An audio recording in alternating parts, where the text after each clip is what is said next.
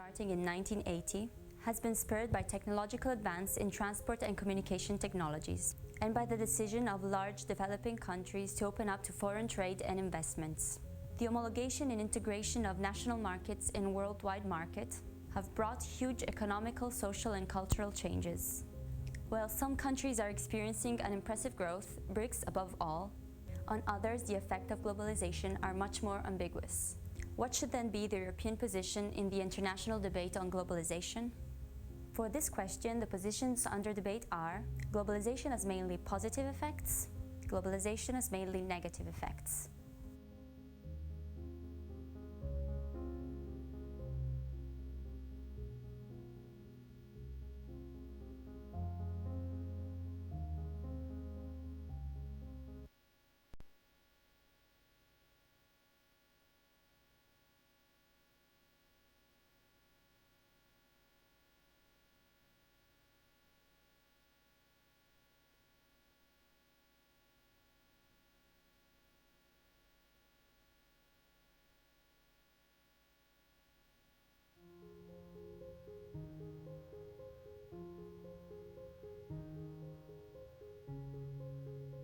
Nowadays, a lot of European multinational enterprises play a significant role in the developing countries of South America, Asia, and Africa, having a dramatic impact over these economies and populations. Is this new wealth compatible with the conditions for a sustainable development, with a particular attention on human rights, labor protection, health and environment, and produce actual welfare for the people? Considering the recent declaration of Oxfam at the conference of Addis Abeba that denounces the phenomena of tax avoidance, are these companies operating in a fair way? Or is there the necessity of reform of the global fiscal system? For this question, the positions under debate are: multinational enterprises are a mean for development. Multinational enterprises are a form of modern imperialism.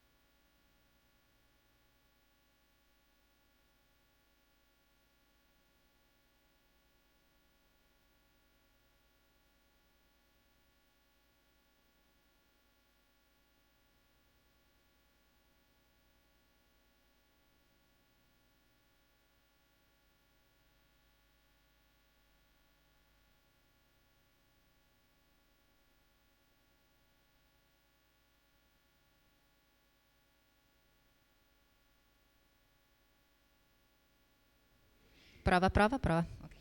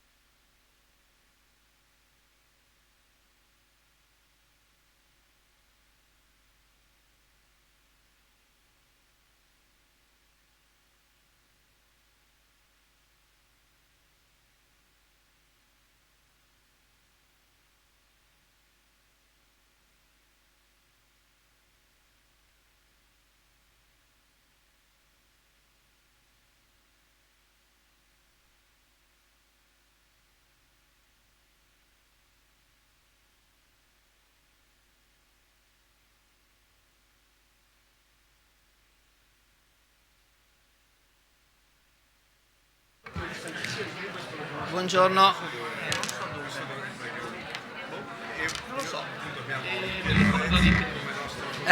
Scusate un attimo, credo che siate impazienti di cominciare. I know that I have to move in English. Good morning, everybody. I'm Bruno Marasa. I'm the director of the European Parliament Information Office in Milan.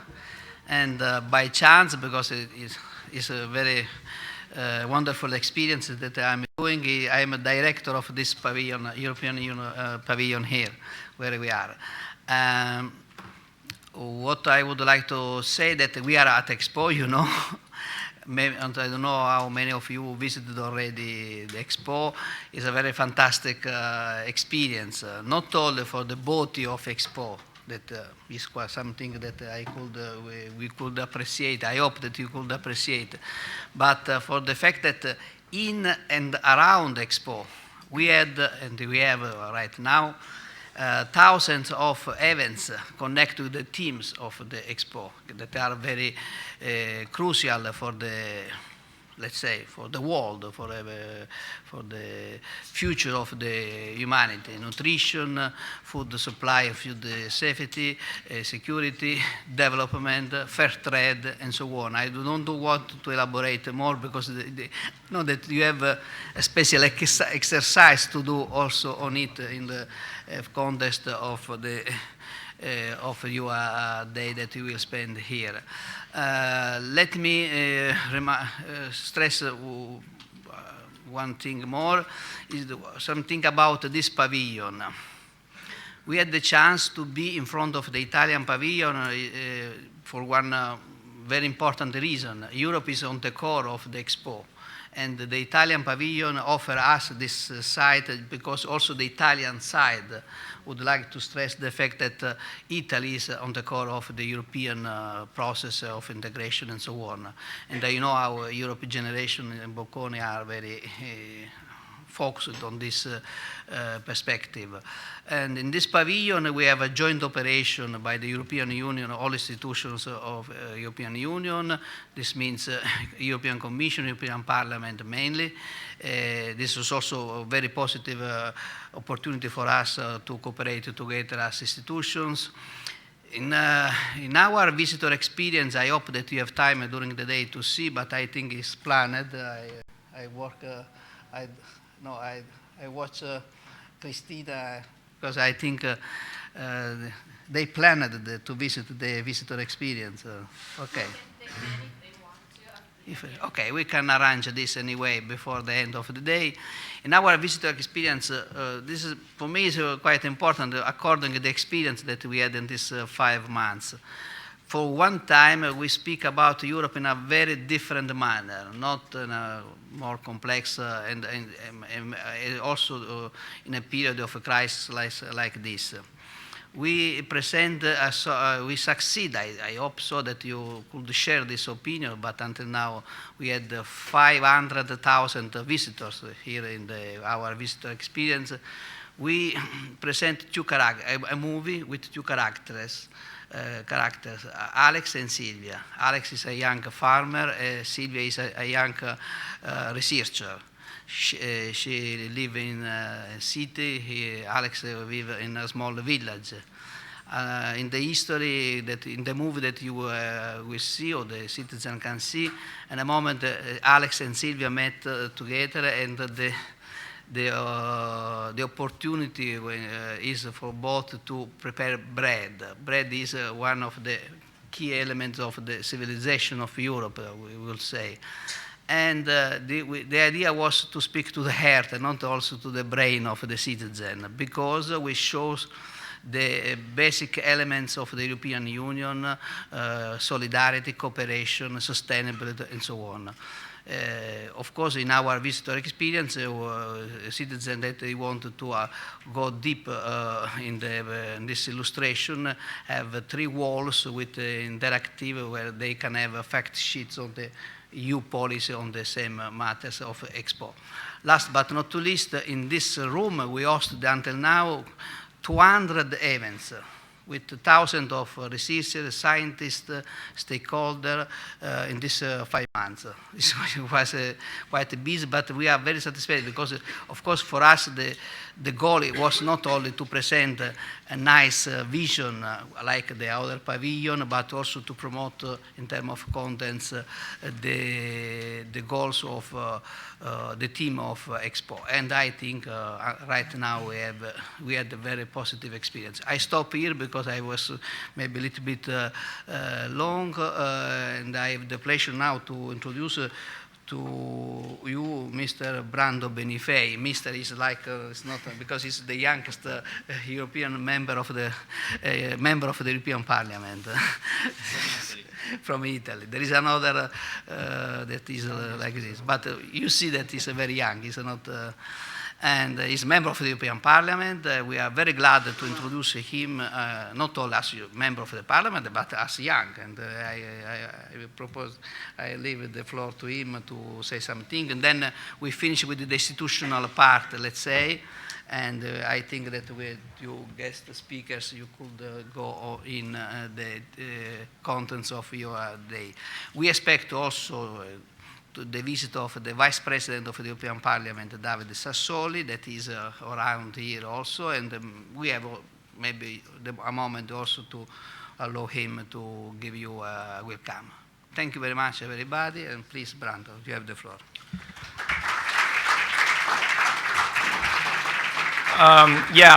Thank you for the invitation by the European Parliament Office of Milan for this initiative together with the European Generation. I must say that the Office of Milan has been really an ally for us in this first year, at least for me, just 1 year, because I was elected just on the 25th of May 2014. A little more than 1 year. In this period, it has been an ally, a very strong ally in trying to let us, as MEPs, let us meet citizens, associations, stakeholders of various kinds from this area of Italy, but also beyond. I must say that many important initiatives that I started were also sparkled by ideas that were put in events organized with the European Parliament Office of Milan. So I really want to thank them in this occasion for this exceptional cooperation. Also, I know quite well your organization, European Generation. I had many occasions to talk with some of your members about exchange of experiences at European level, opportunities for young people at European level. So I also want to compliment the organization and the association for what it is doing in its activity at Bocconi University, and in general for promoting a European view on issues, and for all the young people that are cooperating with it. I just want to say very briefly, because there will be much more interesting speakers than me today, and I'm also quite, I'm glad I can stay for at least the morning session so I can also learn something from them. I just want to say that I think that the 4 questions that you put as a base for the whole debate are very, very relevant. They are, in fact, if you think of it, these 4 ones you've put also at the center of the afternoon debate. I think these 4 questions are quite that kind of questions that many young people in our country, in Europe, in the world, pose to themselves to think about political engagement. I think there are many young people who, for these reasons, for trying to find an answer to these questions, they find themselves engaged in social, political, development cooperation, in fact, itself activity around the world. So it's very relevant to discuss about this. I don't think we will have final answers. I think your objective is to further the debate, because final answers on this, it's probably impossible. We will always have different opinions on this, but it's very important that we discuss globalization, role of multinational enterprises, the programs of debt relief like the HIPC, and the European Economic Partnership Agreements, which are quite debated in the European Parliament, I must say. I think these issues are really one of those issues that, as I said, bring people to political and social engagement. I come from a party perspective. I'm elected from a political party, but I must say that many young people more easily get engaged in social and political debate through single issues debates instead of a more party political engagement. So I think it's very important that young people like you promote this kind of discussion. I just want to give you a few two perspectives that are a bit lateral to the central debate of today, because I must say I'm not we were asked to participate, but I don't like the politicians that try to tell you that they know everything about everything. And I must say that I'm not an expert of development cooperation. I follow some issues, but my main remits are other areas, especially employment and social affairs and foreign affairs. But I must say that through my experience, especially on those fields, I've come through some interesting facts and ideas regarding also this more broader and more central to today's debate issue of development. Just two examples, and then I will stop my introductory speech. I had the experience of dealing with commercial policies of the EU towards the Central Asia countries, and I must say it was very interesting to find out how the approach of EU in terms of progressively enabling a freer trade with these countries has actually fostered a human rights agenda that is measured by international organizations like the International Labour Organization, that proves that our effort of liberalization of trade with some conditionalities, with some graduality, has in fact improved the human rights situation of, especially for workers, for minors and for women in those countries. I think this was an interesting perspective, because I found out how much we can do with trade. With trade, as you know, trade is a totally devolved competence to the European Union from the member states. With this exclusive competence from the EU, we can do objectives of development, also in terms of a broader human rights agenda that is a bit over the remit of this today debate, but just to give you my own experience, because I worked on this field. And the other issue, I just want to put it on the table, is that unfortunately, while we very rightly struggle and work to have a better development policy as European Union, we also have a lot of poverty inside our own European Union. And the strategies on fighting and eradicating poverty in the European Union are in fact at the center of the next year social agenda of the European Commission. There will be new proposals from the European Commission to push the member states to tackle in a stronger way the increase of poverty, of working poor, of unemployed people that end up into poverty in our countries. So this will be a big issue for next year, and I hope we will be able to put forward some good solutions. I just profit of this occasion, just as a last point, to also invite you, if you are interested, because in this same room I will promote a seminar on the next use of Expo area as the future of the Expo area here on the 18th of October at 6 p.m. So if you are interested, we will have another occasion to discuss together on a very different subject, but I would be glad if you will want to participate. So today we will have a good debate for sure, and I'm really happy I can stay for some time to listen. And again, congratulations to European Parliament Office and to European Generation and the other partners that are here, co-organizers and helping the organization of this conference, because again, I think it is and it will be also for me a very good occasion for learning and discussing. Thank you.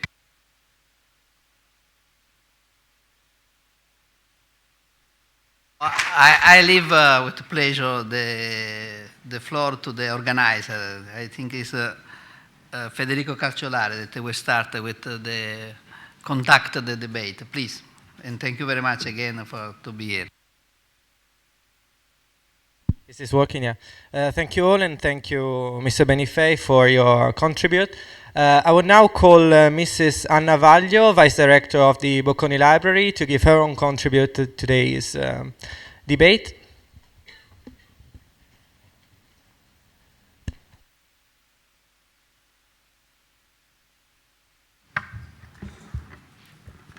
So good morning to everybody here. Let me introduce myself. My name, as you see, is Anna Vaglio, and the director of our library. I work in Bocconi Library, and our director, who unfortunately can be here today, asked me to welcome you, so I welcome you.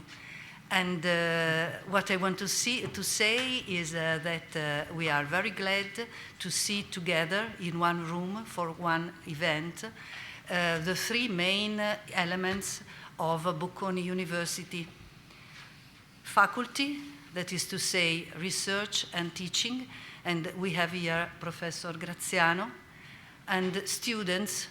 How do you define students? The heart of our university, it's true. And their associations, first of all, European Generation, and also the library with our European Documentation Center that gave a great contribution to this event. And why we are so glad to be here? Because we can see the three elements of our university in an international context, that is Expo, with a European perspective, that is the European Year for Development. And we concentrate first with the conference and in the afternoon with the debate on a very relevant and dramatically relevant topic, that is a road to zero poverty. And so I want to say one more thing, and then I leave you to your work today. I hope that we will have the possibility to organize other events all together, joining our energies, and I wish you a good day.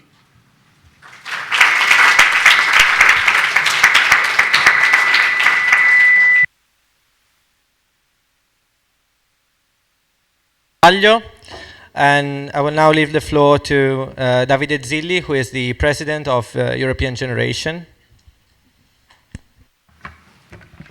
Thank you all.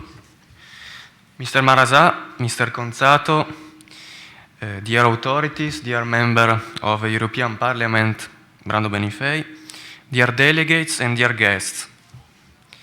As President of European Generation, I want to give you the welcome of the Students' Association at the European Youth Debate at Expo 2015, Road to Zero Poverty. European Generation is a Bocconi-based association whose main object is to address European issues with students attending our university. We believe Europe is in need of fresh energies and minds. Delegates in front of me are young European citizens. They have inherited the European Union born with the Maastricht Treaty. European generation thinks that the duty of young citizens is to understand the high potential of a truly united Europe and to concretely face this perspective in order to foster this long process. The European institutions and players helps more than 28 countries to gather themselves and to cooperate towards a better economic and social outcome. Therefore, our aim is to promote and to encourage the study of these fundamental topics among students by increasing their knowledge background with events and experiences. The EYD was originally thought as an occasion for interfacing us with the European dimension, which is, generally speaking, distant from its citizens. A collaboration started this summer with Ragnarock's president, Marco Germinario, and with the European Documentation Center of the Bocconi University, in the person of Mrs. Dassi, with whom we chose today's theme, Road to Zero Poverty. I'm also grateful for the presence of the two guest speakers, Mr. Conzato and Professor Graziano. They will enrich us in the upcoming conference with their both institutional and academic knowledge. I want to sincerely thank the European Parliament Information Office in Milan for hosting us in this extraordinary venue, the European Union Pavilion at Expo. And finally, let me thank the team of European Generation, who hardly worked on the scientific direction of the debate and on the on-campus recruitment. And of course, you delegates, who really deserve this day. Now I leave the floor to Cristina Vigna, Ragnarock's project manager for this event. Thank you for your attention.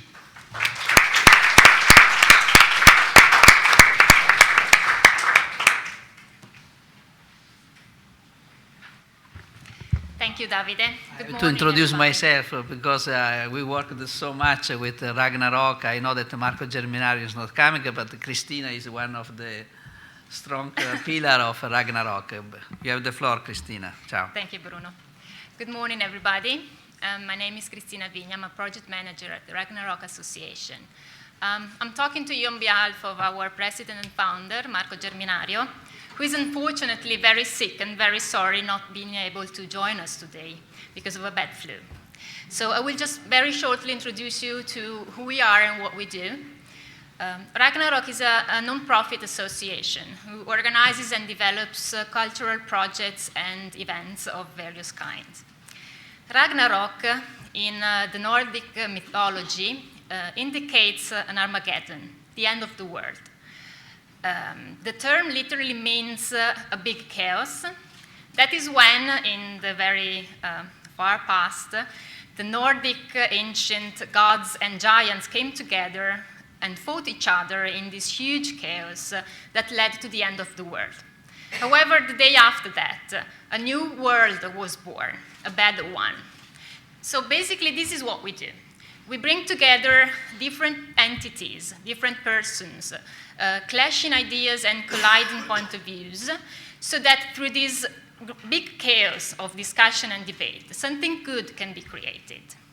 So when Marco met Davide and Federico from European Generation, the idea came naturally to bring together their concept, their format, together with supporting entities such as the European Parliament Information Office in Milan, so that this event today could be created.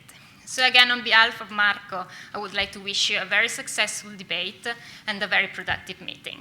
Thank you.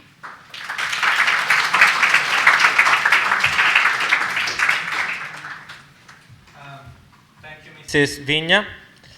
And now, good morning, everyone. I'm Federico Calciolari, Vice President of European Generation and Curator for the European Youth Debate of today.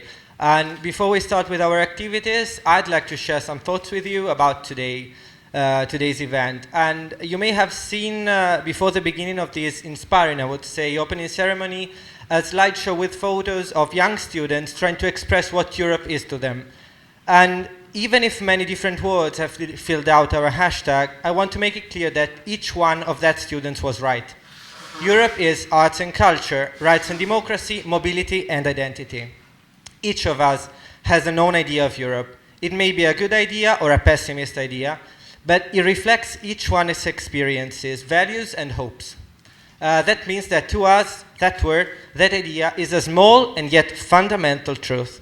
So what is really this event all about? We're not a legislative assembly.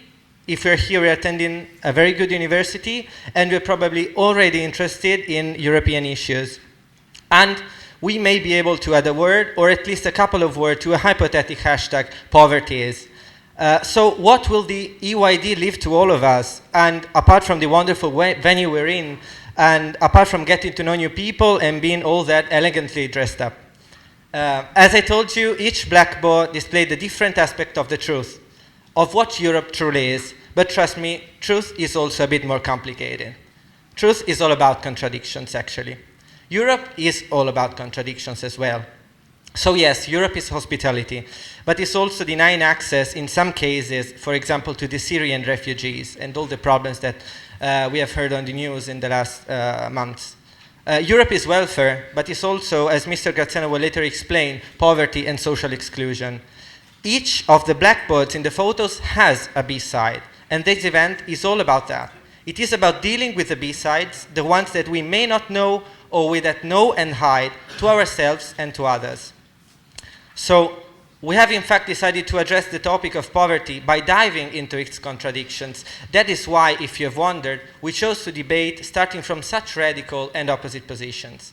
Not because truth stays in the middle, but because truth is hiding somewhere in the wide spectrum of possibilities, but concealed by contradictions. Contradictions may be real, may come from different views of the world, of ethics or priorities, but more often they're false and come from a distorted awareness of reality. That is why, before debating, we will first spread awareness about this issue. We are students, and it is our duty to stop acting as little inert pictures made to be filled of fact, as if we were in the city of Coketown in Hard Times by Dickens. It is our duty to be, and here comes the last contradiction for today, humble and courageous. If we want to make a change, we can't just roll the table and shout. We must be humble and learn and dismantle, brick by brick, all the distorted awarenesses. But if we really want to make a change, we also need to be courageous. For some, it might mean today to take the microphone and hold a speech for the very first time in his or her life, instead of hiding in a corner, to express your opinions instead of concealing them, or, and this really requires courage, to change your opinion instead of denying the evidence. And then lastly, I really want to thank both personally and in the name of European generation, all the people and institutions that believe that the young are humble and courageous and that they have something to say.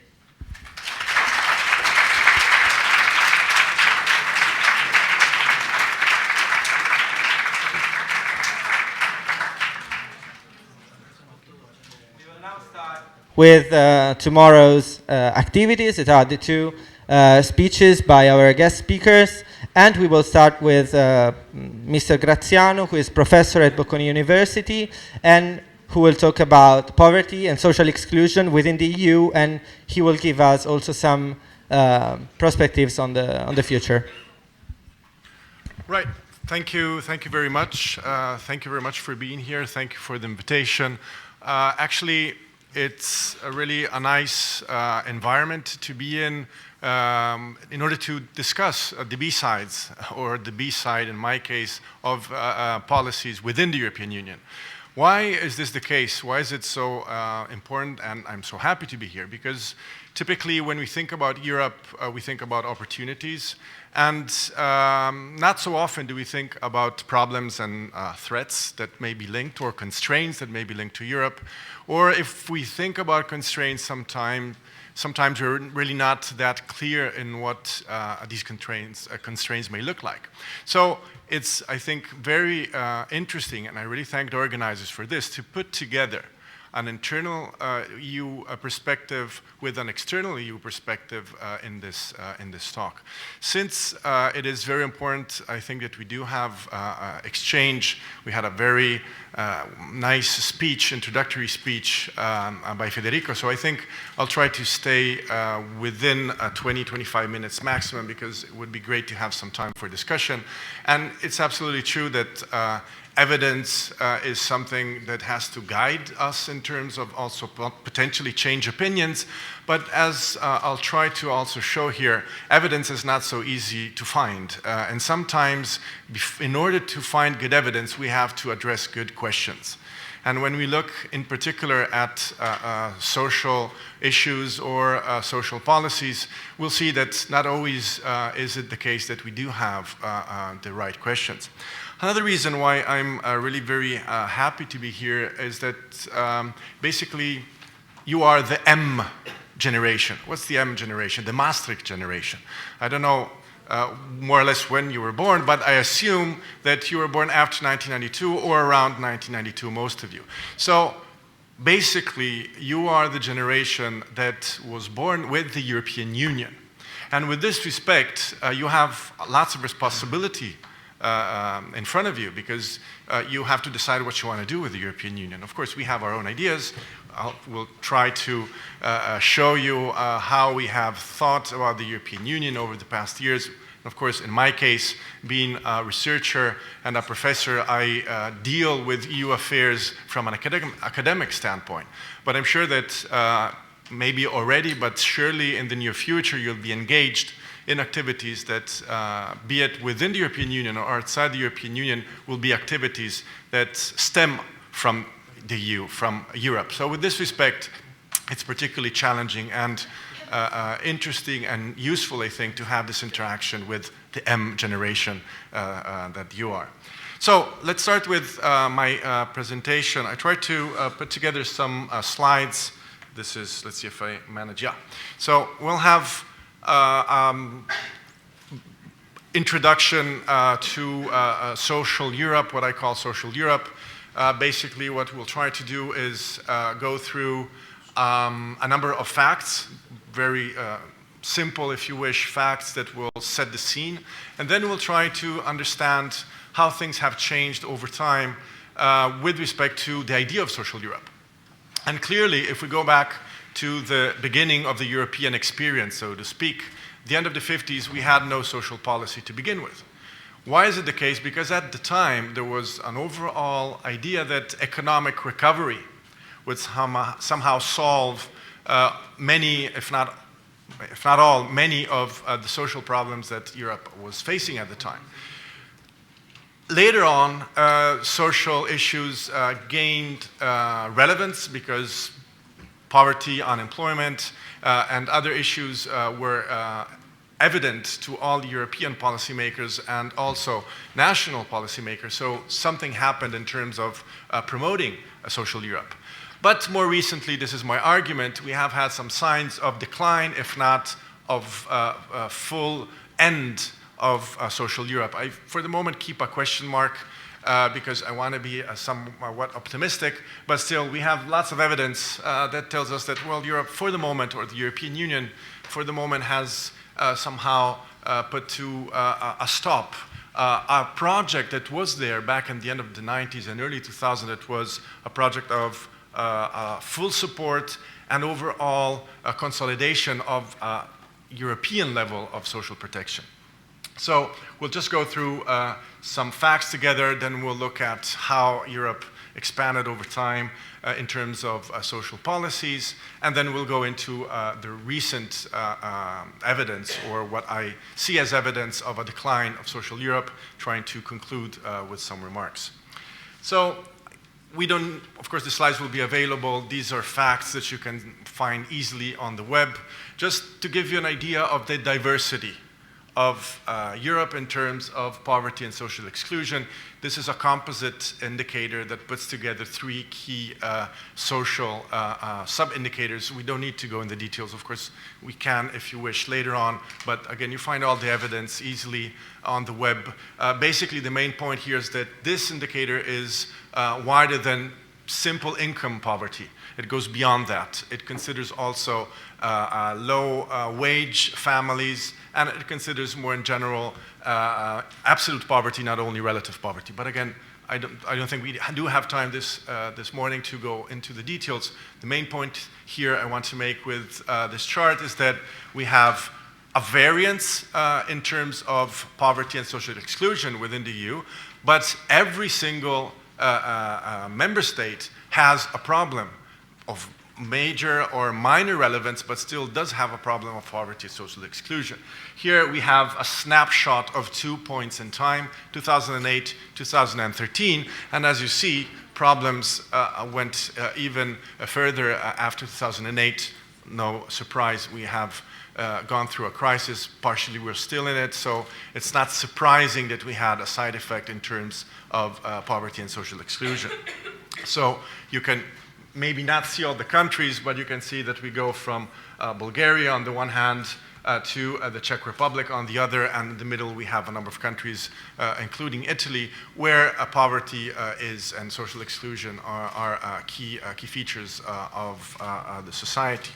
Then again, lots of facts, maybe not easy to see. Just wanted to make these available for you for afterthoughts once you have the slides. Again, here, if we look at income poverty, at risk of poverty rate, which is the term that is used within the European Union, again, we see variance within the European Union, and we see that some countries are particularly problematic with respect to income poverty, and therefore, again, this evidence is there in order for us somehow to frame our analysis. We have poverty in the European Union, we have social exclusion, and it has expanded over time. Nevertheless, we don't have one common picture within the European Union in the sense that we have differences which are very significant as we're seeing together. So we have problems which are shared, but the intensity of the social problem varies extremely. And this is a point that we'll have to remember because basically European Union and the European integration project has been a project of socialization of problems and of solutions. So with respect to also social issues, there has been an increasing socialization of social problems. But the solutions for the moment have been shared only to a certain extent. I will argue that now there's a sharing that is in decline rather than on the rise, simply because problems are very different. Just take Germany and Greece, to mention two players which have been mentioned for a number of reasons over the past years. Well, clearly they have lots of shared problems, shared concerns, and potentially a will to cope with problems in a European way, but still they're very differentiated in terms of economic development, in terms of public-private debt, in terms of poverty and social exclusion as well. So just think about how difficult it may be, just to put it in very general terms, to put together Germany and Greece. And you don't need to think, you just read the newspapers basically on a daily basis and you see how these extremes within the European Union may create a number of problems. So if we continue with, I don't see the slides anymore. Anyway, I need the slides if possible. Yes, thanks. If we look at what has happened in the past, to put it again in very simplistic terms in order to just open the debate. This is not a lecture, it's just a sharing of some information in order for us to share also some ideas before you ask your own questions and you make your own points. So basically, Social Europe, my argument is, came out of the intensification of the European integration project. If we go back to the late 50s, as I mentioned earlier, we had virtually no Social Europe. Better said, we had the idea that Social Europe or social policies would have not been needed at the time because economic development would have solved lots of the social problems that were there. As we all know, the what today we call the European Union, at the time had a different name. Over the years, we had an increase in the number of countries that entered into the European, what today is the European Union. And of course, entrance of new actors, of new countries, always posed new challenges. The 70s, we had some, and then in the 80s, we have other countries coming in. And the 80s was a decade of particular relevance for the European Union, as you all know, but in particular was of great relevance for social policies. Why is this the case? Because we had some considered to be poor countries that entered. We had Greece, we had Portugal, we had Spain, of course, that not only had their own traditional policies, but also had an intense problem in terms of development and poverty. So the 80s is a decade when social concerns grow significantly within the EU decision-making system. Again, the 80s is a decade between 1985, in particular, and 1995. We have a decade of strong dedication of the European Commission in terms of promoting social Europe. Let me just name the president of the time that surely you're all familiar with, Jacques Delors. He clearly was a key leader in supporting a new vision of Europe in terms of not only building, consolidating the economic pillar, so to speak, but also to open up and further consolidate the social and political dimension. So in this respect, if we want to look at what happened over the past decades, clearly the 80s, late 80s and early 90s were years of intense debates and promotion of also social and political Europe. So if we look at what happened in these years, we could say that something was going on. We had an attempt of European states to really think about a new level of policymaking in terms of social issues that was supposed to be the European Union level. And we have a very important institutional moment, of course, Maastricht, 1992, but that was, I would say, more important for political reasons. That is, a political dimension was introduced and fully supported. 1997 was an institutional key point in terms of another treaty, the Treaty of Amsterdam, where we have for the first time the inclusion of a title on employment policy that, again, had not been there before. So also from an institutional point of view, we have the inclusion of an area that until that moment was exclusively or almost exclusively in the hands of the member states.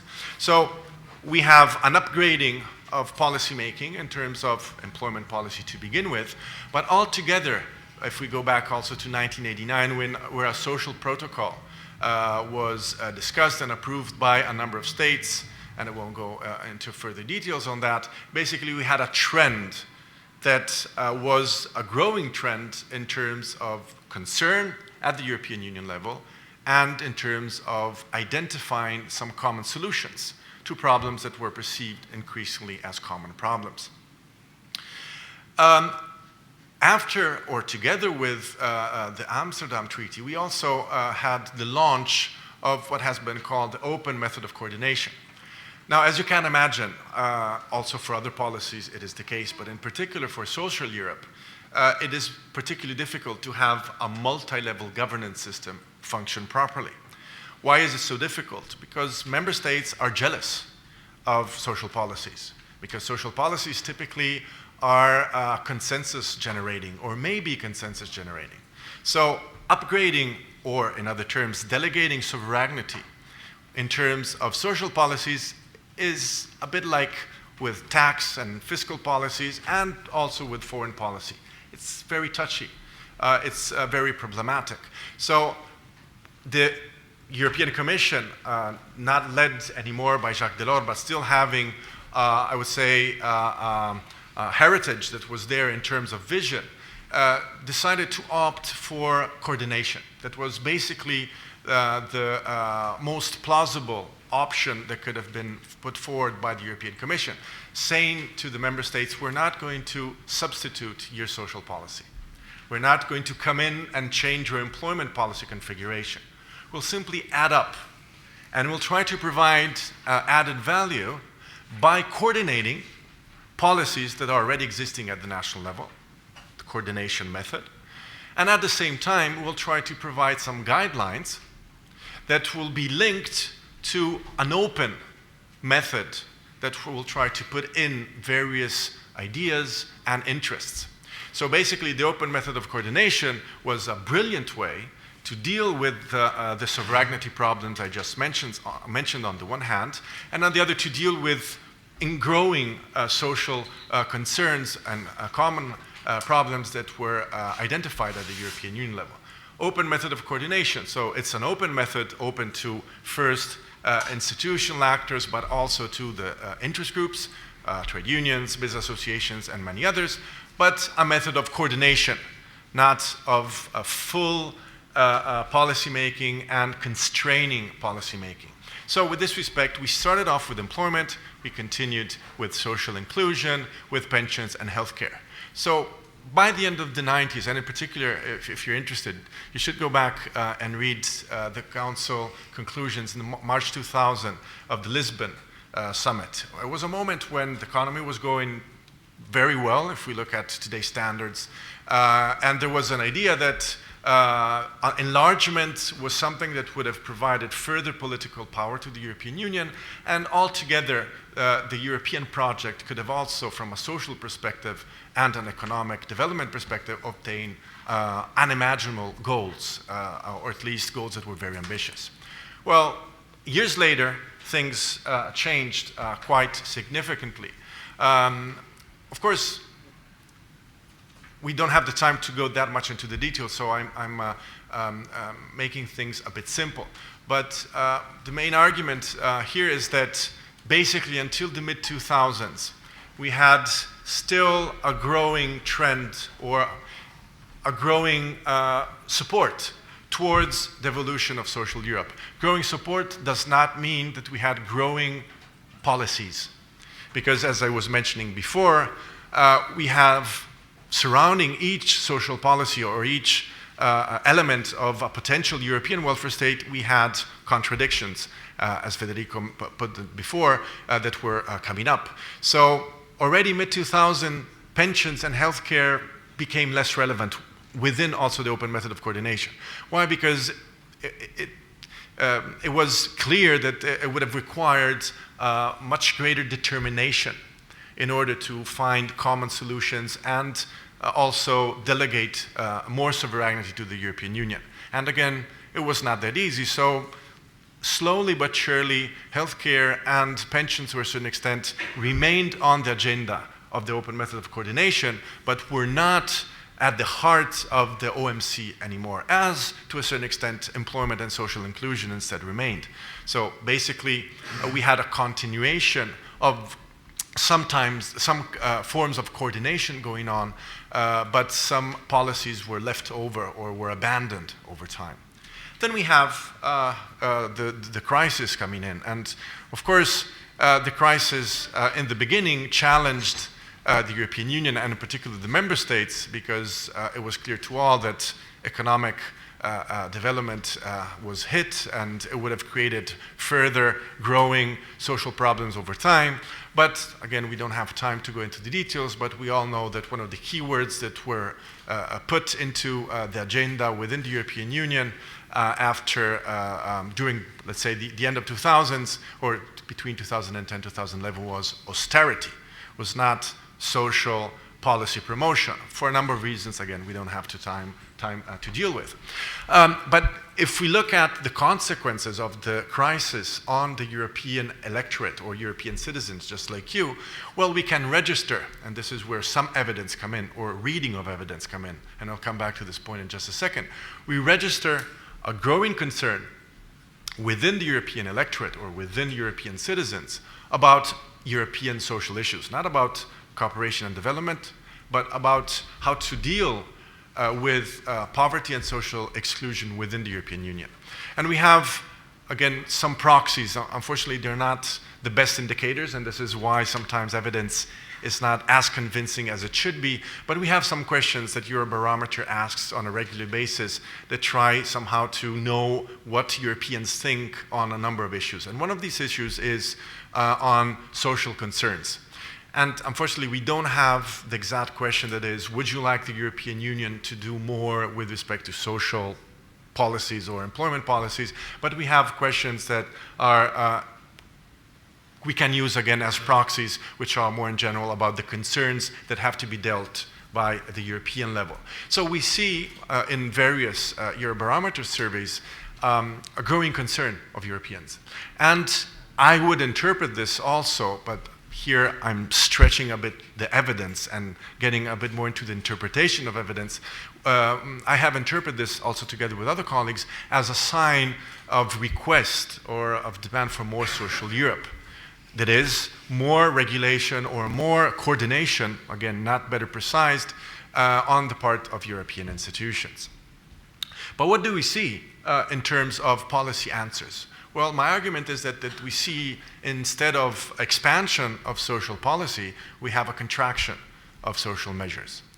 We have a reduction, not only in terms of funds available, and on this it's a bit mixed because we have different figures once again, so it depends how you consider social expenditure at the European Union level.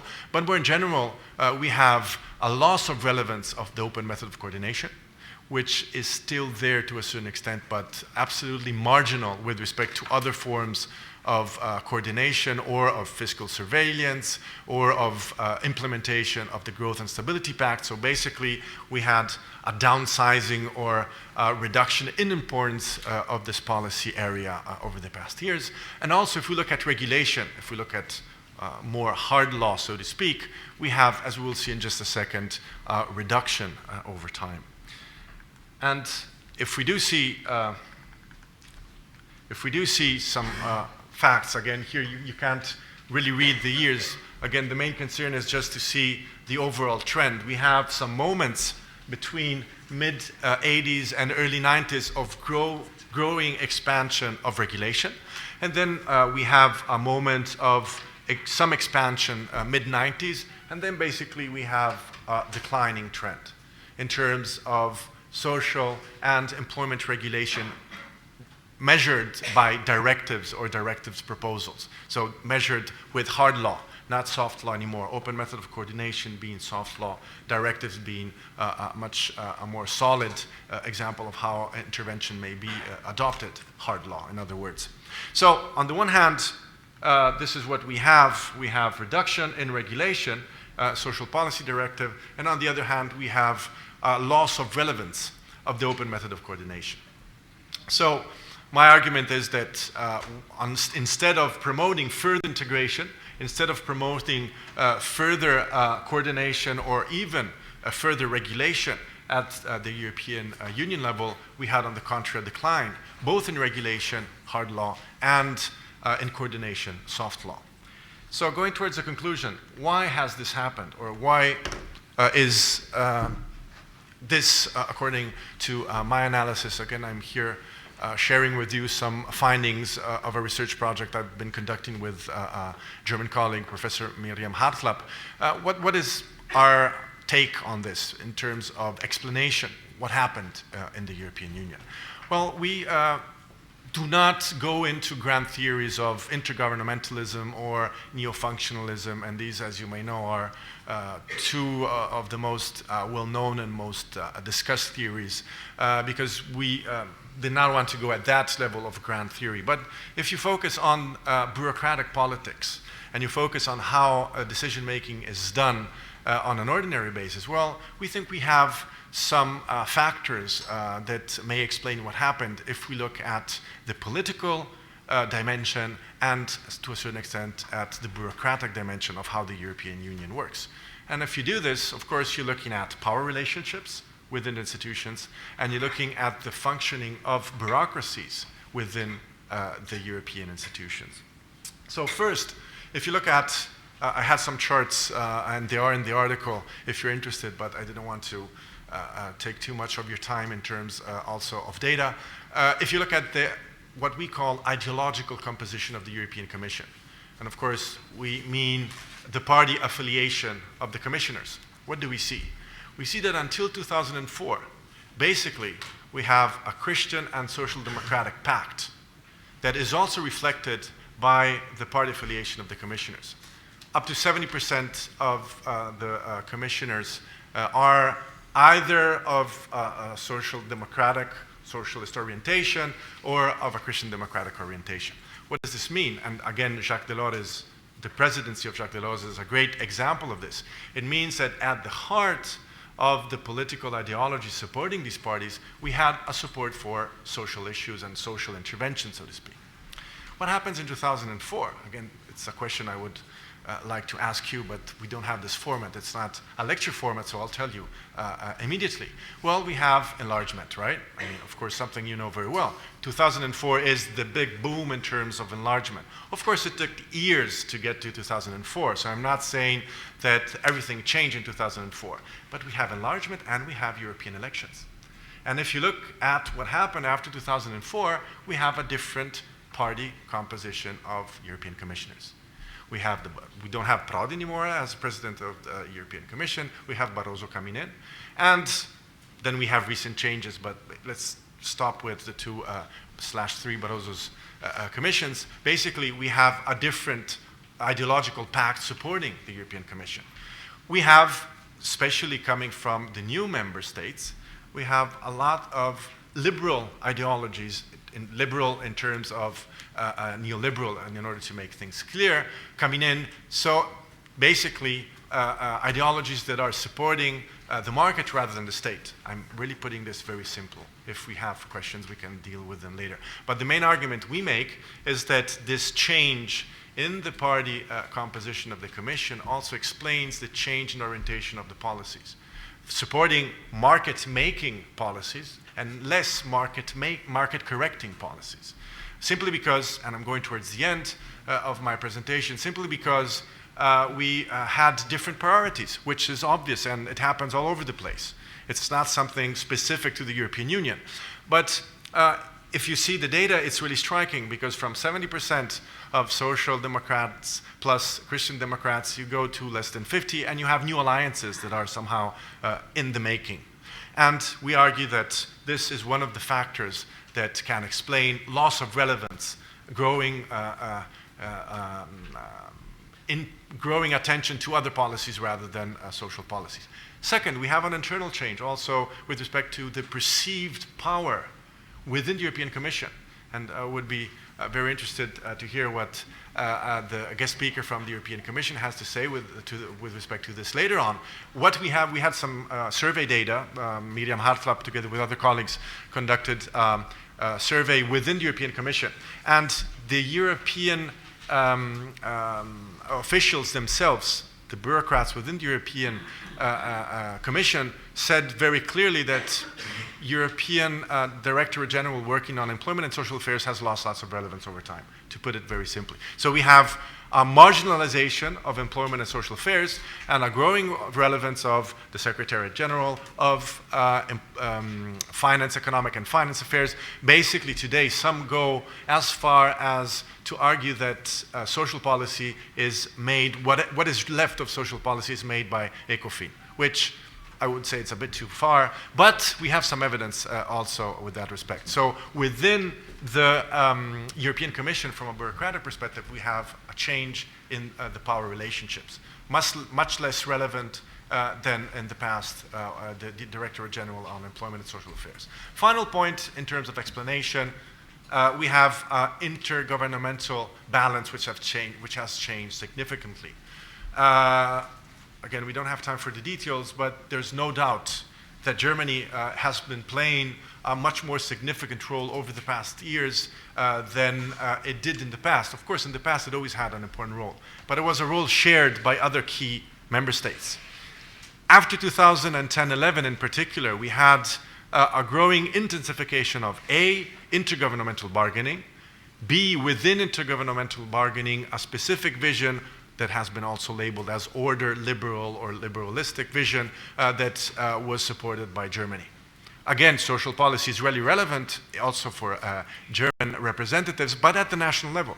So it should be dealt by domestic governments rather than the European Union. And if we look at Greece, for example, it should be dealt only after a number of other policy priorities are incorporated into the main policy goals. Result, Greece has, as we all know, dramatic public debt situation and is trying to implement austerity measures, but it had also a growth, an enormous growth in unemployment, in poverty and social exclusion. This is to go back to austerity against social inclusion or poverty alleviation in Europe over the past years. So to conclude, try to just give you a brief overview of social Europe, trying again to just leave a question mark to the point about the end of social Europe. I personally think that it's of very clear evidence that we do have social problems also in Italy and in Spain and in Greece and in Germany to a certain extent, and on all European countries. So when we talk about poverty, and this was the point that basically was raised by the organizers, we're not talking only about poverty outside the European Union. We're talking about poverty which is growing within the European Union due to specific policy priorities that are incorporated into the European Union institutions, which have changed over time. So if we, and here we go to my normative conclusion, if we really want to build inclusive Europe, sustainable and inclusive Europe, of course we have to consider much more seriously what can be done in order to promote European social integration. And not only European economic integration, which of course is of great importance, but if we concentrate too much on fiscal priorities or on budget priorities, then we really may risk to lose one of the key drivers, as was mentioned before, of motivation for European also, young Europeans to believe in Europe. We don't have time to go into voters' turnout, but it's a dramatic situation in terms also of the youth. And as Brando was saying before, we have evidence that the young Europeans are much more interested in going towards other alternative paths rather than traditional electoral participation. And if the European Union does not try to answer also to social concerns, and this is my conclusion, we risk to have a further delegitimation of the European Union project. Thank you.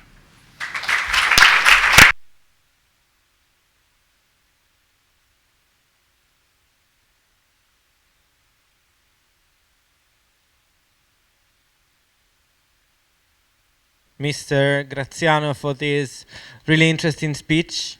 And I'm asking you, the audience, if you have a couple of questions on these topics. If any of you has some questions. Okay? Wait a second, we can get you a microphone.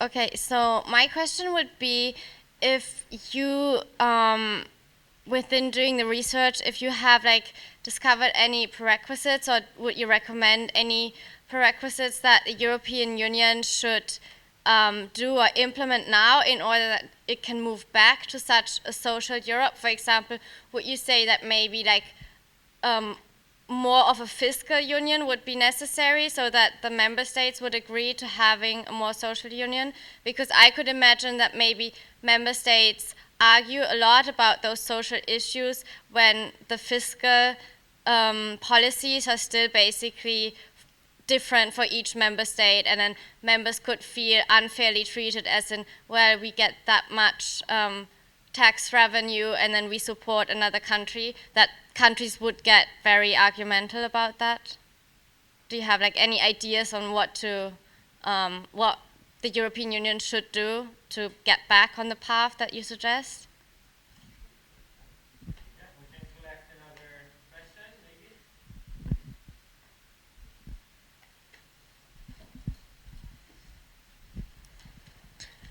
maybe? So the question I wanted to ask is, you know, I agree with you. At the end, we need a step back to a more social Europe. But how can we go back to a more social Europe if now all the political parties which were elected at last election were basically all anti-European movements or stuff like that? So how can we deal with that?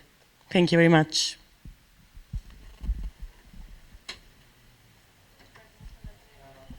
Much. Is there another question? Okay, this is the last one. I can also speak without the microphone. I don't need it, but thank you. Okay, so my question is about proxy questions that you were quoting. How good are they to approximate the actual feedback of voters with respect to social inclusion? And because you mentioned some sort of errors, so I'd like to know more about that. Thank you.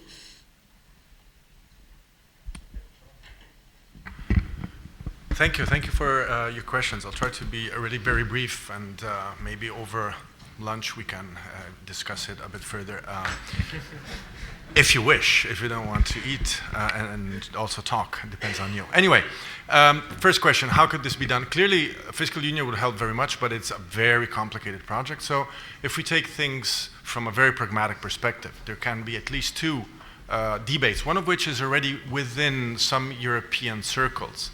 And the first is having a layer of European unemployment benefit scheme that could provide an opportunity for all European workers to begin with. Again, it's a very pragmatic answer, to feel more European and more also protected by Europe in terms of employment protection to begin with.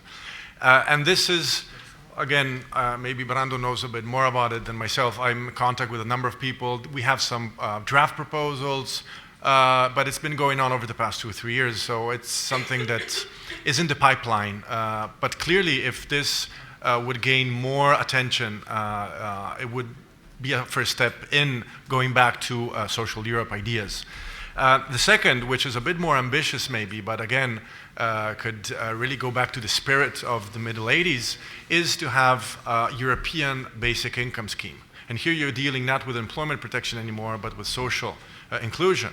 Again, the details should be thought out. Not all the European countries today have a minimum income scheme or basic income scheme, so it's a challenge. It would be a challenge. But clearly, these are two policies that could be designed and adopted, I think, with not so many difficulties. A fiscal union is much more problematic. So if we, just to put it very simply, for 2016, if we want to have a to-do list in terms of how to go back to some social Europe that has a configuration of something social and not simply a shadow of social Europe, then these are the things that could be done.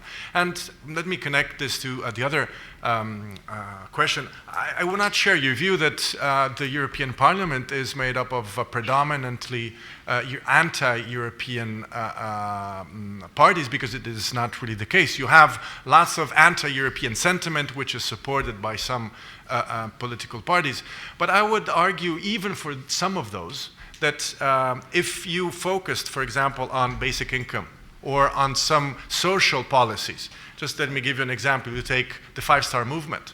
Within Italy, it's been a pivotal player in supporting the minimum income debate and minimum income policies. So you may gain support for Europe if you have right policy proposals that go beyond the perceived idea, and this is the populist quote-unquote vision, that Europe is just made of the establishment, which is made of very high salaries and blah, blah, blah, right? But if you focus on policy measures which are of broader concern than simply some people within institutions, you may also find a way to incorporate some of these actors.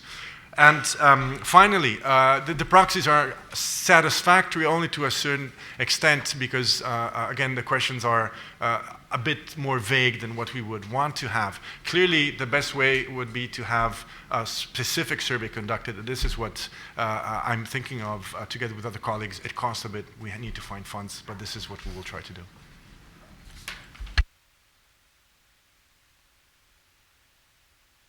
Thank you, Mr. Graziano. We will now leave the floor to Franco Conzato, who is a member of the Directorate General for International Cooperation and Development, European Commission, who will talk about the Directorate policy. Thank you.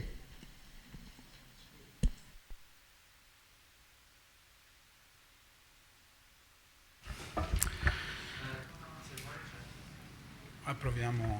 Thank you. Can you hear well? Good.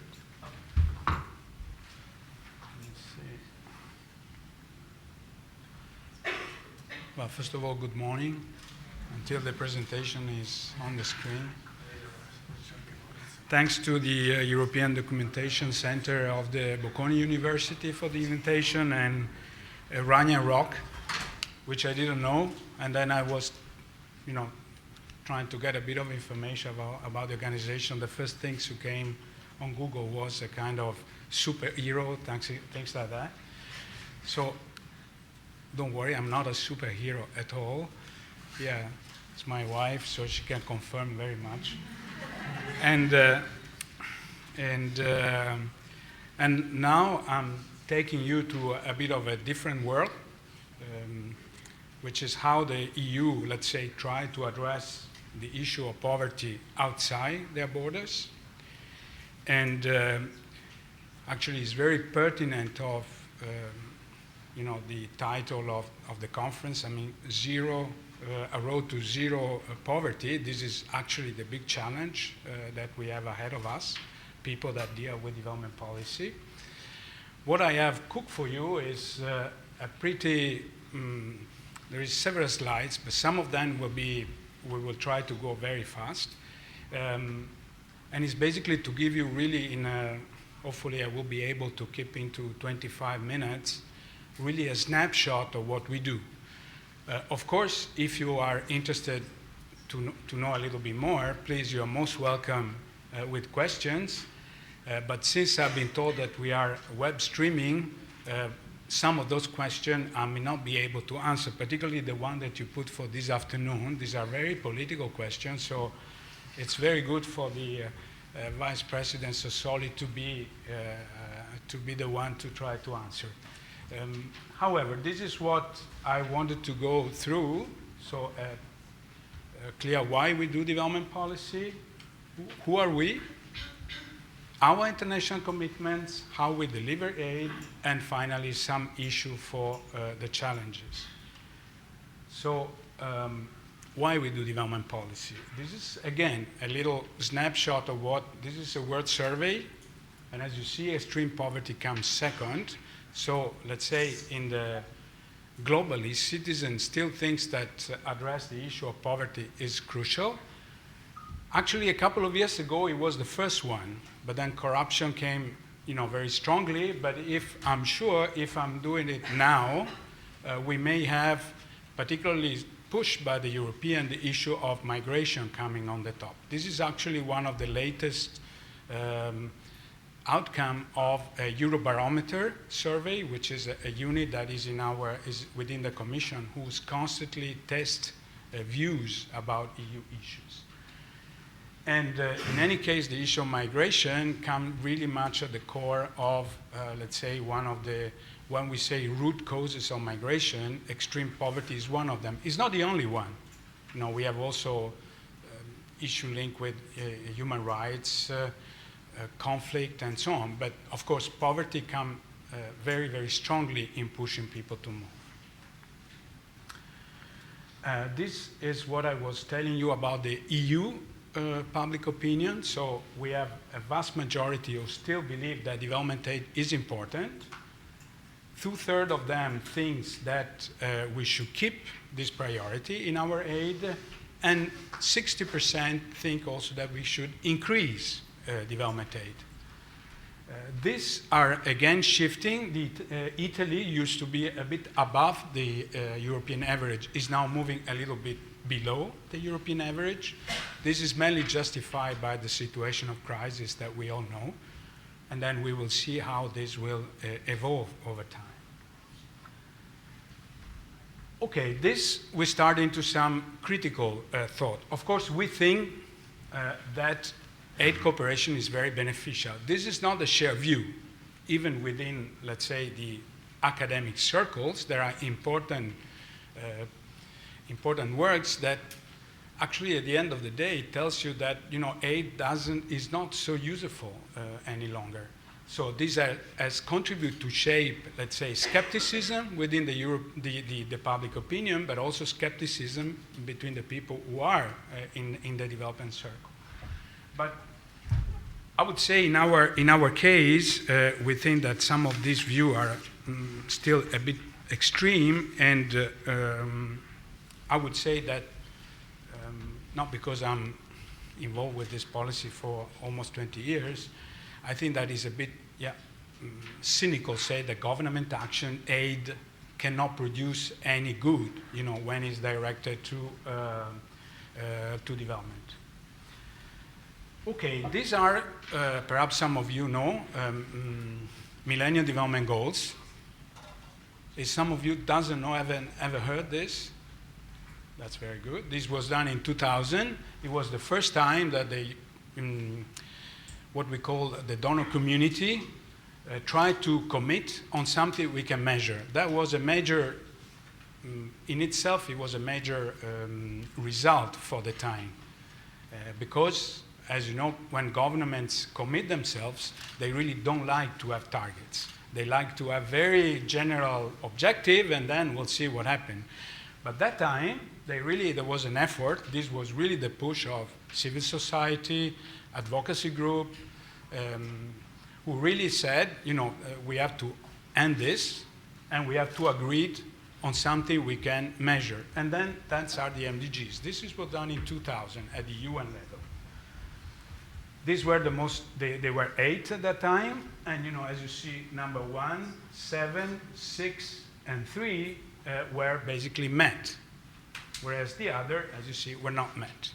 So 2015 is very important because it's when we have done the final check, and that's where the results. And 2015 is the starting on a new period. Now we have changed the name. They are not called MDGs, Millennium Development Goals, they are called SDGs.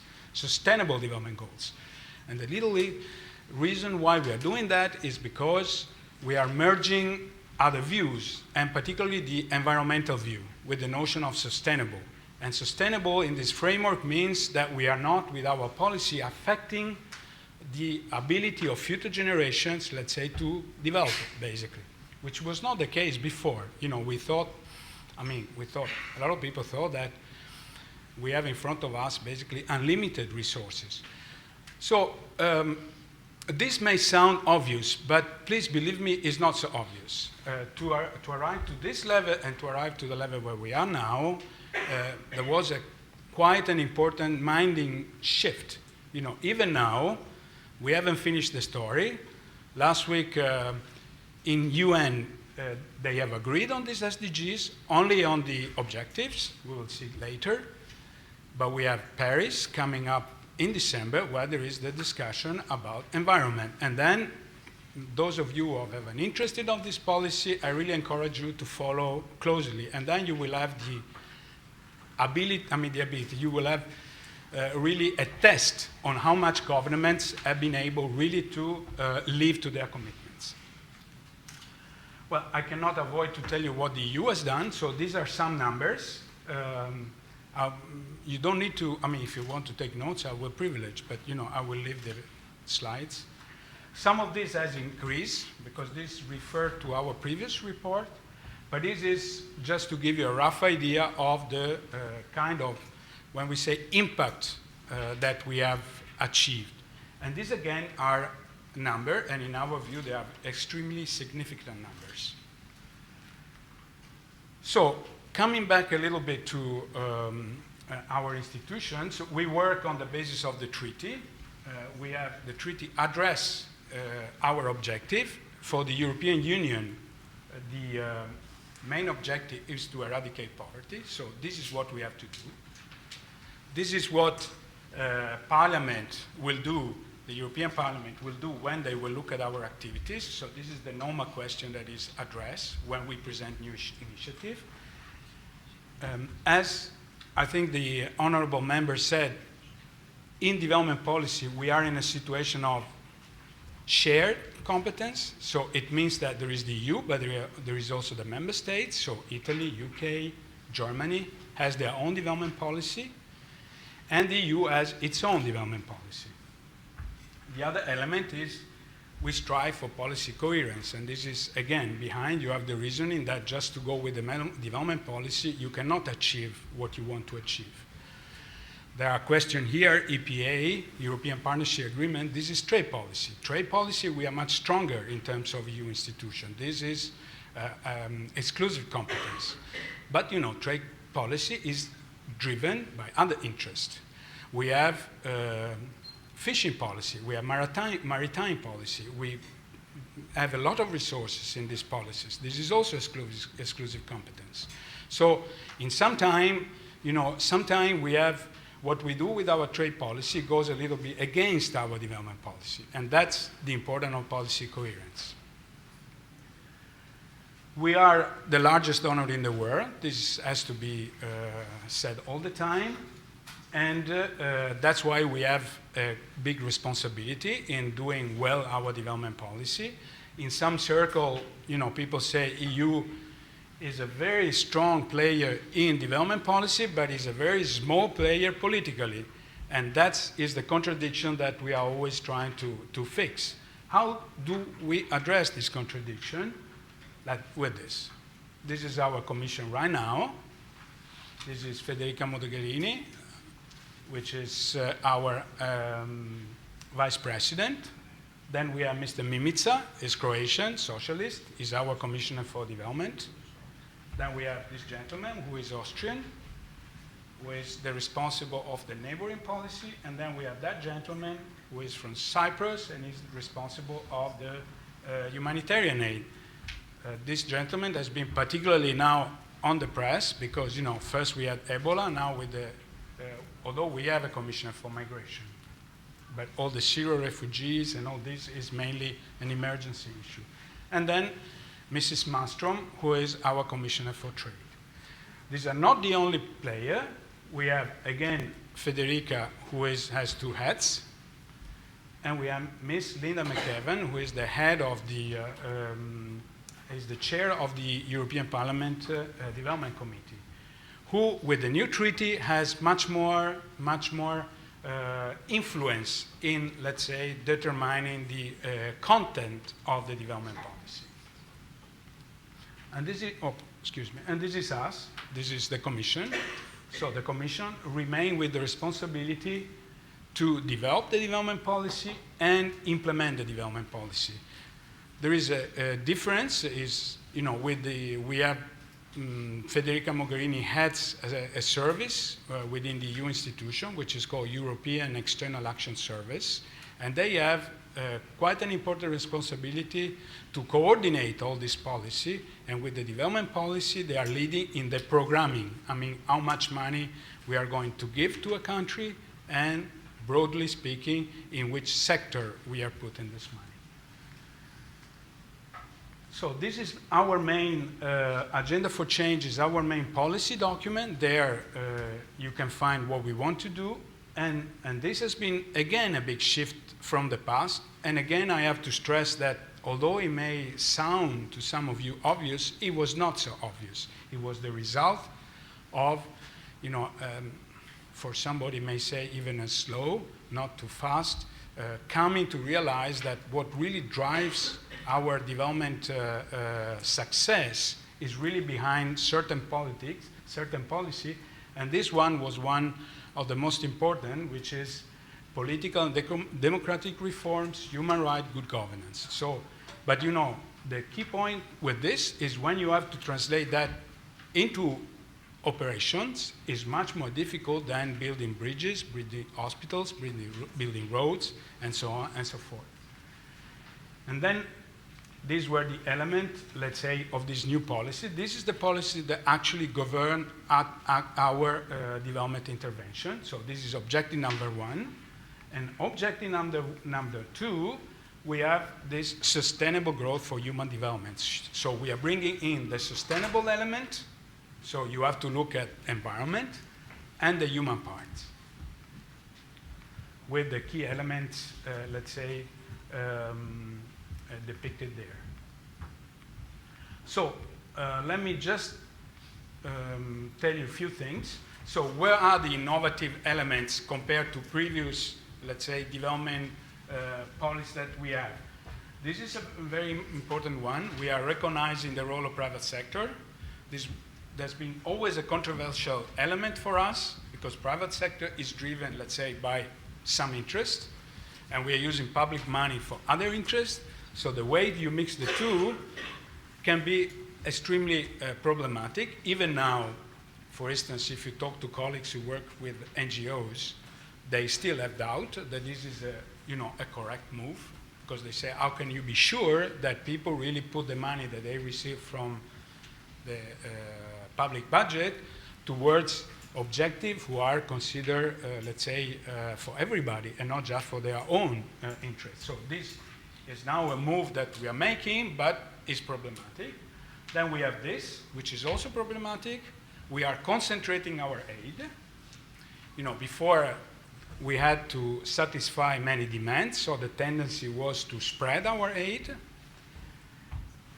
But we saw at the end of the day that we were unable to show impact, and so there is now a very strong policy, let's say, push towards this. But again, is not easy, because there are anyway instances in the society that push for, having more resources. So this is not easy.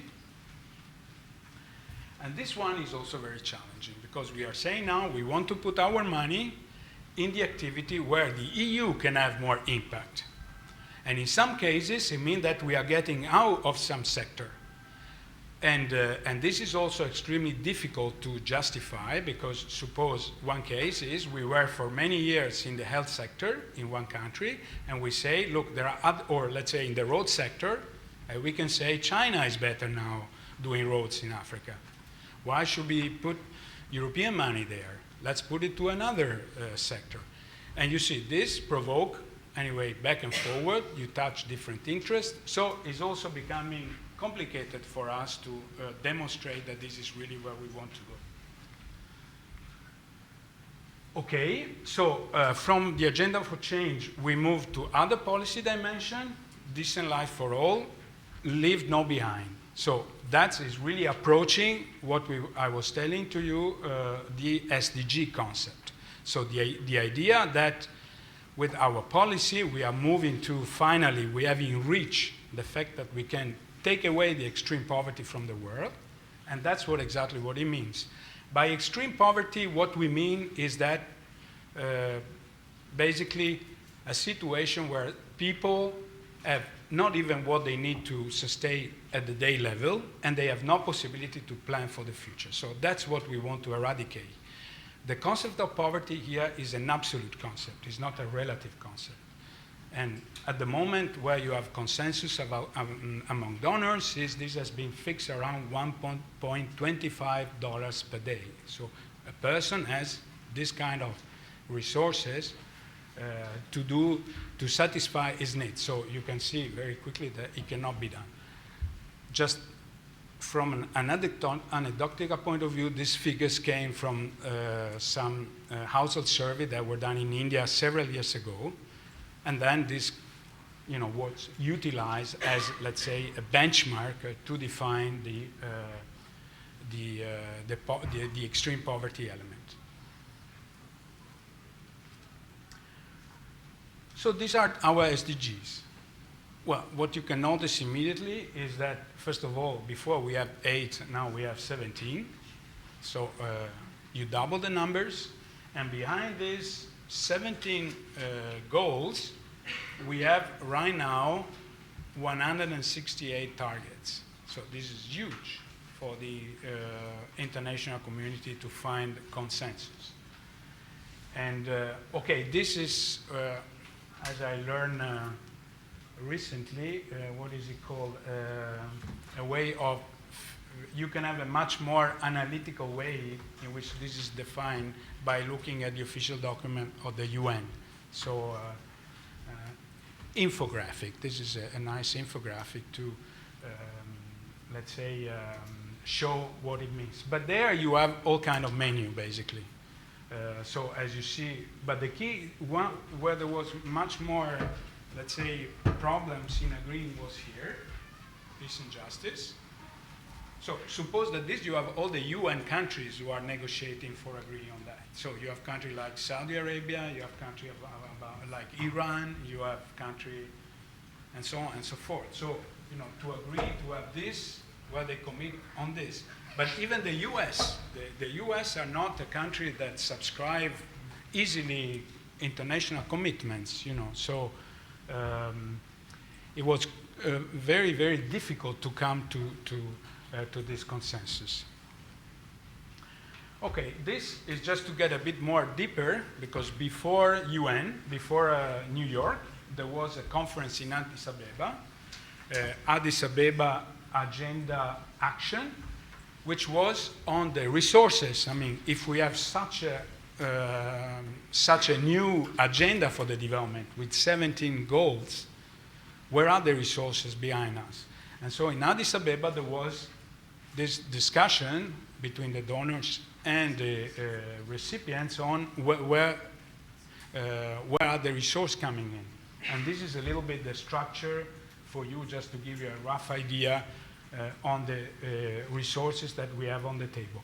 Addis Abeba did not come back with clear commitments from, let's say, the so-called donors country. By the way, this relation donors-recipient with this new agenda is supposed not to be there any longer. You know, this is called, the new SDG agenda is called as a universal agenda. So Germany will have to subscribe to this one. UK, US, Italy, you know, they will have to commit that they will reach some of the targets who are behind here. Whereas in the MDGs, it was more a relation between the donors and the recipients.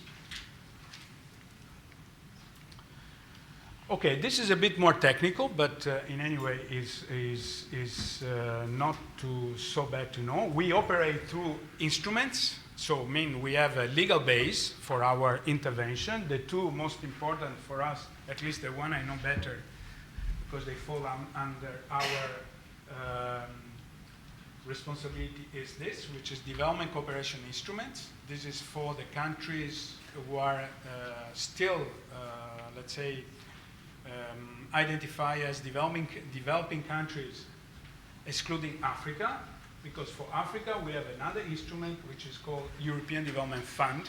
So these are European budget, these are coming from the EU budget. And the European Development Fund is coming from contribution, from the member states.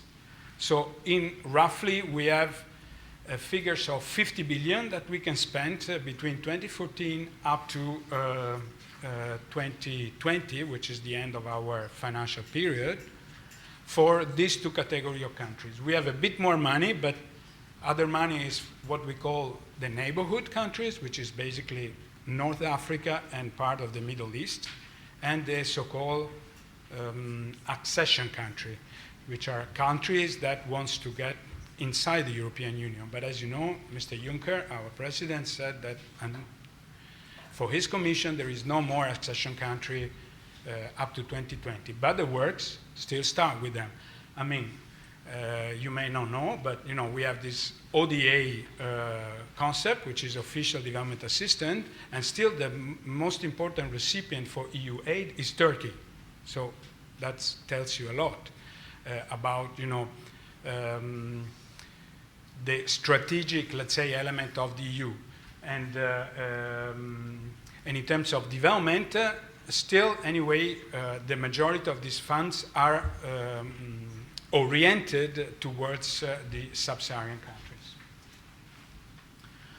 So as you see, the other great characteristic of our aid is that we have a global coverage, basically. The different colors are the different instruments.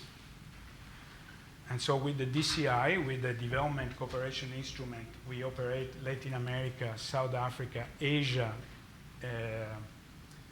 whereas with the European Development Fund, we operate in the Caribbean, Sub-Saharan Africa, and Pacific. And the neighborhood is what I told you, is just the part north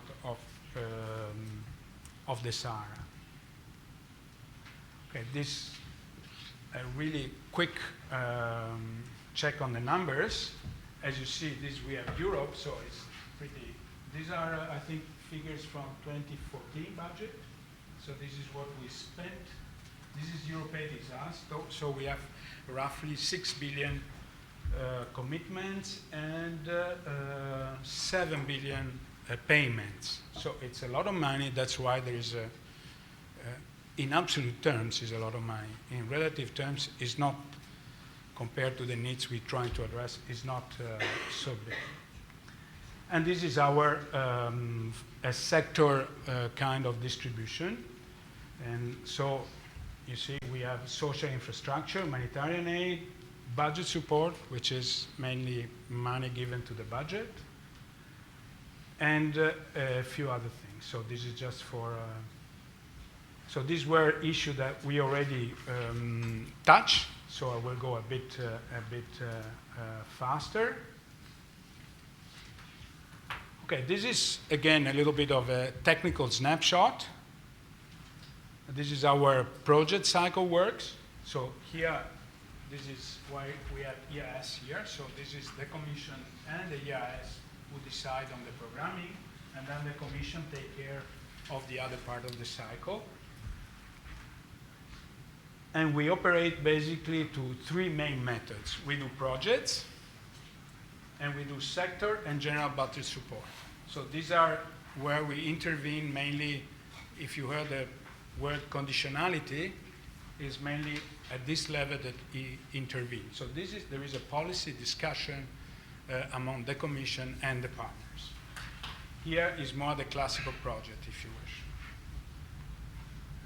So this is where the poor is. As you see, we still have countries like China and India who has quite an amount of poor people according to what I told you.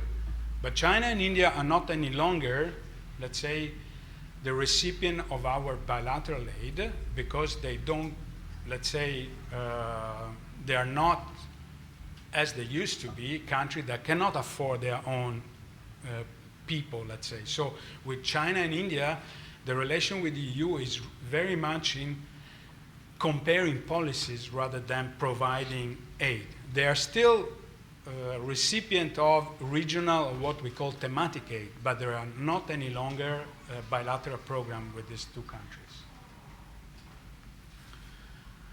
So this is a major challenge for us. It's just to give you again a short, very quick example. You know, this is Mozambique a few years back. This is the situation. So many donors operates, and this is what will be if the European Union operates as one donor. So we believe that there is a very important gain to make, and we call this joint programming. So this is the process by which we try to bring together EU and member states. It's not always easy because, for instance, we have countries with a long tradition of development aid. You know, if you think about UK, they spent as much money as the EU. So on the top of what they give to us, they also have a very sizable amount and activities in development cooperation. And they actually think to be much better than us. So, okay, and these are some of the priorities we are working right now. So the post-2015 framework is exactly what will happen after the MDGs. So we have now a new development agenda, and we are right now trying to see where we are going with that. And then it means we may have a redefinition of our cooperation. And this is another element, which is a stronger result orientation. So this is really our big challenge, be able to demonstrate that the activity that we find on the ground bring results. The kind of results that we were trying to have with the MTGs, but at the level of the projects. Okay, I almost finished. These are some reference for you if you want to go a little bit stronger into that. As you know, 2015 is also the year of European Year of Development. One of the reasons is because we have these important events in 2015. And basically, you can find some information on what we do. I think this event is even part of several events we are doing to promote the view of development policy in Europe. And if you allow me, I want to dedicate this to a friend who recently died, is Mr. Barbone. He was an economist at the World Bank. He wrote extensively about development policy. And let me just say one thing. He did a study a few years ago on the impact of this policy, and he said low level of economic literacy and management capacity across civil society organizations is one of the findings that he found, in looking of reason why this policy work or doesn't work. So in that case, I thought it was interesting to pass this message to you, because you will be hopefully already now people with economic literacy and able to, let's say, explain what happened, but also monitor what other does.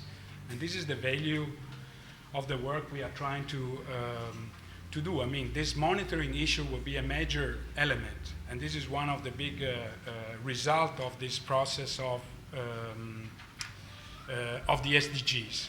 Monitoring means accuracy of data, ability to read the data, ability to keep institutions like us able to explain. Okay, there is parliament, that is a major function, but there is also the civil society. But if the civil society is not able to read complex processes, it will be not so easy to do it. So that will be the end of the presentation. Thank you very much.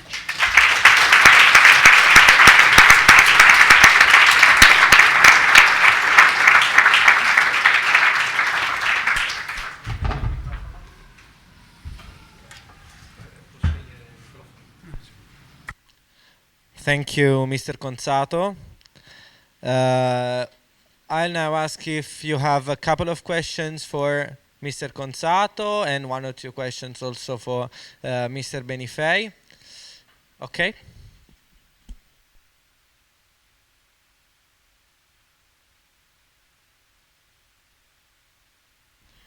Thank you for your very interesting speech, Professor Conzato. What I would like to ask is, okay. What I would like to ask you is, what is the connection between the post-2015 agenda of the EU with the Sustainable Development Goals? Because you mentioned the MDGs, but I didn't really understand what was the connection with the goals that are being implemented now. Thank you. Are there any questions? Any other questions? Okay, there.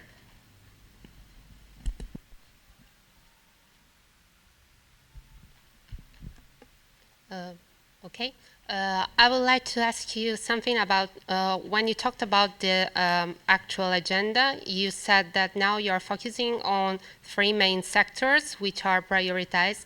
And I was wondering, how are those sectors identified, and moreover, taking into account the fact that you're increasing the cooperation with the private sector to as a development strategy? Isn't there the risk maybe that the interests of some, let's say, lobbies or firms impact on the development and prioritize their own interests instead of the development, the best development strategy for the country? We will collect now one last question for Mr. Conzato, if there's one. Okay.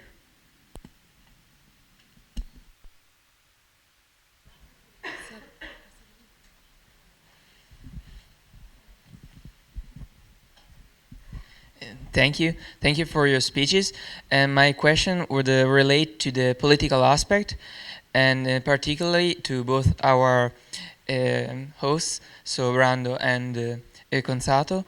So in this world nowadays, how is the political process going towards the poverty, the hunger, the MDGs going on? And do you have any political insights, any directions also to give us? Thank you.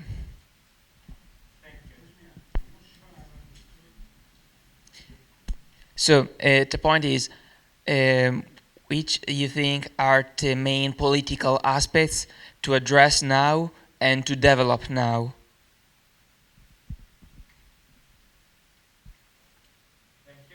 Thank you. Well, thank you for this interesting question. Well, the connection with the MDGs and the SDGs. The MDGs, if you compare the two, already in numbers, SDGs is bigger, so they have the, let's say, ambition, or as we say in our jargon, the aspiration to cover much more in a wider way the real issues. MDGs didn't have any component linked to human rights, for instance. And this, for many countries, is a real issue. Is a problem also within the EU for some aspects. We have, if you think about it's called sexually reproductive rights, this is one of the most difficult subjects to handle when you have this kind of processes, because it touch the legislation of basically every country and touches beliefs. So with the SDGs, that's what we are trying to do. We are moving to areas which basically were not there before.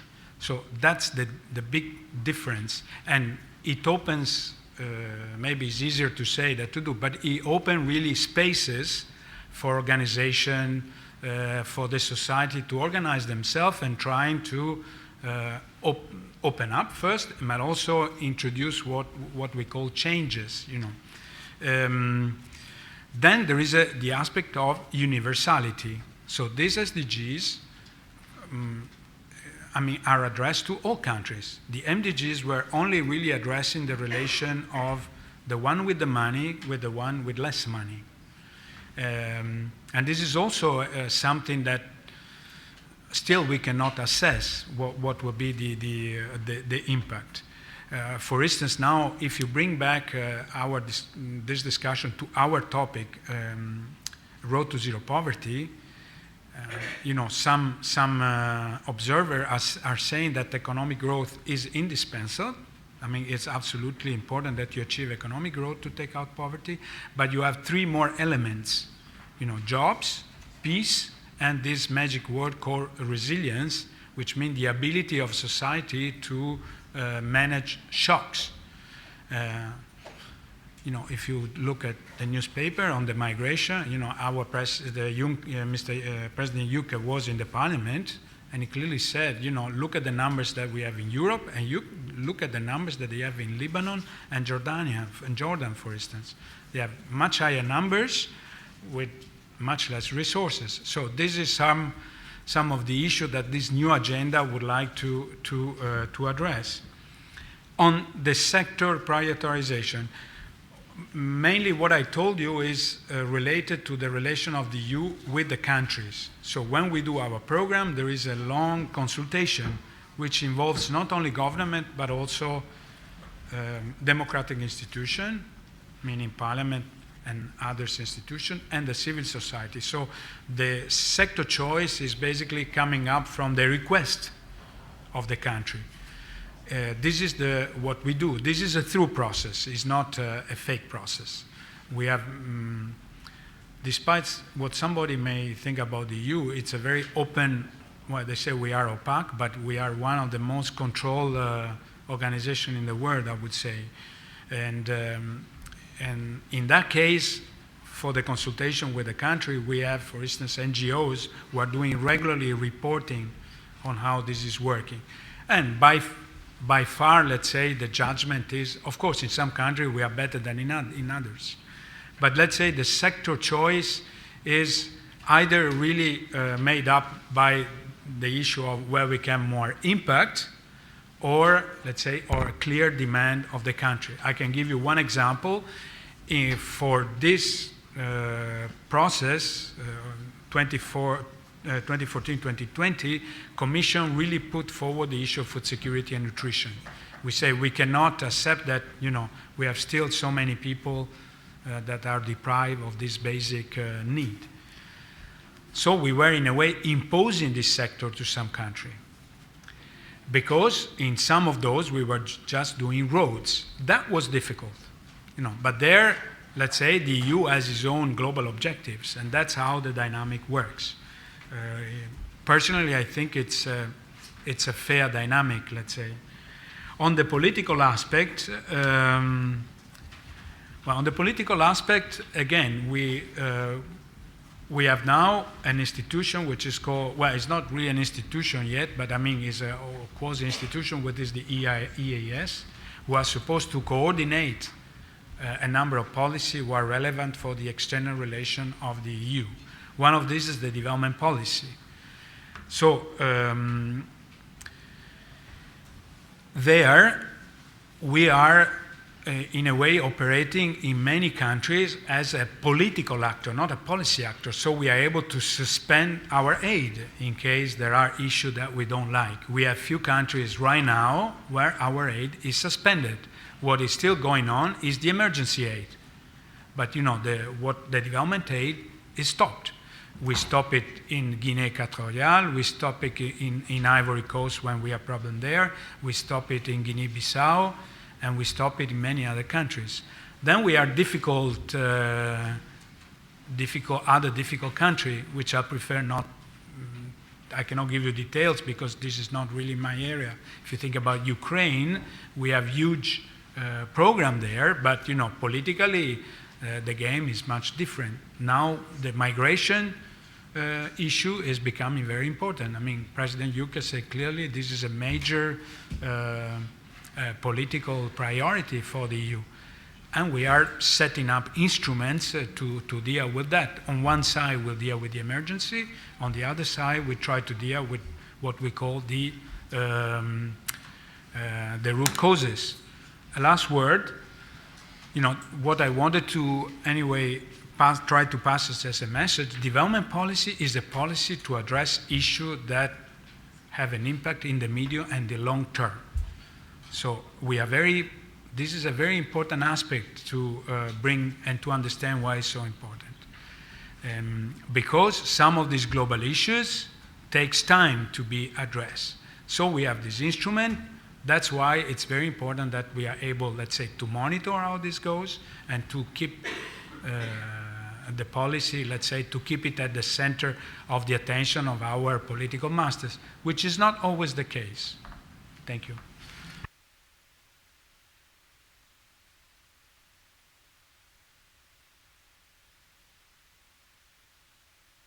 Conzato, we're now collecting really a couple of questions for Mr. Benifei, if some of you has something to ask.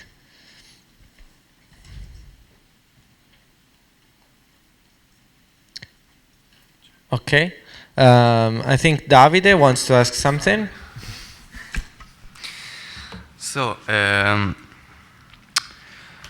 I'm wondering if member states are really considering a project for implementing a truly united Europe in sense of a federation. Do you think this outcome is possible? And if yes, how? Thank you.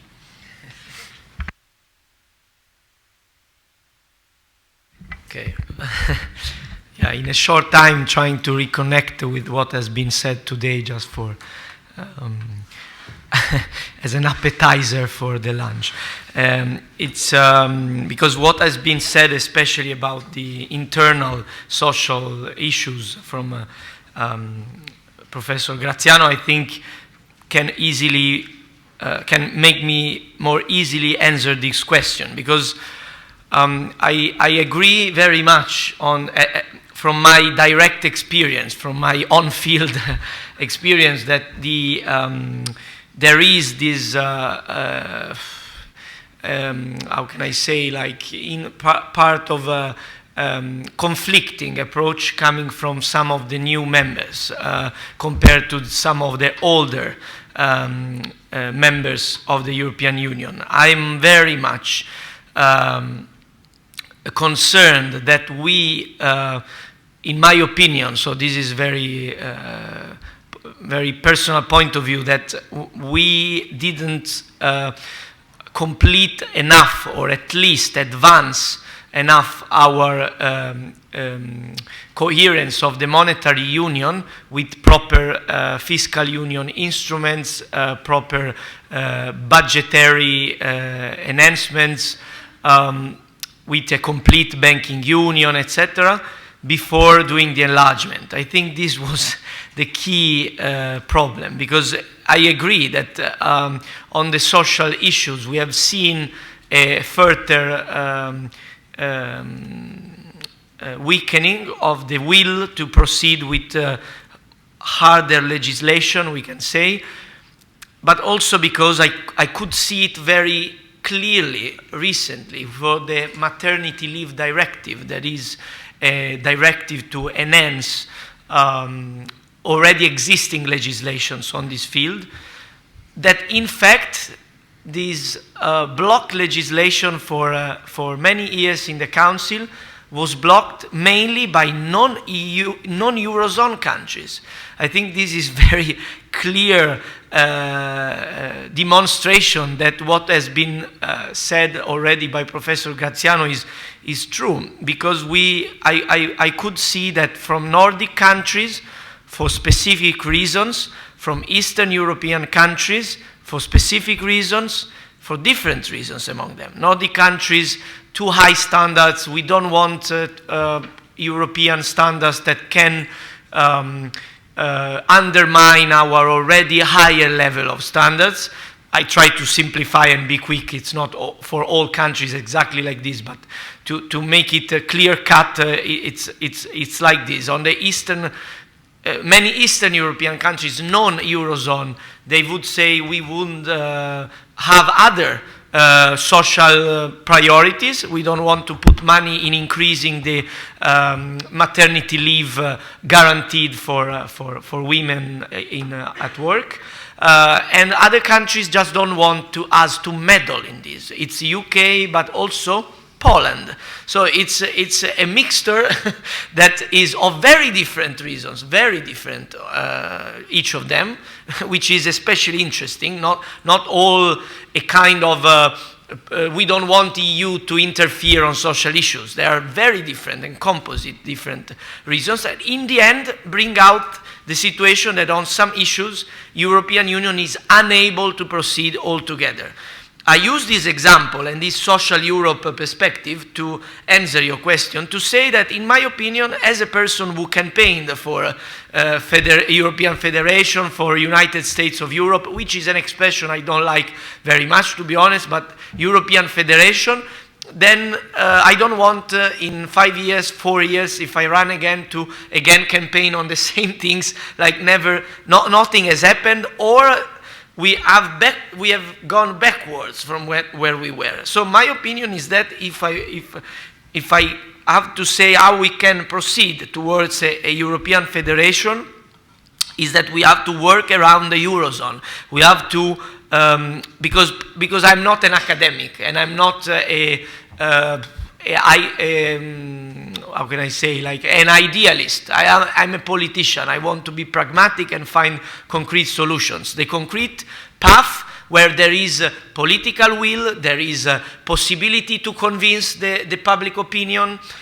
I mean, there are all the necessary elements to proceed, in my opinion, are in the Eurozone. So I think that we can build a stronger European integration towards European Federation, also by enabling in this way stronger social policies. In my opinion, only we can do it if we differentiate, if we use a kind of 3 layers approach. That's it. It's enhanced cooperations, for example, on some social issues. Eurozone further integration through the fiscal union, as was mentioned before. Obviously, it's a medium term, it's not next year, but we have to work on that.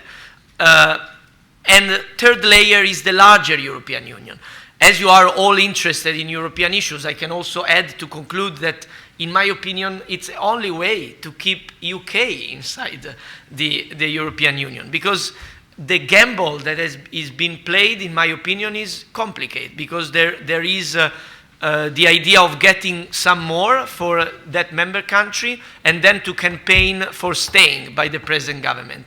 But I don't know what will be the outcome. So what we can do, if we want to maintain the integrity of EU, in my opinion, is that we work for differentiation that puts an order in the present disorder of the European Union, where we have same currency for some countries and others don't, Schengen for some and others don't, opt-outs for many issues for some countries that others do not. So I think it's working around the Eurozone that we can also go towards what we were talking about and also implement especially many issues that were mentioned by Professor Graziano. I just want to mention one last thing especially that was also a lot into the Italian debate, also when we were as country president of the Council of the European Union. It was the Eurozone-wide unemployment scheme that was mentioned briefly also by Professor Graziano. That's an issue that, in my opinion, it's impossible to pursue at European Union level, because because of economical constraints, maybe also them, but because of political constraints. If we want to proceed with this kind of enhancements, we have to do them in Eurozone, not as European as a whole, Union as a whole, in my opinion.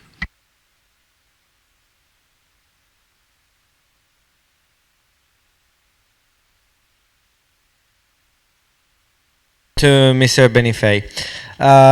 Before we have our buffet and our lunch break, I will give you just a few short information about the afternoon.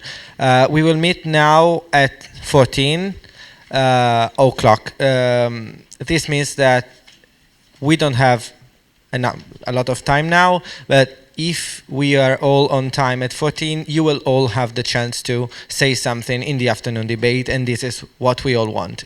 And what we want as organizers and what you want if you're here.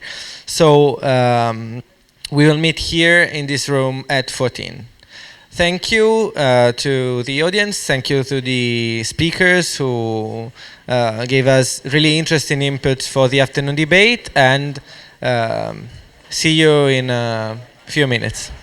Thank you.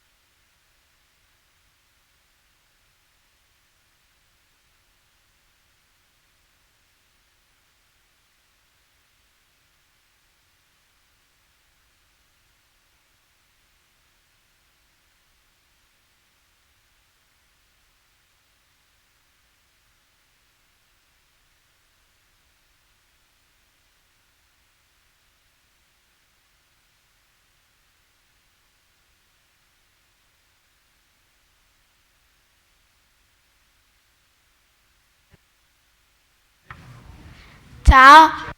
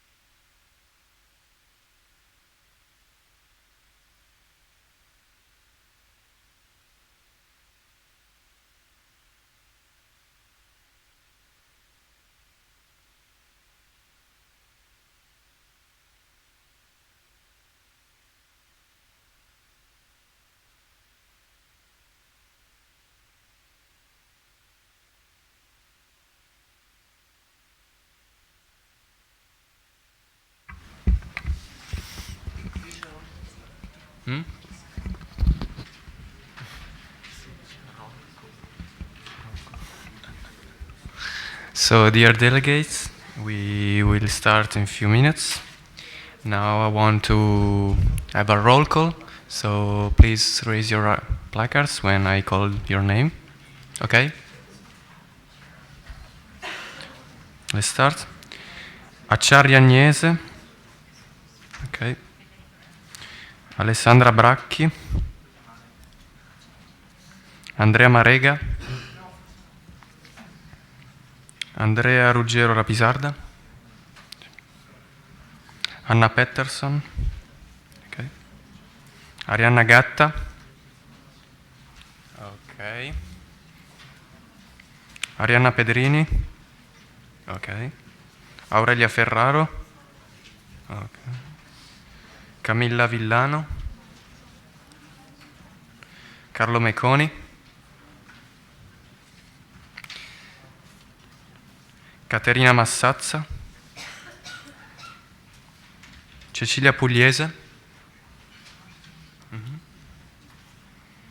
Claudia Russo, Swan Juan Benito. Okay. Luca Del Pero. Eleonora Desiata. Eleonora Perobelli. Enrico Amarante. Erika Poletti. Ok. Federica De Blasio. Ok. Federica Mezza. Federico Aldo Punzi. Benedetta Pavesi. Ok. Giulia Lioce. Francesca Viotti. Ok. Francesco Filippucci. Francesco Gerli. Francesco Moulet. Gaia Barbara Rovelli. Melissa Giorgio. Giovanni Maria Ficarra. Giulia Solustri. Isabella Rossi. Ecco questo. Jacopo Maria D'Andria. Lorenza Launi. Lorenzo Di Candia. Luca Gelli. Lucrezia Nava. Marco Centurioni. Sofia Persico. Okay. Marie Delcourt. Matilde de Vivar Cruz. Alessandro Festante. Mauro Fragale.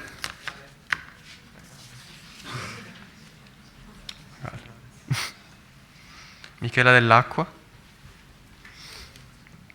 Roberta Polese. Roberta Sgariglia. Sara Ghieca. C'è? Silvia Cattaneo. Simona Miosi. Simone Bussu. Simone Galbusera. Simone Macchi. Victoria Gierok. Okay, perfect. We'll now give a really brief reminder of how the afternoon debate will be. We'll discuss one question, introducing it with the outline, with the video appeal, and we will debate. We will collect two speeches, two introductory speeches, or 4 to 5 minutes for each position, so position A and position B, then an open debate of about 10 to 12 short speeches. In order to express your wish to speech, you are asked to raise your placard. We will call you by your number. And as you start talking, you're requested to introduce yourself by saying, Honorable Chair, fellow delegates, my name is, and your name, and delegate number and your number, so that we will keep trace of who's talked. So we can start now by introducing the very first video appeal. Dov'è il cosa delle slide? Là.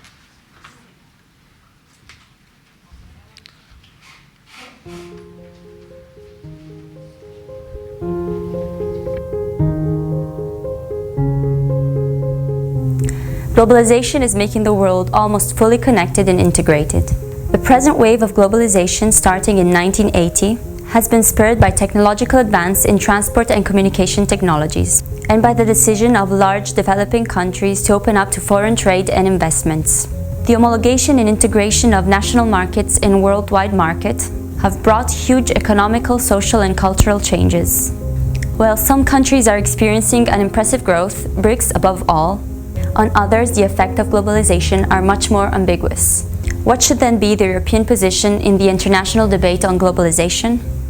For this question, the positions under debate are: globalization has mainly positive effects, globalization has mainly negative effects.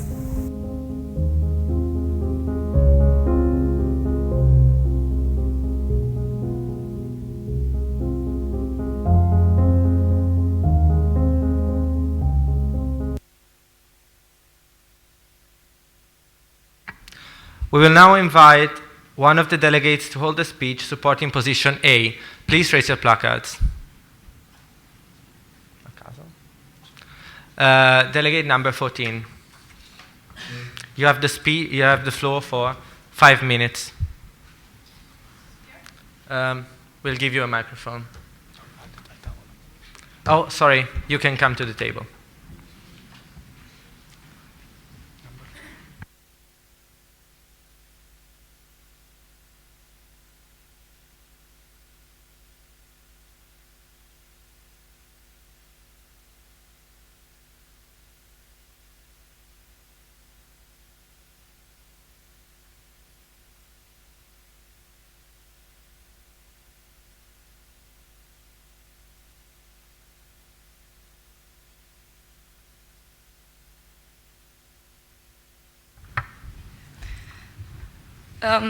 Honorable Chair, fellow delegates, I am Claudia Russo, candidate number 14, and I am here to support globalization. The main counter effect of globalization is said to be the gap which is being created between the richer and the poorer countries. I think that this gap, in a way, would help to see how we can act. Because the main problem right now is that there's this midway of classes. I'm not saying that creating this gap is good, but I'm saying that it can help, because then we would have a way of seeing the two different groups and knowing exactly how to act. Taking this into account, I think that globalization is positive. I was speaking to a girl earlier today who is from Italy, and she came to Bocconi. I think that Bocconi gained the reputation it has because of globalization. It is prestigious relative to other countries, which see the prestige which it has and the connections which it has gained. If we think of it just as any university in Italy, then it would be a great university, but it wouldn't have what Bocconi does have. So I think that, in a way, globalization has helped the university in Italy as a country. This person had used the hashtag #EuropeIsLove. For me, given my lifestyle, and I'm not just from Italy, but I've been living in many countries, for me, hashtag Europe is disappearing. This is rather contrasting. I think that it's disappearing because of this relative concept that we were studying in my course last year in economics, history. Relative to other countries, I do think that Europe is disappearing, and it upsets me because I am European. So I think it's disappearing relative to other countries. We keep hearing about Brazil and China and India and all these countries which are growing at a really fast rate. And Europe is obviously growing and it's getting richer and it's part of this gap, but it is growing less relative to other countries, which is where the macroeconomic course last year kind of gave me a bit of insight. We were studying this graph where the curve, if you have a graph like that, the curve, given saving rates, which is pretty important to say, the curve would start like that, and when the growth rate would increase, it would jump and go like that. So that was the curve that it grew at. When you have technological progress, this line is not just like that, but it is upward growing, and when it has a jump, it jumps further upward. And this is because of technological progress. These countries, I believe they would be all the countries that we hear about, Brazil, India, China, and all these other countries which are growing at a faster rate. How are they growing at this faster rate? Because of the technological progresses. How are they getting them? Because of globalization. We have these resources right now, and we're giving them to them. And in exchange, they're giving us the possibility to use their countries and their resources. This touches another argument that we're exploiting them, that globalization is harming them. Here we go, I think, onto the next topic, which would be multinationals. I personally do support multinationals because of multinationals is why I'm here. My parents' job, moving around, but that's a different argument. I do think that globalization is helping link the world. I don't see how it would be linked in any way without globalization. Maybe it shouldn't be linked, would be another topic. If it wouldn't be linked, then none of us would be here because we are connected because of this. And it is given that we are here together. So it's kind of intuitive to think of this. But I think that globalization has brought us where we are, and I think it can take us further. It takes a lot of organization, that is for sure, and it needs a lot of coordination as well, which is where the European Union would come in and help with other institutions to try to really bond these ideas together and make it all grow together. Thank you.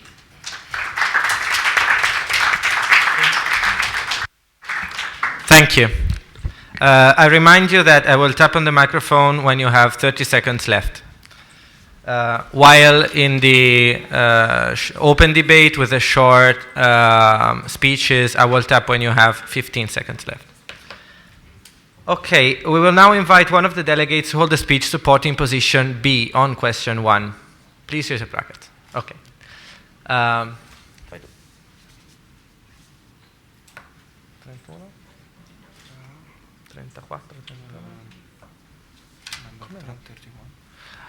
Delegate number 31 has the floor for 5 minutes.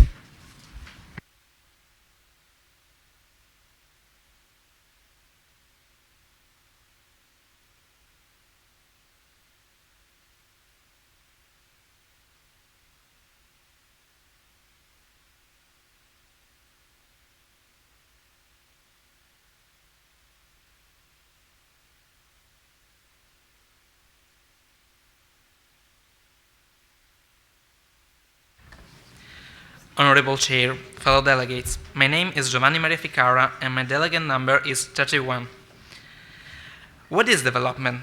How can we measure if a country is developed or not? Can we just go to the central bank of a country and measure how much money are there? Or do we have to feel the feelings of the population? For more than a century, the development of a country have been based on the measurement of the growth of its GDP. And the only objective was to make it grow. In this view, globalization is the best thing that has ever happened to humanity. However, if now we can show a normal person of a developed country and a normal person of a developing country with a high GDP, we can find many differences. This is why monies are not the answer to poverty of the human nature, because monies are not always well allocated.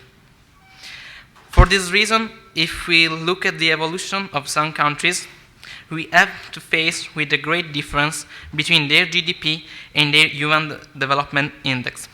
So if we look at the evolution of external investments on these countries, we can see, because of the economic crisis, that a strong reduction of investments does not implement a reduction of Human Development Index. On the contrary, the growth is greater since the reduction of external investments. So, we have to fight the actual idea of globalization, of a free market without regulation, in which some actors with profits as their North Star can speculate, destroying the development of the people from emerging countries. Actually, for emerging countries and their people, globalization will be just a loss of forces, just a reduction of their welfare system, just the loss of their identity and their rights for the exclusive benefits of those who can, strong powers, strong nations, with the power to impose their idea and without the courage to admit their errors, shadows hidden in the night of the ignorance of the masses. However, in another view, world trade is not just good for human development, but necessary. Developing countries are not in the condition to be actors in the world as the developed ones. For them, in a smaller view, could be better a restriction of the commerce, high taxes on imports and subsidies on exports and internal production. To win these trends, to create a long-term view, the international community needs a governance for the globalization, an ensemble of rules which guarantee to all countries to achieve the advantages of an open and interconnected economy. Advantages as modern technology, healthcare, freedom from fear, from hunger, from pollution, freedom to be heard as citizens of the world. The actual globalization is not the answer to world issues, but we are the next generation. In my nightmares, the one that will see the end of our species because of the death of our world. In my dreams, the one that will see the end of fundamental issues of our species.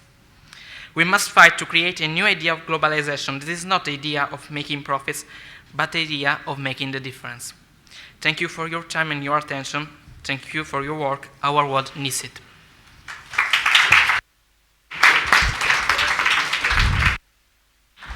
Thank you, Delegate. We will now start with the open debate. Speaking time, 2 minutes. If you have the wish of speaking, please raise your placards. 21, 55, 26, uno da dietro, 26 da dietro, 26 da dietro. Delegate number 26, are you there? Okay. No, you can stay there, we'll bring you a microphone. I remind you, you have 2 minutes. No, we're live streaming, so. Honorable Chair, lovely delegates, sorry to be behind all of you. You will have to twist a bit.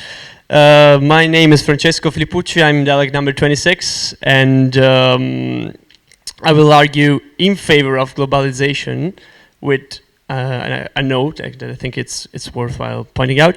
I mean, why in favor of globalization? I think because it's in numbers. Like you all have that that handout that they provided us, and it's striking how globalization improved lives of all us. Billions of people were raised out of poverty. The speaker before pointed out that it is probably the most ambitious of the Millennium Development Goals that was met was the reduction of poverty and hunger. And that, of course, was met because Europe provided development help in Africa and so on, but mainly because billions in India, in China, and in all Asian countries, but also South Africa, Brazil, millions of households were raised out of poverty, thanks simply to the fact that those countries were open to international markets and the high tide of growth lifted all boats above some threshold of living conditions. I can go on. I mean, you all study economics, you have certainly seen the graph by Gregory Clark, in which like growth skyrockets, and together with increased integration, and at the same time poverty drops, and that's something that he argued against Piketty. That was one of the speakers that instead was brought as somebody against globalization, but indeed this is not a point, because I mean, even the point on foreign development, foreign direct investment, that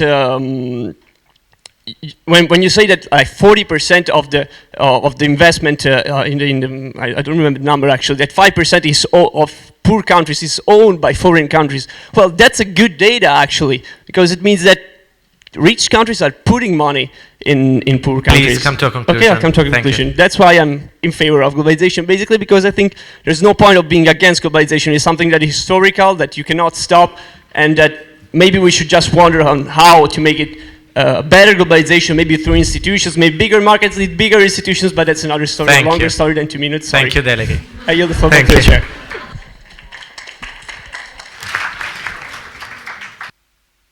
We will now collect other short speeches.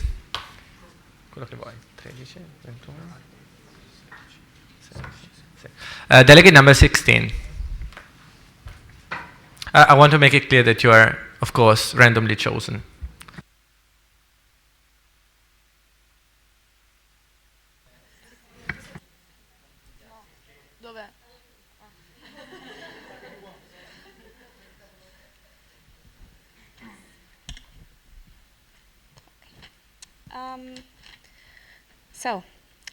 Honorable Chair, distinguished fellow delegates, my name is Eleonora Desiata, my delegate number is 16. And today I'm going to argue about globalization, not that it's positive, not that it's negative, but it is potentially very positive, in reality often very negative for developing countries. So, what are we talking about when we talk about globalization? Is it economic globalization? And if so, is it just integration into international trade? Because this notion is very broad.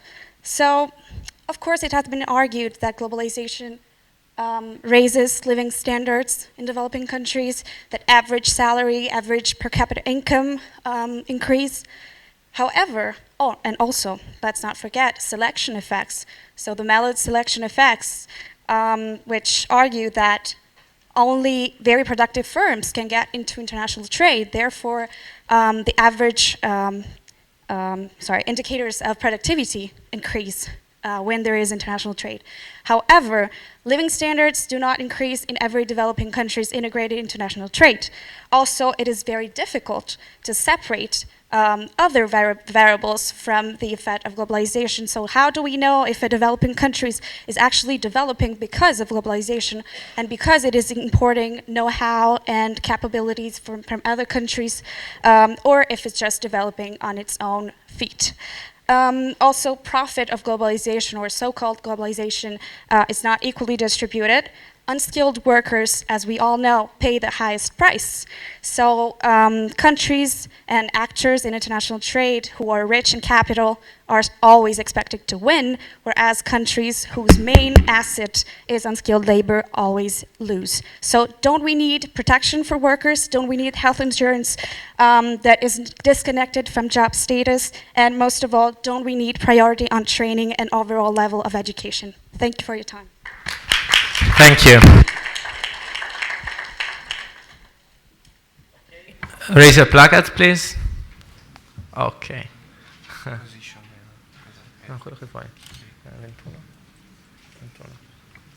Okay. Delegate number 21.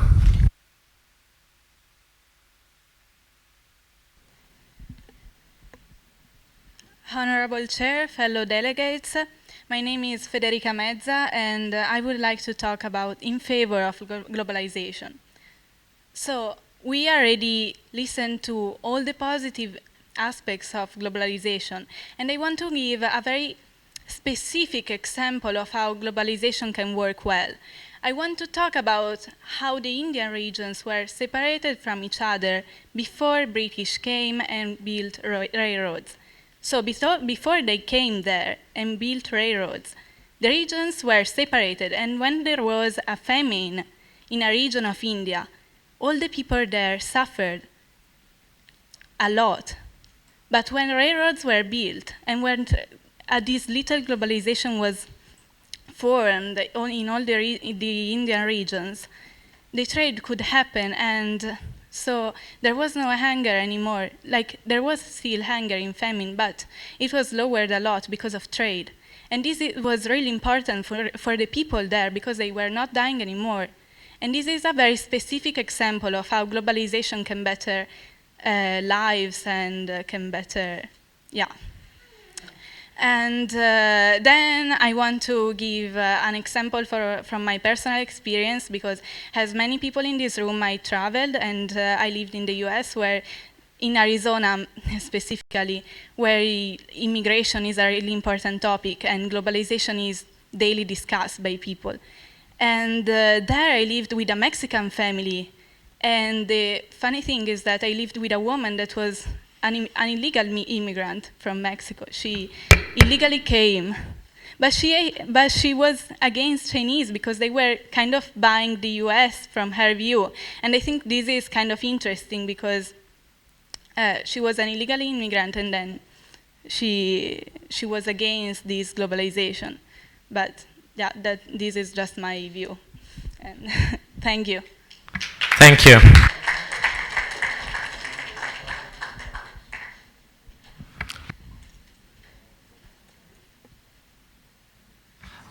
Since we've heard two speeches, one neutral and two speeches in favor of position A, we're asking for some speeches in favor of position B. Okay. Delegate number 9.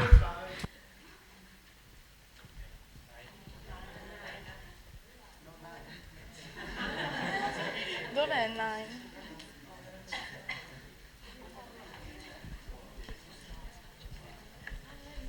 Silence, please. Silence. Okay. Honorable Chair, fellow delegates, my name is Camilla Villano and I'm delegate number 9. And okay, we all know about the positive effects of globalization, of course, the growth rate and the development, but is it a sustainable development? So here I've got the definition of sustainable. So something is sustainable when meets the need of the present without compromising the ability of future generations to meet their own needs. Is globalization doing this? I don't really think so, not all the time.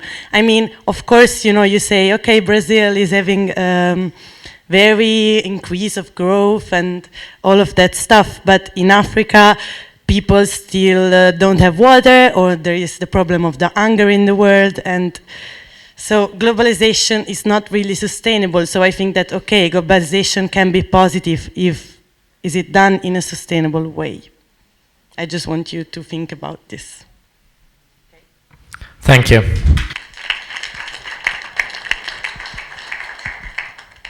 Okay, raise your placards if you want to say something. Position A o B? Any position. Okay, delegate number 19.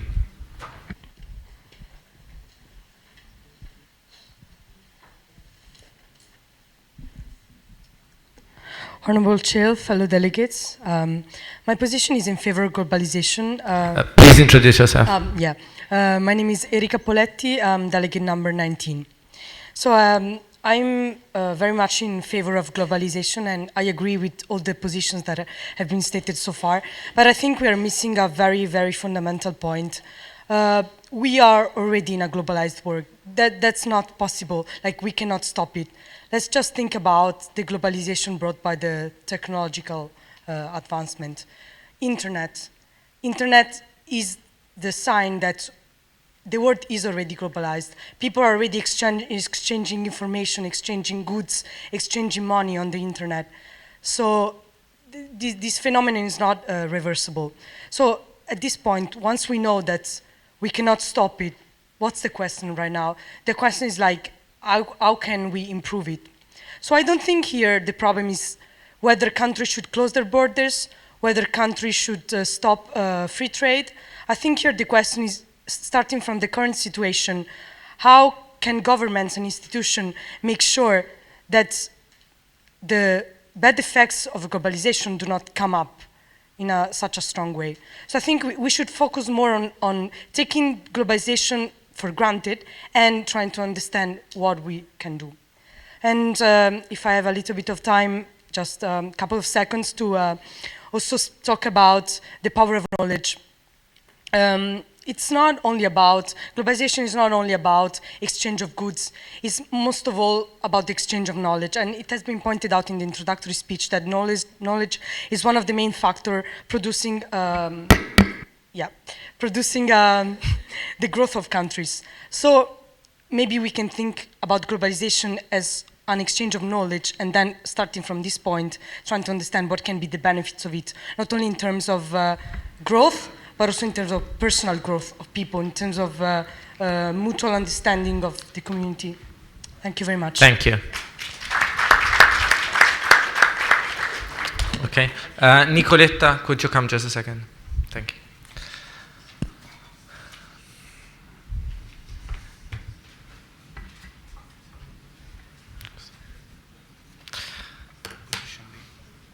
No, we're now calling for other short speeches. Ok. Number? Qualcuno che non ha parlato? Vediamo uno davanti. 17 o 5? 5? 5. Delegate number 5.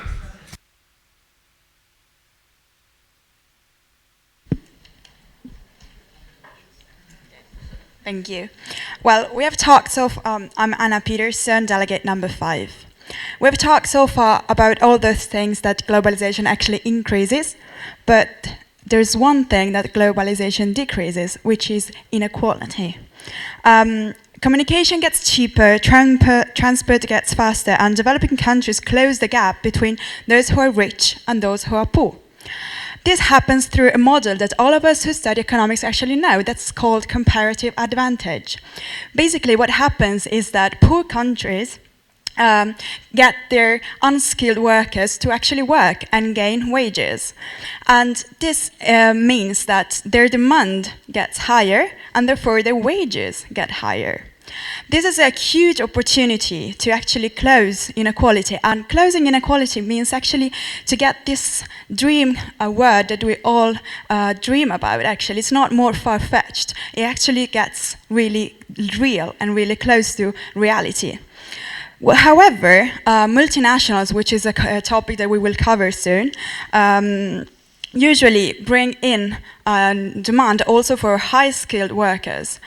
Then there's these two effects that somehow counteract, and somehow this inequality comes to rise again, because then again, we need high-skilled workers, we need managers, we need someone who takes the firm and takes care of it.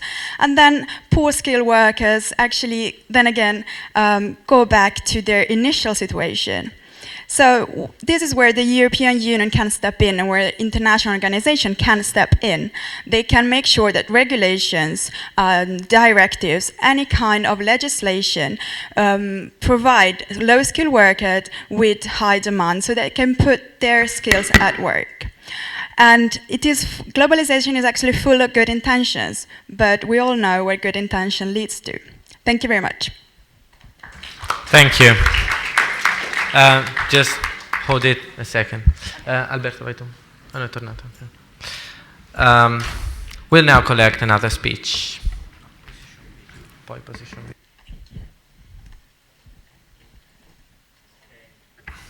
Delegate number 34.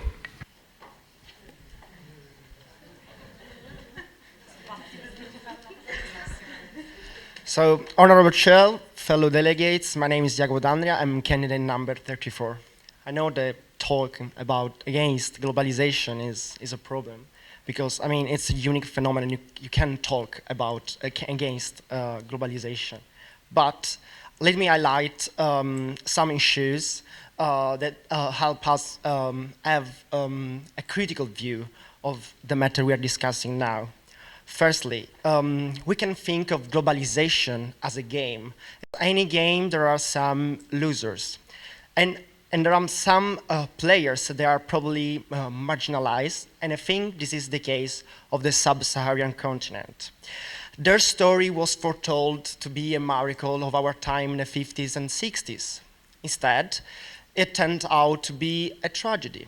Who was to be blamed? Probably the blindness of the Western world, and probably its initial lack of commitment in the very beginning of the development stage of sub-Saharan, probably the instability of their regimes.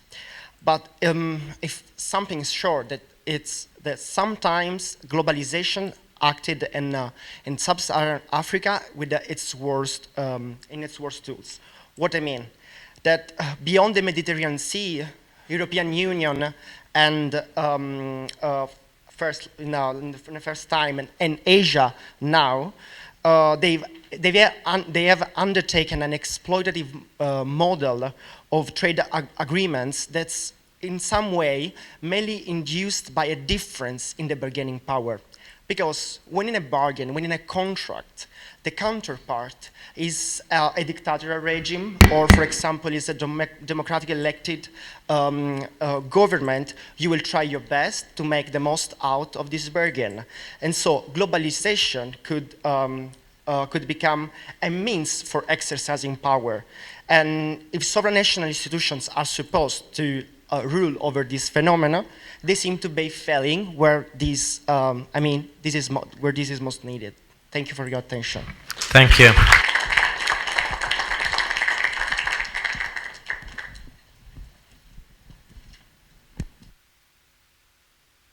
Okay, other speeches? Delegate number 37.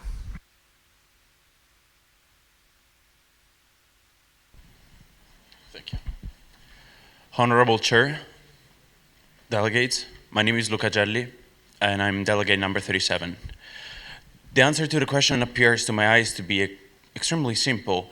Globalization has to be credited for the shift in wealth to less developed countries. In fact, as corporations move their operations to the east, like China or Japan, they create jobs, they create opportunities. Globalization means movement, not only of good or resources, but of knowledge, of ideas, causing progress to reach every corner of the world.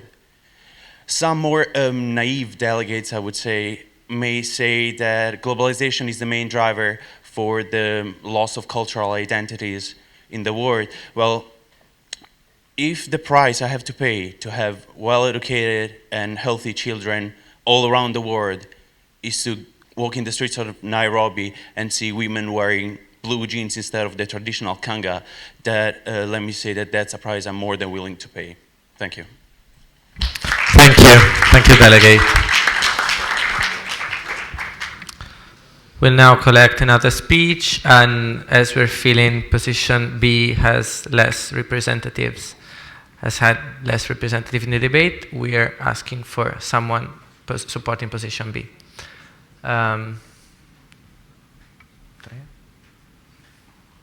Okay. Delegate number 3.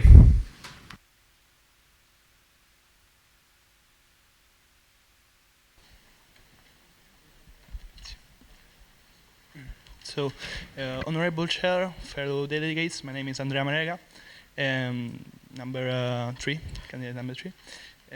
I want to just make some points.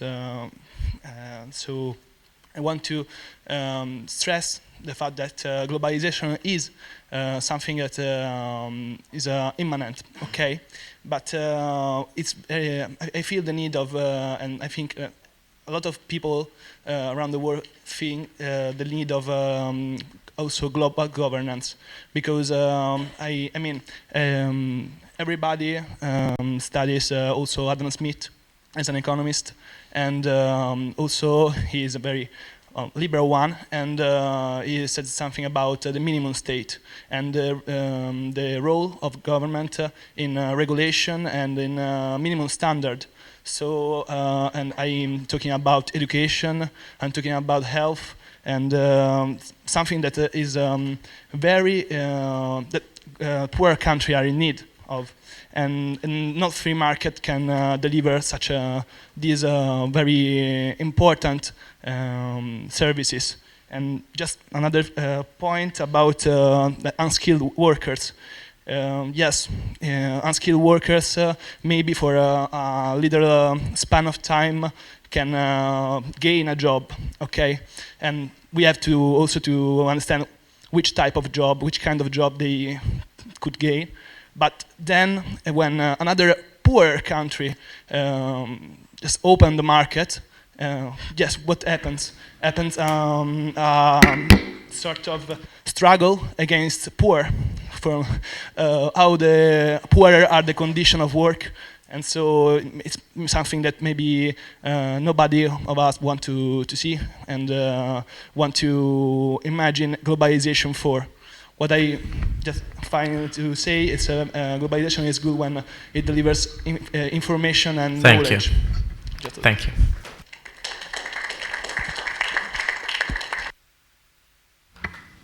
We will collect some other speeches. Okay. Delegate number 13.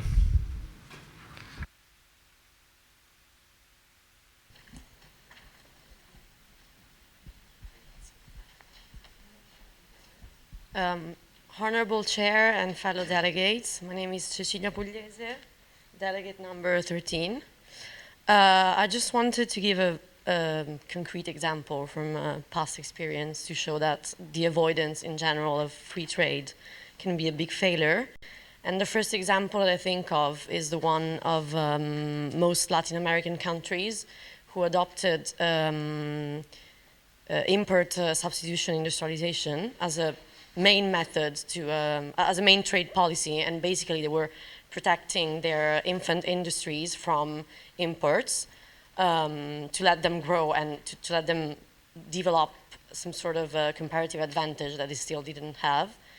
And so it was in the 60s and 50s, but by the end of the 70s, they realized that it was a failure because, for many reasons, but one of the reasons was that prices, I mean the goods that they produced within the region, so the industrial goods from their countries, were priced too high to be competitive, of course, so there were very little export possibilities. And also prices for consumers were very high, and this is a point, no one said that, but the problem with restricting trade is that in general prices increase for everyone, so consumers in general lose out. Total welfare in a country decreases, and it also was a failure because income distribution became even more concentrated because the urban areas were developed, whereas the rest of the country did not. And as a counterexample, we have the East Asian miracle. So some Asian countries adopted a very different trade policy because they adopted an export-oriented industrialization, and it was a success, as we all see. So, yeah. Thank you.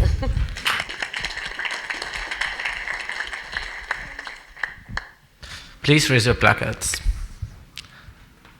Delegate number 55.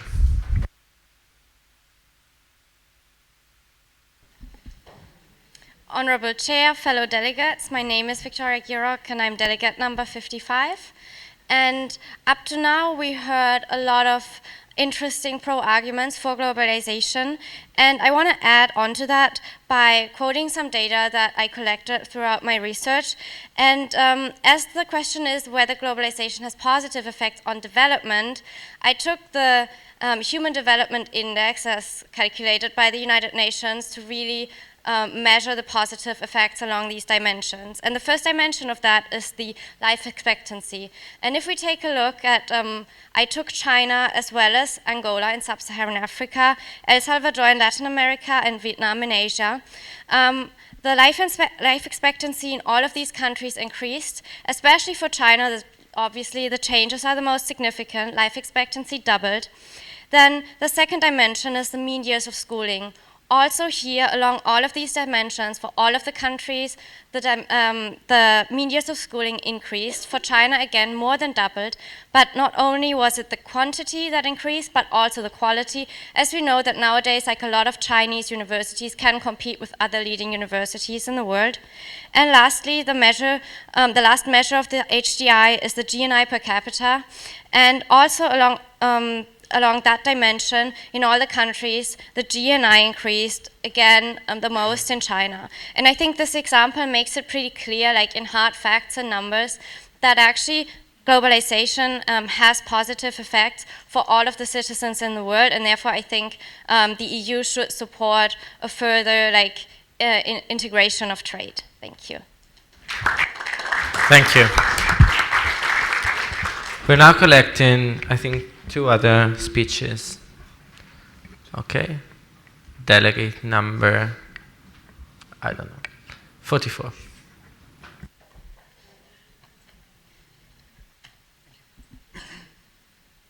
Honorable chairs, fellow delegates, I am Mauro Fragale, and number 44. And I would like to reply to what has been said today, because it has been said that we cannot talk against globalization because it is an ongoing phenomenon and it's all over the place, let's say. But I think I'm in favor of globalization personally, but I also think that globalization could not exist without localization.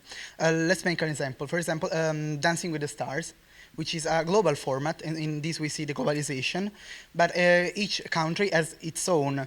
For example, the Indian people would not like to see the Japanese stars. No one likes the Japanese stars. So each country has its own version of the program, but in each version we see the localization.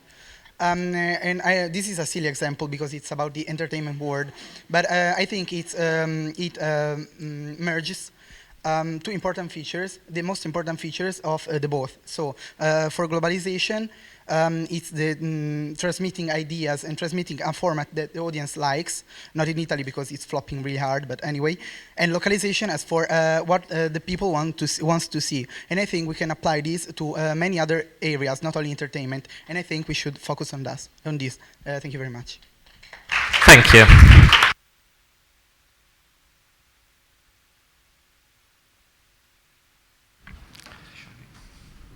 We're now collecting a speech supporting position B. Okay. Delegate number 43.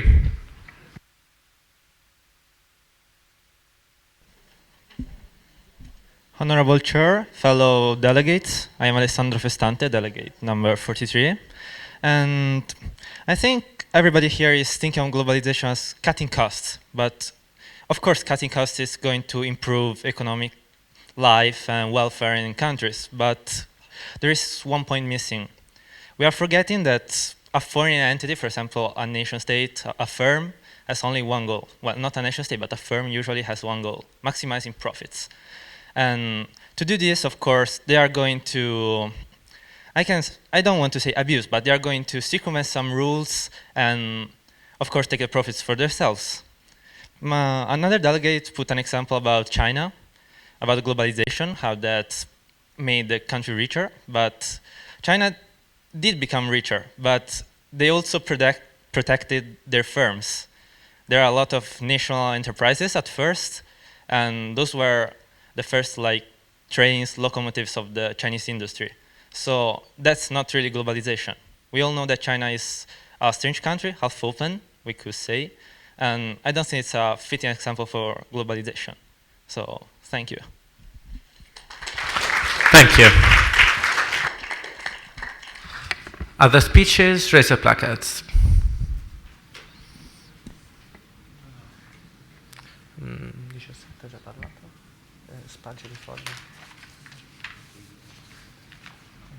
Delegate number 17. I will ask you for this first part of the debate not to raise your placards again if you've talked, so that for the first time we can hear a speech from everyone. Thank you. Okay, so good afternoon, everyone. I'm Honorable Chair, fellow delegates. My name is Eleonora Perobelli, delegate number 17. And I'm going to speak really in favor of globalization, because I think that if we are against globalization, we are against the European Union, because globalization is not just about free trade and free markets. It's also about the capacity that we have nowadays to walk around as free citizens in the European Union. The fact that we can collectively collect money and send it to African countries which are poorer. And sorry, 1 second. So what I think is that we shouldn't think of globalization just as an economic phenomenon, because it's much more than that. And when we think of HID, because sometimes I think that yes, the guy who talked against globalization was saying that this, the HDI gives us some really, how would you say, you could interpret the data in a really doubtful way, but when we talk about countries that are really developed but that have low index in the HDI, are we talking about, is it because of globalization or is it because of lack of institutions, a lack of culture they have in the local institutions? They don't have all the philosophic background that we have in Europe, and like, is it because of globalization if African countries are poor, or is it because of like what they're missing? And I know this is really strict to say, but okay. And then I also think that we are against, if we are against globalization, we are also against the UN system, because the UN is basically the union of like the whole country. It's a globalized system. So the UN is the, I think, one of the results of globalization. So if we want to help countries, and we always say, oh yes, we should help like African countries and everything, we need money. And how do we collect money? We collect it through the markets, and we collect it like globally. So I don't think there is the point of being against globalization. That's it. Bye. Okay. Thank you.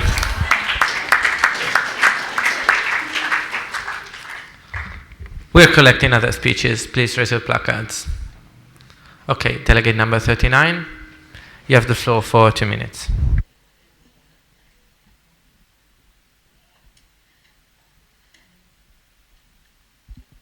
Honorable Chair, fellow delegates, I'm Marco Centurioni, number 39.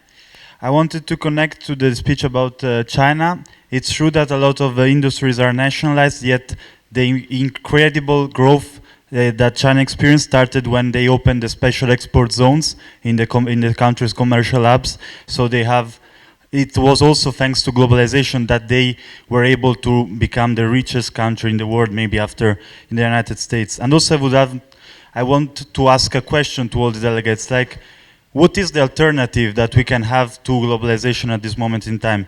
I don't think there are any that are really credible at this point in time. I think that the importance is that we develop an international standard of labor conditions to safeguard all the types of human rights that are sometimes at risk when we talk about globalization, especially when we talk about multinational, that we will talk about them later. And I think that the importance is that we invest some part of the proceeds coming from globalization, coming from the multinationals that are working well thanks to globalization, in investing in education in the places where globalization is spreading, for example, Africa and the Middle East and the Southeast Asian countries. Thank you very much. Thank you.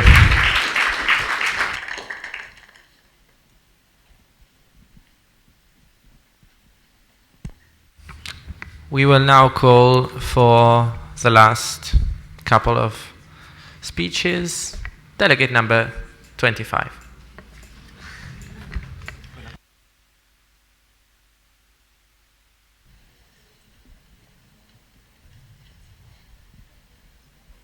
Honorable Chair, fellow delegates, I'm Francesca Viotti and my candidate number is 25. I was wondering, what are we talking about when we talk about pro and against globalization? It's a fact, it's an historical fact. It's like being in the 19th century and being a worker in a factory and be like, you know what, I don't really like my labor conditions, so can we go back to not having factories? That doesn't really work like that. I thought the approach was to be more pragmatic. Globalization is a fact, it has flaws, many flaws. We have data, we don't use models to find out what are the flaws of globalization. We use the data, then we create models to understand the data better. But when we have data, then we decide where to act. So globalization is good, but it has flaws in inequality, in environment, many other flaws. So the point is now how to address those flaws as Europe. And I don't think as a pro-European young person, we can be against globalization. And I was very actually glad the thing came up earlier. And I also really like the approach about talking about labor standards to be associated with help, or generally the idea is be pragmatic. Globalization is here and we're actually all glad it's here. I'm sure we are all happy of being born where we are born, and we are so happy to be here because globalization happened back then. So my point is, be pragmatic, recognize the flaws, and let's choose together how to address them. Thank you. Thank you. We will collect another speech. Delegate number 46.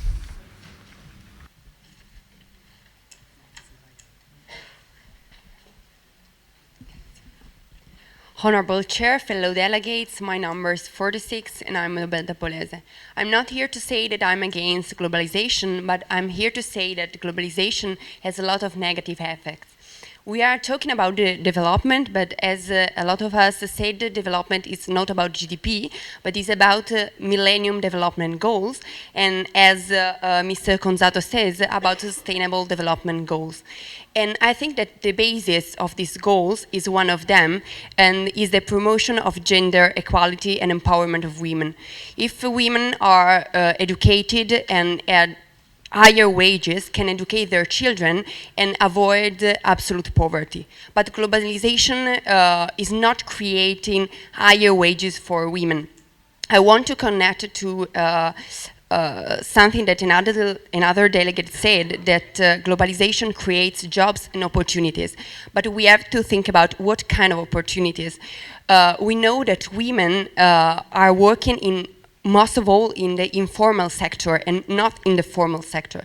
And we know that, for example, India, yes, is an example of success, but 84% of people in India work in the informal sector, and above all, women work in the informal sector. Informal sector has low wages and low conditions of living, and this brings to low condition of living for children, and so it's not a way to eradicate absolute poverty and to eradicate children mortality. Thanks. Thank you.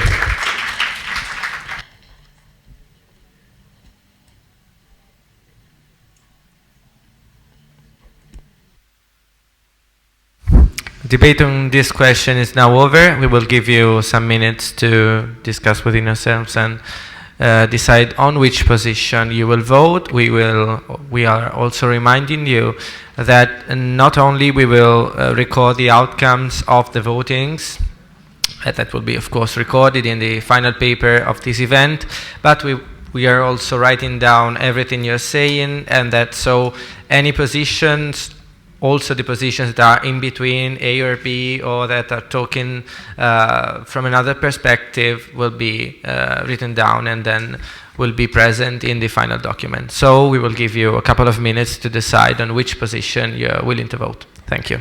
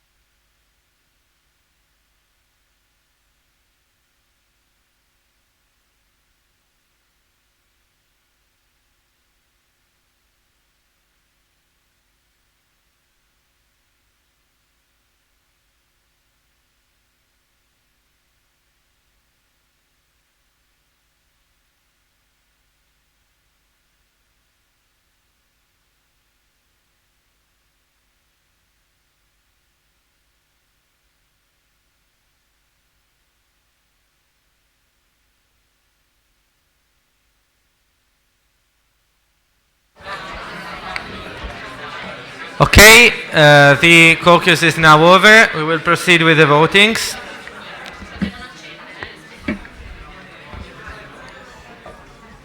I'm calling for your silence. Thank you.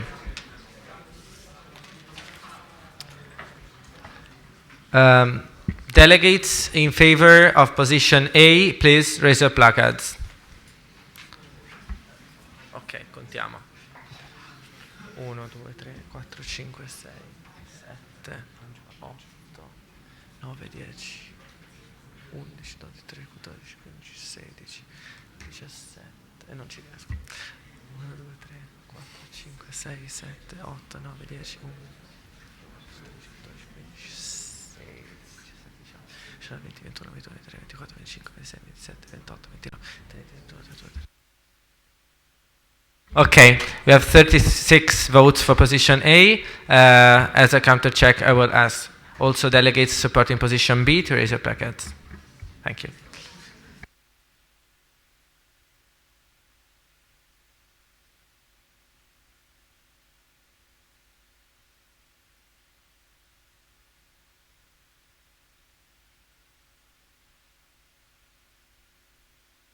If I counted well, we have 37 votes for position A, while 13 votes for position B. We'll now proceed with a debate on question number 2. And I'll leave the floor to Davide. Let's start with the video of question number 2.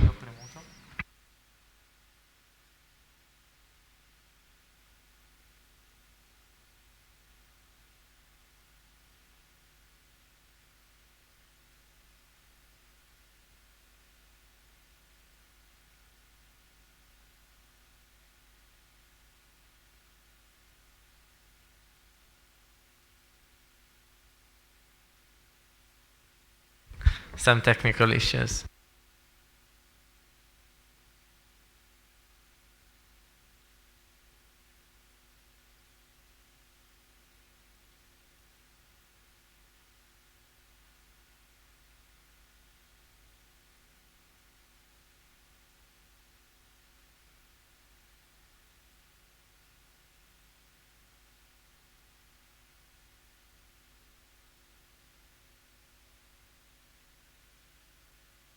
C'è una mini giuria. I know that there is a jury. I'm not part of this, but not because no, the film is ready. No, okay, but nowadays a lot of I'm European not part of multinational this jury because I enterprises have play no a time significant to role stay in the to developing listen countries all of of South you, America, So Asia and Africa, having a dramatic impact over these economies and populations. Is this new wealth compatible with the conditions for a sustainable development, with a particular attention on human rights, labor protection, health and environment, and produce actual welfare for the people? Considering the recent declaration of Oxfam at the conference of Addis Abeba that denounces the phenomena of tax avoidance, are these companies operating in a fair way? Or is there the necessity of reform of the global fiscal system? For this question, the positions under debate are: multinational enterprises are a mean for development. Multinational enterprises are a form of modern imperialism.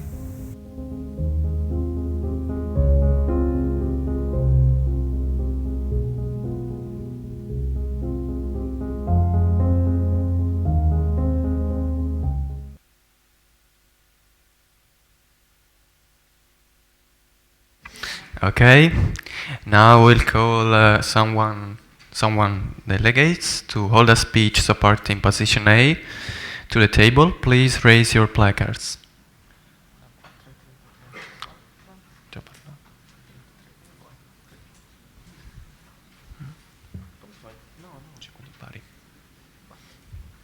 Number 4, please come to the table. You will have 4 minutes for your speech. This side.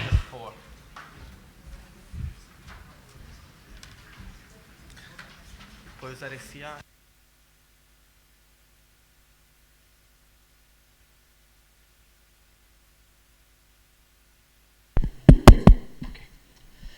So, Honorable Chair, dear fellow delegates, thank you so much for listening to me. And I didn't prepare any speech about this argument, so you can be sure that I will talk to you from the bottom of my heart, and I commit to... I'm Andrea Ruggero Pisarda, delegate number 4. And yeah, I will commit to talk to you with all my intellectual honesty that I can. And so first of all, I guess that when we talk about M&Es and globalization, those two topics are very strictly connected. So I guess then when we talk about trade, world trade, we think about huge countries like such as USA or China. Exporting goods pretty much everywhere. But we forget, we have a bias with respect to export goods that makes us connecting exports and confusing them with the outsourcing, with two different things. Because we actually think about exporting goods as final goods, while China is actually exporting 40% of its exports as outsourcing. So if we think about cutting all the outsourcing share of the M&Es on the world, we would basically destroy the world trade, right? So point is that we're all economists, right? We all study economics. We know about the curves and works of our emerit professors and things. My point is that I won't tell to you to remember, to recall some breadth of things. What I'm here to tell you is that we perfectly know that M&Es have a lot of spillover effects on economies, catch up in technologies, and incredible boosts in wealth in the hosting countries. I don't want to enumerate all the things. This is what I wanted to say. What is the point of pulling the rope from two different directions? My idea is that it would be far better to recognize, far more efficient to recognize with intellectual honesty to the benefits of M&Es in any country, and rather discuss how to solve the cons. Everything has a cons. Chocolate has a bad effect. Medicines, anti-cancer medicines have like collateral effects as well.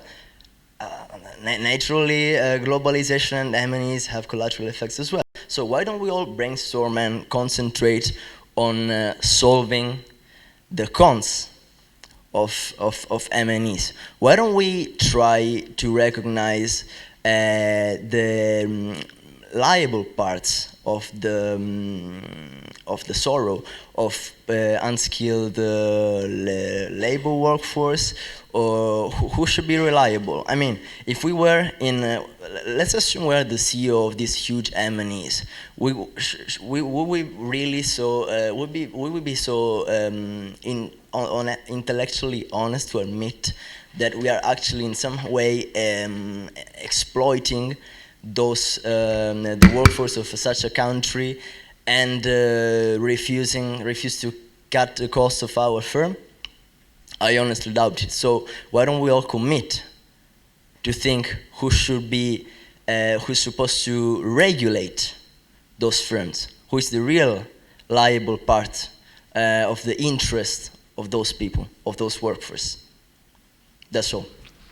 Thank you. Thank you so much. We will now start with the open debate. Sorry.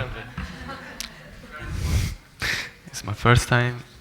So, we will now invite one of the delegates to hold a speech supporting position B. Please raise your placards.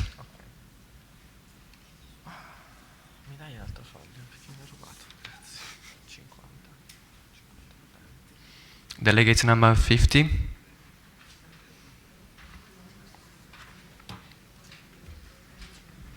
You have the floor for 4 minutes. Thank you.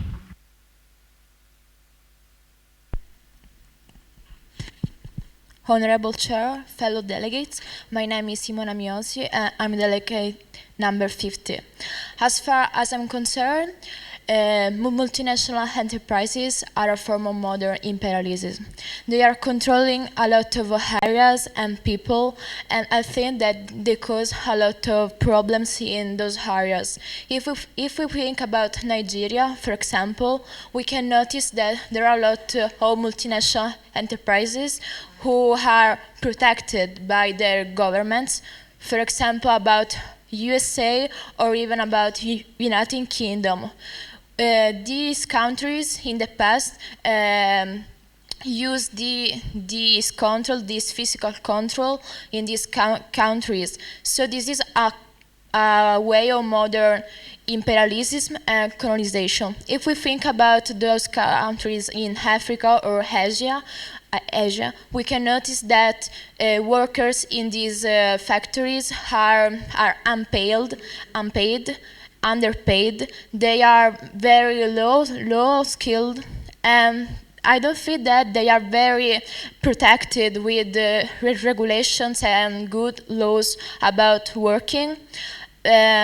If we think about the regulations in South America and Latin America, we can think about the factories and enterprises that are giving to the farmers the seeds for genetically modified organisms. They oblige farmers to use their seeds and to buy every and each year seeds from them. If we think about other negative effects, there are some negative effects about environment, because in these poor countries there aren't very severe and strict laws about pollution and environmental protection. So these enterprises are polluting a lot. They are taking profit to their home. So where their main factory are, for example, in the richer countries, they aren't teaching people how to do their job in the right way, because they are using unskilled people. So there are so many negative effects that I think we can consider it. If we think about something of the Millennium Goals, we can know that in 2030 the UN decided to increase their goals and to fulfill some other goals. For example, to increase the working conditions, to decrease the number of child labor, and to give some further regulamentations about the work in those factories. We think we should consider these negative effects when we think about those factories and enterprises which are working and based in those countries. And we also should consider a report that the International Academic Research for Social Studies and Economics did in 2013 that states how these factories are causing lots of very negative effects on people and on those countries. Thank you for your attention.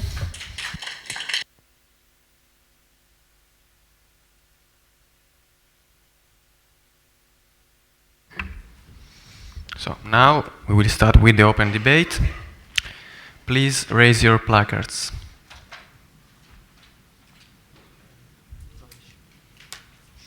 Okay, number 12, you have how many? 3 minutes. 2. You have 2 minutes.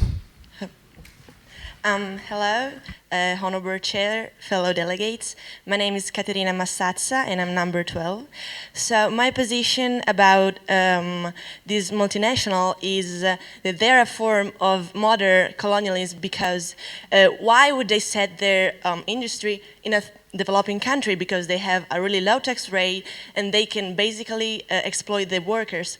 Why? Because an industry wants to have as we said before about globalization and maximizing profit. So of course they will go where they would pay a low tax rate and they could just not exploit, but really pay worker the minimum wage.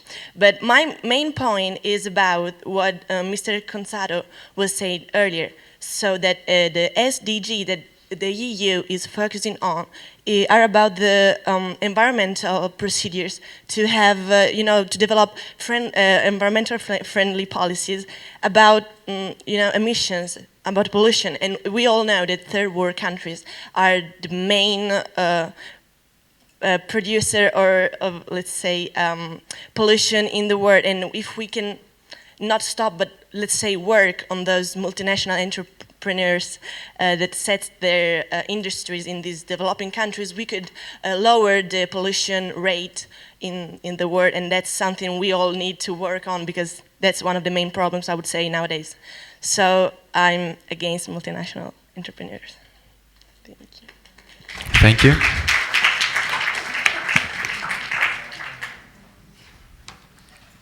Please raise your placards. Okay.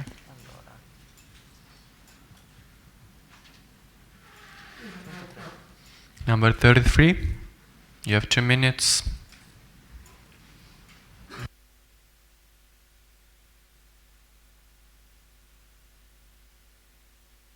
Hello, fellow delegates. My name is Isabella Rossi, I'm number 33. And I will speak in favor of multinational enterprises giving development aid. My main point is, what is the alternative to multinational enterprises giving development aid? And it's either governmental aid or intergovernmental aid. And we have to think that 2.3 trillions of development aid have been given since it has been born, and 568 billion only to Africa, which is as poor as it was 40 years ago. And the main problem of governmental aid lies in feedback and accountability. Regarding feedback, I think the main point is that people respond to incentives. So I was reading about this economist, Easterly, who worked in the UN and in World Bank. And he said in the 1990s and early 2000, to contrast infant mortality, governments and international organizations were flooding rural villages with condoms, because they thought this is the best way to hinder child mortality. But the fact was that those families actually needed to give birth to children because they needed them to help them in work and harvest the farms. So I think development aid should be more focused on feedback from locals. And another point is accountability. We've seen before that most of intergovernmental aid programs are very broad and don't focus on one specific issue, but rather they're like multinational and global and have these awesome goals, which are, however, not easily targetable because they're not specific. So yeah, my main point is that we should count more on feedback, and feedback should be given to more accountable agents. There should be a scientific advisory board that renders those programs accountable. Thank you.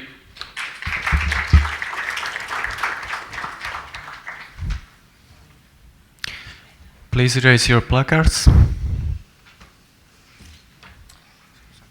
Who has not talked yet? Okay. Yeah. Number 52, you have 2 minutes. Honorable Chair, fellow delegates, my name is Simone Galbusera and I'm delegate number 52. First thing that I would like to say is, usually multinational firms are said to bring technology in poor countries, but is it really true? Do they really bring technology to poor countries? I don't think so. For example, Nestlé and the scandal of the breast milk, or seed scandals, or if you want to think about something that is more recent in time, Russia case. Russia has been colonized by multinational firms, but after sanctions, its economy is in profound crisis. Why? Because Russia did not develop technology by its own, but it relied on the one that multinational firm brought to the country. And now they don't have the technology to product by their own. Criticism may say that China is a favorable example, but China is another thing, mostly because China had the strength to develop its own technology and to protect their own firms. Therefore, I'm against multinational firms for this reason. Thank you, delegates. Please raise your placards.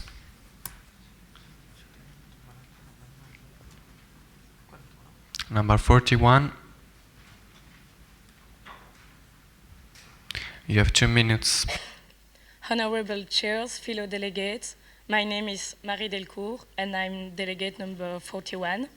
So I'm sharing the point of view of David Corton, who is an American professor, who described the multinationals as instruments of tyranny of the market, which spreads its seizure by all the planet, like cancer, which colonize more and more living space, destroying existence, moving habitants, and removing democratic process. So we have already talked about a lot of negative effects, so I want to concentrate my speech on another point, which is the public responsibility of the multinationals. They pretend that they can rule themselves, and they say that we have to trust them, but how to believe that this auto-regulation can be enough when their main reason to be is just to maximize the maximization of their profits? In the sector of the toys, of shoes, they have, it's true, drafted some code of conduct, but what is the real values of such codes if they are not accompanied by a system of independent control? So it is necessary to create a global authority authorized to control the multinational companies so as to guarantee that their activities respect fundamental rights of the individual and contribute to eliminate the poverty. So never in history of the humanity we had so much actors foreign of the public sphere who had such a big power. So my point of view is this power must be submitted to a democratic control. Thank you.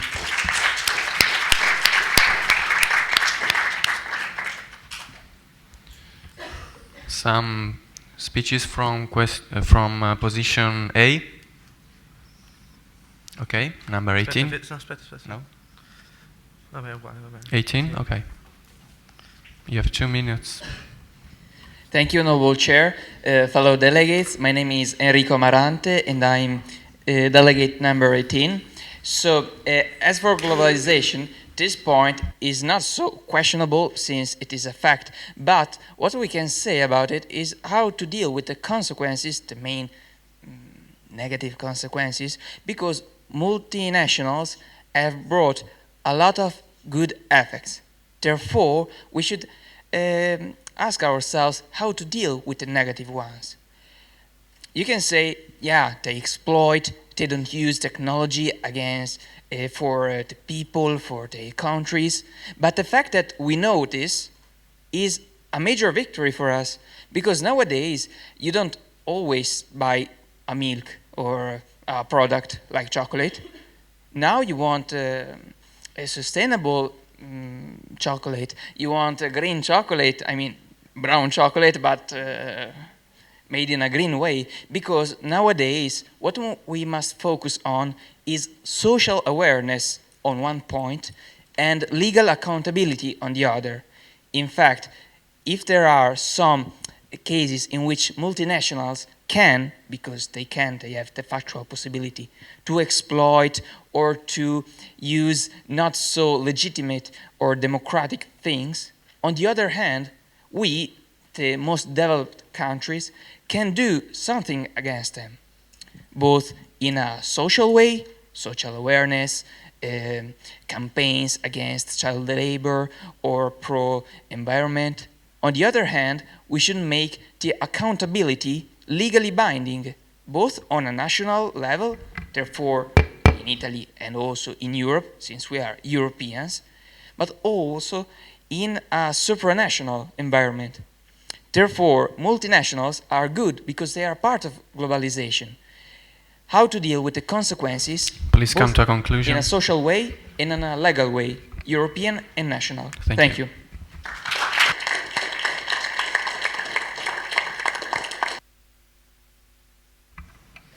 Both position, raise your placards.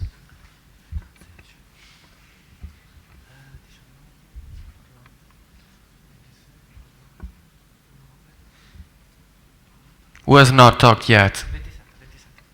27. Okay. You have 2 minutes.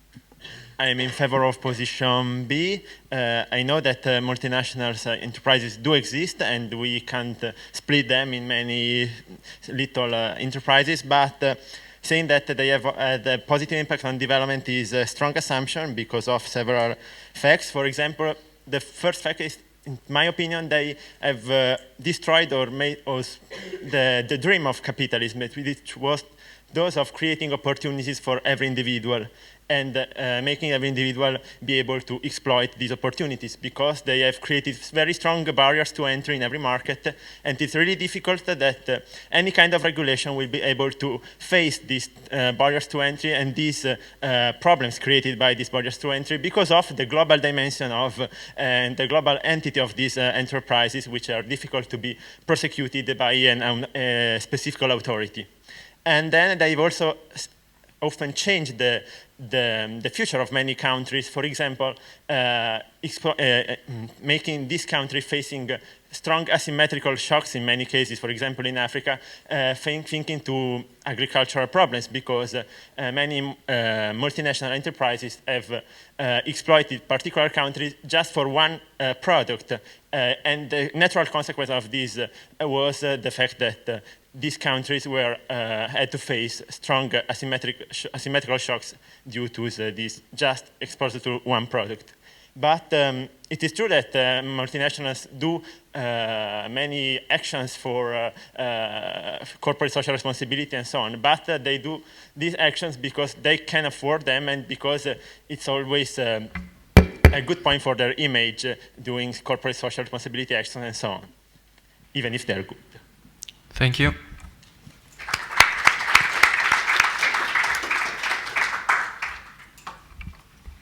Please raise your placards. Number 19.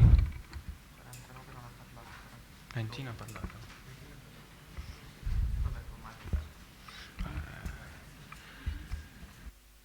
Honorable Chair, fellow delegates, my name is Erika Poletti, I'm delegate number 19. I'm very amazed when I hear some delegates saying multinational companies are only driven by profit. You know, we all know that all companies are driven by profit, so also small companies maximize their profit. That's their objective.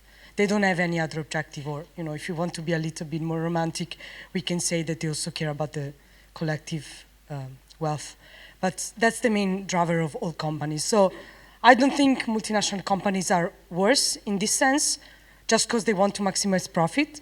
I think the main problem of multinational companies is that they have power. And it's very easy when you have power to misuse it. On the other hand, I'm very confident about the positive effects of multinational companies because, first of all, they lower prices. And that's also good for developing countries. The fact that many people could access goods at prices that were affordable for them is a positive effect. And this also enhances their growth. Second of all, we have more variety. And that I take the position of consumers, and we love variety. We love low prices and we love variety, and multinational companies can give us that. So here the main issue is to control the power that they have. So what I propose is that regulations must be stricter with multinational companies, because their job is not wrong by itself, but it's the abuse of power, which also happens in governments and in politics. After all, I don't think it's a problem of multinational companies. So the main reason is that the main thing to do for states and institutions is to limit the power of multinational companies, because they are the only one that can think more about the collective good of the state and the world. So they will never, multinational company will never think for the greater good. It's states that can think about the greater good. Thank you. Thank you.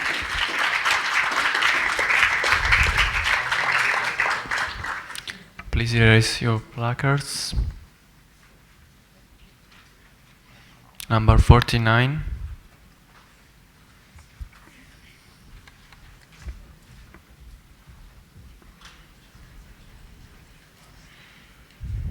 Two minutes. Honorable Chair, thank you. Fellow guest,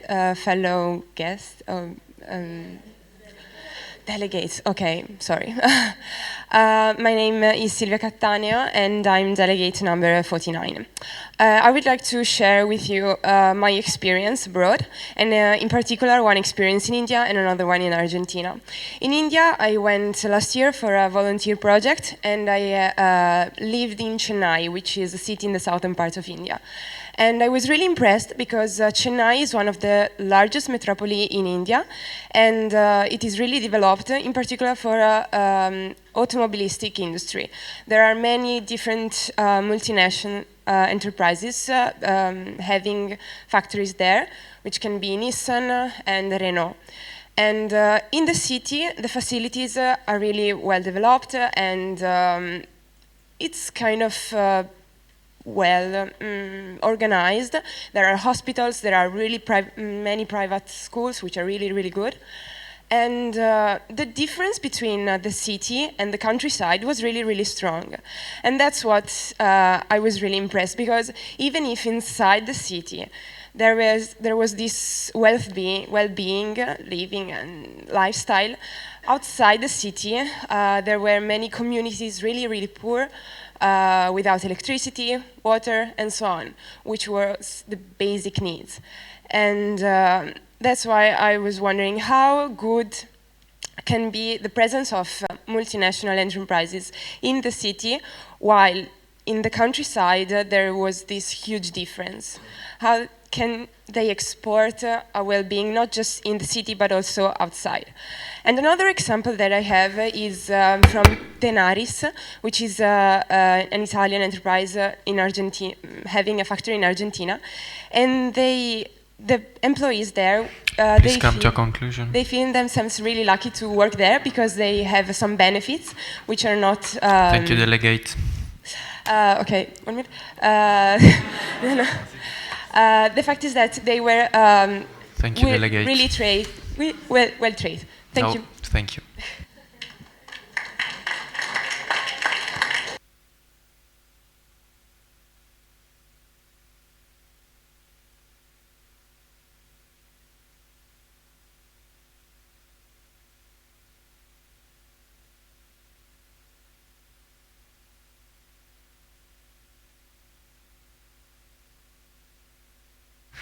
Okay, let's move on.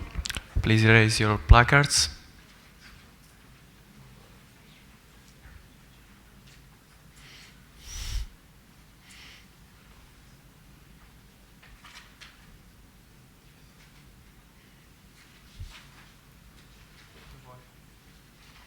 Number 9. You have 2 minutes.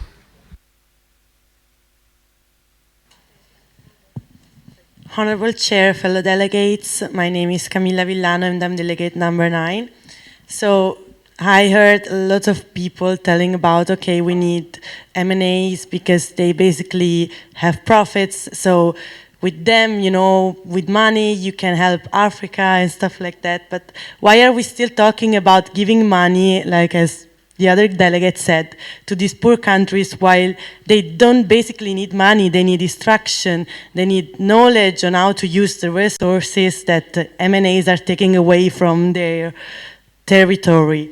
So, of course, M&As give give a lot of jobs, and they mainly enrich the already rich countries. But they still unpaid job. They try to go abroad to use basically low-paid workers or unpaid workers, and I don't think that that's right. And as I said before, we can't talk about development if it's not sustainable. So I think that that's the whole point. I mean, there's nothing more to discuss. Thank you very much. Thank you. Please raise your placards. Number 14.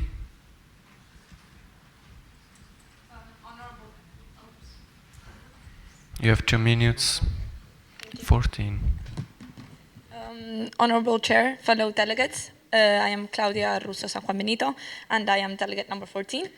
And I think that the whole concept of multinationals can be summed up really quickly. We need regulation, as it has been said before by another delegate.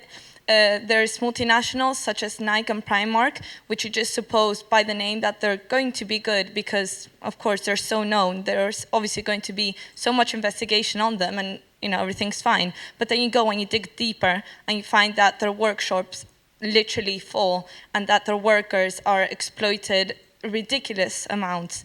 And then you have the pollution side, that they're harming all these other countries, and they have Ferrero and the palm oil, but then you dig deeper, and then suddenly you find out that for every tree that they cut down, they plant even more. So they're actually kind of helping. So in really brief, there's multinationals, and you think that they're all great. Then you dig deeper, and you find very different things. Why? Because of regulation. I think that's the main point. What my question would be is, why aren't they more heavily regulated? I find it quite surprising how you can dig deeper into Nike and Primark and find such conditions, and then dig into other companies and find such contrasting conditions. That is just my main point. I read the other day, there was a survey online, and I read that there's something which is called social corporate investing, which I hadn't heard of before. And it's basically investing into companies which you think are doing something good. The problem is that not all companies are public, so you can't actually buy stocks and be shareholders and invest into these companies, like Ferrero would be, for example. But I think that would be another good solution other than regulation, in order to actually invest in a company which is doing something good and try to Thank you. Boost it. Thank you.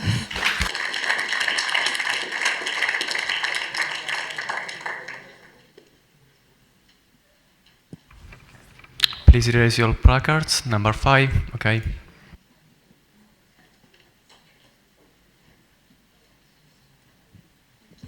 Honorable Chairs, fellow delegates, I'm Anna Peterson, delegate number 5.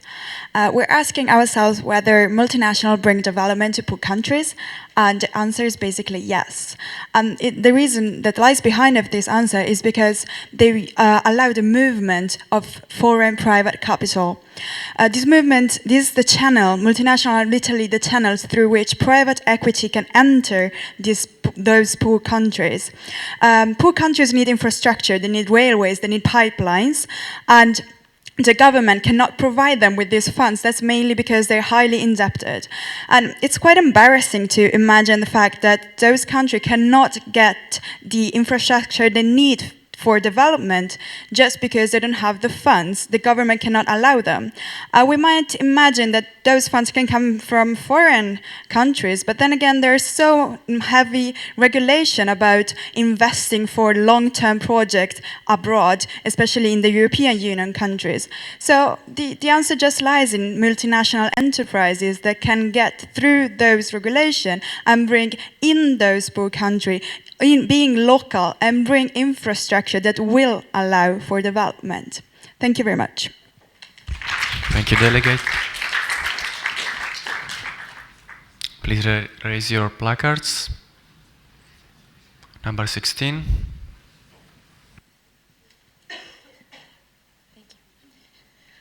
Honorable Chair, distinguished delegates, my name is Eleonora Desiat, I'm delegate number 16. Okay, so it has been argued about multinationals that they open up the market, therefore breaking protectionism, that they bring new technologies into the country. And I say, maybe, but let's not be this naive, fellow delegates. This may be the case sometimes, but what is often very true is also that this so-called development brought about by multinationals in developing countries is not sustainable. If most of the countries that invest the most in developing countries are actually the so-called defenses of freedom that have at the same time not ratified most of the international conventions on environment and at the same time had very doubtful ties to undemocratic authoritarian regimes in countries in which they invest. So, please. Also, labor rights, I don't even go into that because that's another chapter of violations. What is also often very true, and I'm really sorry to bring up this, is actually that the assumption that resources from abroad can develop a country is a bit biased because resources can be absorbed when there is a market, there is purchasing power, and most of all, no country is underdeveloped because it lacks resources as such. A country is underdeveloped when it's unable to make the most and to make great performances out of the resources the country already has. So what I think we need, is to channel investments towards the production of local managers and entrepreneurs and to generate the most competence so as to make resources fully effective. So policies of encouraging the private sector, domestic entrepreneurs, and domestic managers. Thank you. Thank you. Someone else? Okay, number 26.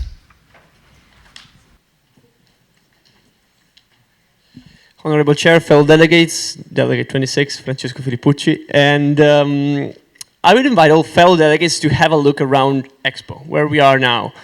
Visit maybe later, not now, the pavilion of McDonald's, of Illy's. Look at all those Illy's commercials with coffee producers in nice traditional costumes and so on. Do you really think that those multinationals pay these things because they care about those things or because they actually care about their image and their profit making? Delegates, let's be honest actually. Like, all points about multinationals are good go like, okay, multinationals are important economic objects, they only need to be regulated.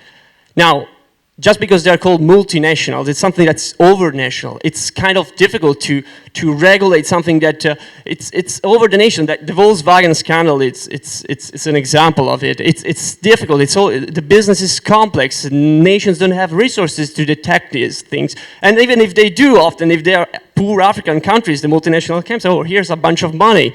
Stop prosecuting me." And the governments will actually just be corrupted at this point. We have seen how corruption is a spread phenomenon in this world. So delegates, to come to conclusions, of course we care about like low prices, we care about variety and so on, but we're not just consumers, we are citizens.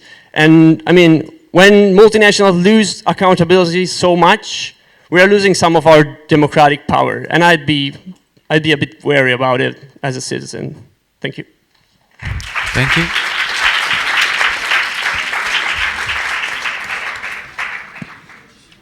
Other positions? Number 4.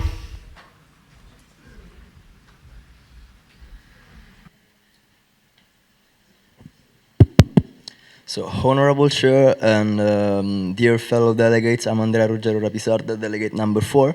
And some minutes ago I've heard an intervention that I really enjoyed a lot about regulations. And I want to deepen it, telling you a very short story about Nikes in China.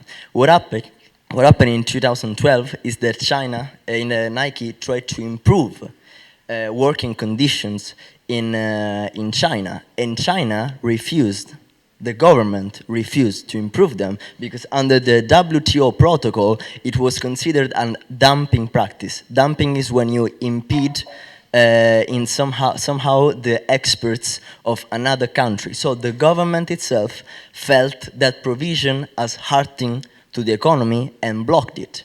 So it's not true that MNEs are such horrific institutions that try to maximize the profit. And profit maximizing is not always bad, because in our case, who are people? People are consumers. Magnates are not considered as consumers. And when we think about consumers, the profit maximizing of those firms actually equals our personal profit maximizing, our consumer surplus. This is all I want to add. Thank you so much. Thank you. Is there someone else? Number 34.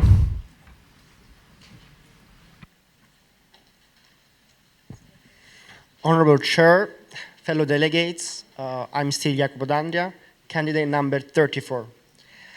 I want to highlight a point. From the 80s, from the 90s, as the countries of origin experienced more labor rights requirements, stricter safety rules, increasing salaries to counteract the galloping rate of inflations, many multinationals just refused to fully commit to them and just shifted away their production assets to less demanding legislations. This is the case of China, India, Thailand, Malaysia. These places became the new holiday resorts of the business travelers. And as the phenomenon was increasing, the race of the emerging countries to attract as foreign direct investment as possible started being pushed by legal and fiscal obligation that changed with firms' needs. Of course, world is not all black. And the free movement of capital allowed for a better distribution of resources. And the countries which have won this race are in some way the most hopeful expectations for the future. And one could argue that the economic development has just left it some wounded on the battlefield, and this is an acceptable outcome. Yes, I could, but I don't. Because the kind of development that emerging countries have been experienced during the last decades has often lacked a crucial support by the government to change the same fiscal and the same legal obligation with people's needs. So that's why, as like the previous some other delegates highlighted, sometimes the relationship between the developed and the developing countries has not been carried about by official and diplomatic figures and officials, but in some way by Please come to a conclusion. A relationship network built by profiteers, by unscrupulous politicians, and businessmen. And so, thank you. Thank you very much. Bye.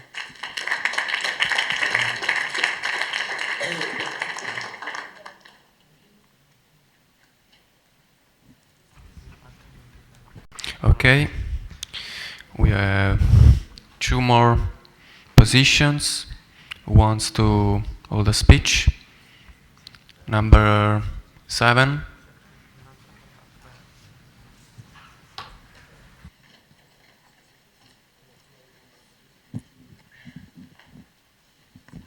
Okay. Honorable Chair, fellow delegates, I am Mariana Pedrini, candidate number 7. Okay, before arguing if we are pro or against the multinational enterprises, I think that we should take into account that the nature of these enterprises, which are private enterprises, but with such a big economic power that they enter into the international political debate. So I think that before saying if multinational enterprises are good or not good for the development goals and are good for the development in poor countries, we should try to include them in the development process. And we have talked about regulation, for example, we have talked about rules and something like that, but I think that the priority in order to do this and include multinational who bring development in poor countries is to allow them to participate in the international organization debates. So it's just, of course, it's just a proposal. It's difficult because I'm simplifying a lot, but I think that this could be taken into account when we talk about multinational enterprises. Thank you. Thank you.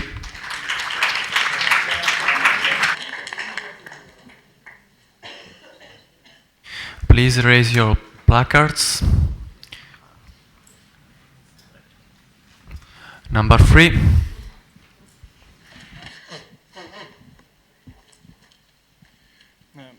Okay. Honorable Chair, fellow delegates, I'm Andrea Marega, number 3. I'm trying to be more comprehensible now. So I heard something about the better distribution of resources of multinational, and I've heard something about the variety and the low prices of goods. Let me tell you something about land grabbing. Which is a practice very common in very poor country where multinational enterprises buy fields which are not private, because in many states, many countries, there is no private property, and so they basically buy these fields from government, corrupted governments, and then they use the as a workforce. They use inhabitants of these fields, and then they sell food to them. So basically, they sell the foods they worked for, and this is very common practice. And these foods are and these goods are also eaten by us. For example, I can also, for instance, Nestlé is doing something like that. Also with this also deal with deforestation and so on, and these just give no space for competition and free market, which are two very important things we have already studied, and it generate entry biased, which is another thing that is not in line with competition. So this Please is my come to a point. conclusion. Yes, this is my point. I finished. Thank you.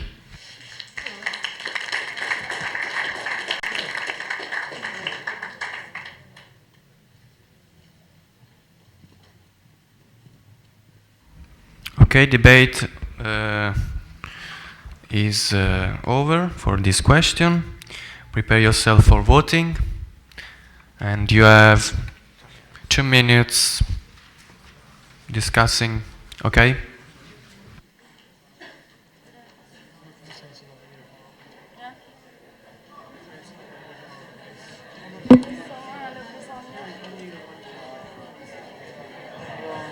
Non c'è nient'altro, non è rimasto di compagnino.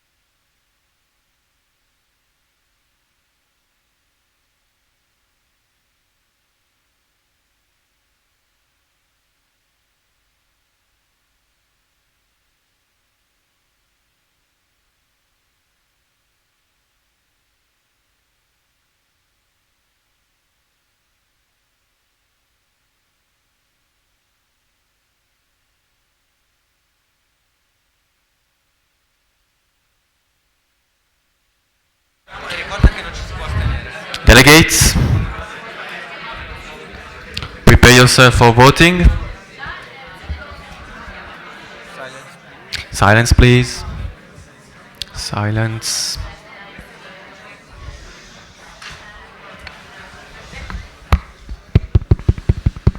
Okay.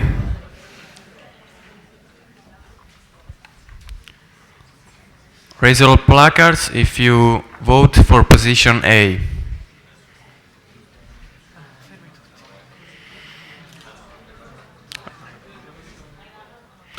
Raise them, please.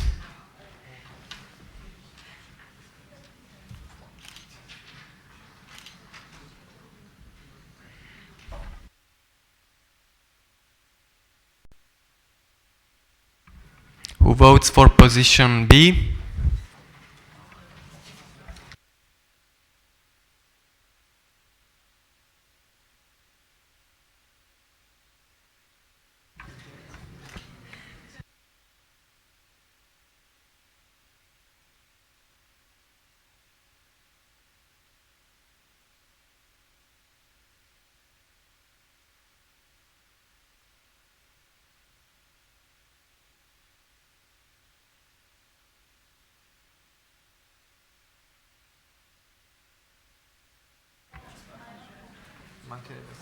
Okay.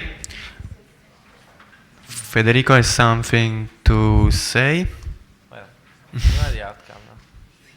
Okay, the outcome is 27 votes for position B and 24 for position A.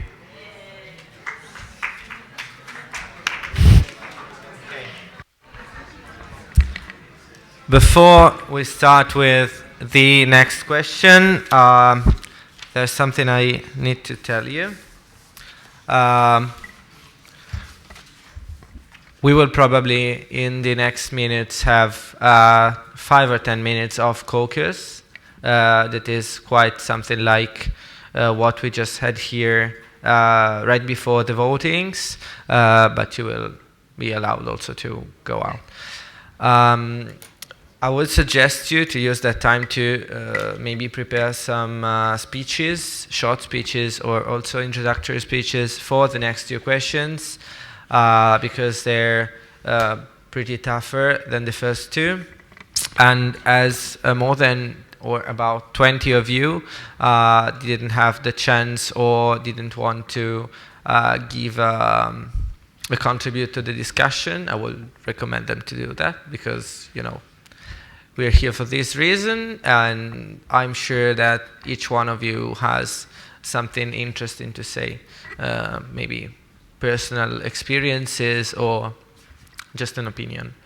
So really, don't be afraid of speaking or of telling what you think, or just of sharing something connected to the topics that we will address. We will now start with the debating of question number 3. In 1996, the International Monetary Fund and the World Bank launched the HIPCI, the first coordinated effort by the international financial community to reduce the foreign debt of the world's poorest countries. Since then, several agreements have been reached to reduce the external debt of heavily indebted developing countries, but the results are inhomogeneous and ambiguous, and the conditions that these states have to meet in order to be eligible for a debt cut are arguable. For this question, the positions under debate are: HIPCI is valuable, HIPCI is inadequate. Okay, Nicoletta, could you come just a second?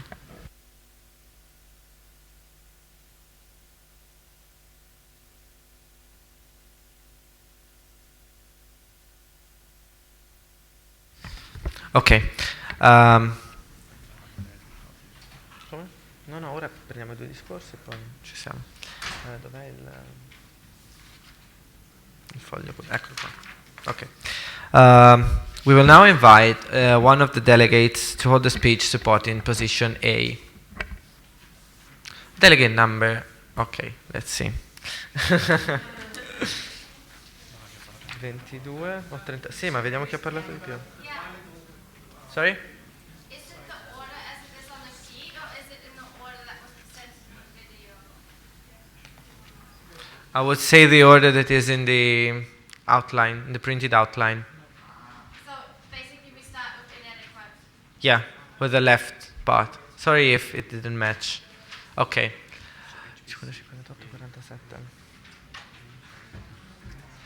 47 non ho parlato. Delegate number 47, you have the floor for 4 minutes. Please come to the table. There is better. Yeah.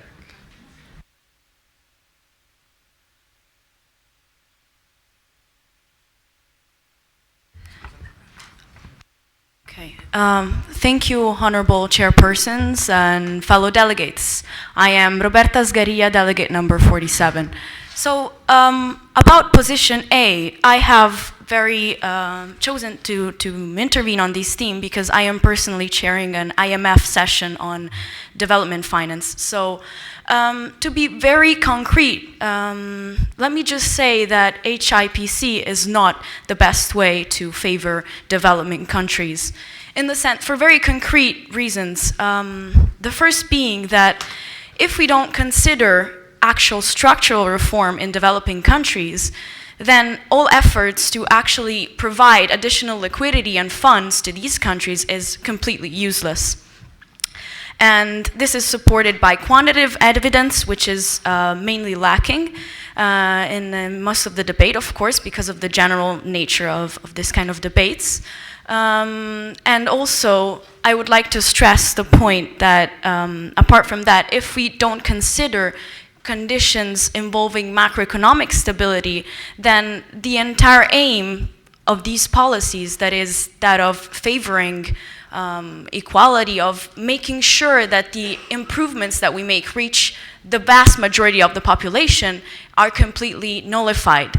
This is for very specific reasons. If we have inflation, if we have instability, fluctuations, we cannot make sure that these developments, these policies, reach the vast majority of people. And we can be sure that there will be income inequality in this sense. And this is not what we want, what we aim to achieve. So what we have to do is act at the local level. So what the IMF mainly does is give countries advice about technical changes to be done domestically, and that is the most effective policies that we can try to achieve. So raise awareness also in this sense, but also we should consider the fact that just providing liquidity is not going to be effective enough unless we're talking about exogenous shocks.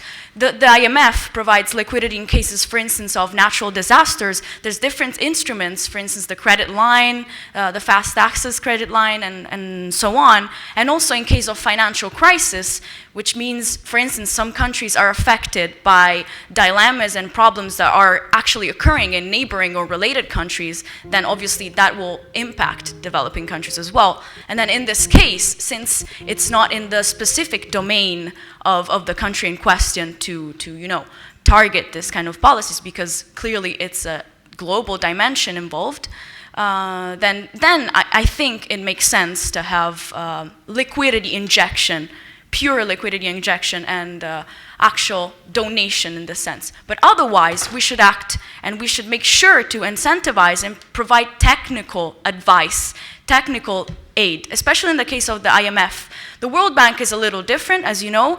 I suggest that these kind of interventions and partnerships and actual liquidity fund and provisions and so on should be targeted more by multilateral development banks, by development programs, by partnerships that are to be done in loco, in the area in question. We should encourage South-South cooperation. We should find innovative financial instruments, whatever you prefer, but we don't just go to countries in need and inject liquidity out of nowhere. Thank you.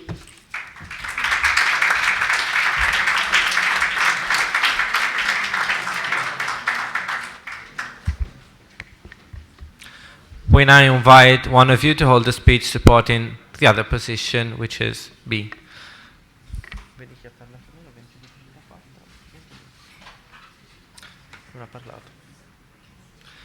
Delegate number 22.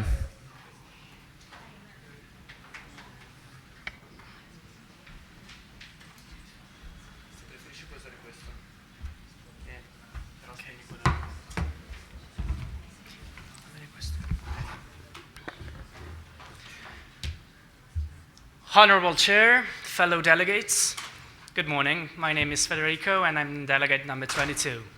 First of all, pardon me, I'm not citing anything about IMF. Compliments to you, fellow delegate, because you've been so technical and precise. But unfortunately, I will try to be a little bit less technical and a little bit more straightforward. First, let's talk about what HIPCI is. Highly Indebted Poor Countries Initiative. This project is made up of two different phases. The first one is the decision point, and the second one is the completion point. To be able to pass through these phases and receive a full debt relief, the countries must comply with some of the requirements that my fellow delegate was mentioning before, and this kind of requirements are called, in my opinion, and not only in my opinion, in three different ways. There is an official one, which is structural adjustment. There is a second one, an academic one, which is conditionality, and the clearest one, in my opinion, which is austerity. So, about austerity, I think that we should just put ourselves in the IMF and World Bank's shoes. What would you do if you lent money to somebody? Let's assume you're a bank. What would you do if you lent some money to a firm? Wouldn't you just check their assets as a collateral? Wouldn't you like to be sure that this debt can be actually repaid?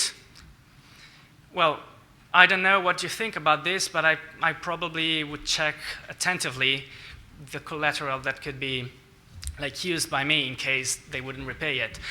I'm not doubting the capacity of the underdeveloped countries, of the HICPI, okay, you understood, of using that money in order to achieve the objectives, the humanitarian objectives, which were MDGs before and SDGs now. But still, as we've seen this morning, there are plenty of issues about the use of this kind of money. First of corruption and then lack of institutions, which unfortunately characterizes all the underdeveloped countries so far, or most of all at least. So first, this austerity, that's a bad name, this name has been used very much in the recent period and may be overused sometimes, but still, this austerity is important both for guaranteeing the welfare of the recipient countries and for making sure that the creditors, that the banks we were talking about, each of you will have their money back sooner or later. So I think this particular initiative, this joint effort between IMF and World Bank is kind of viable. Of course, it is not perfect because, of course, debt relief will not guarantee excessive growth to the countries, but still it's a good starting point, and I don't think it is inadequate. Sorry. So, in conclusion, I think it is valid. It can be improved, but still, these conditions, austerity conditions, first of all, are the most important things to guarantee the actual success of this project. Thank you. Thank you, Delegate.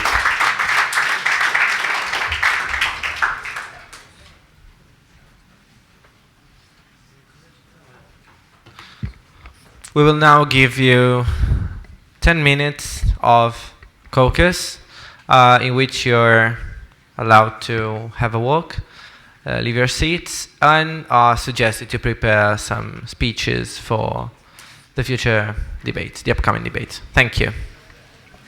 So, see you here at 4:30.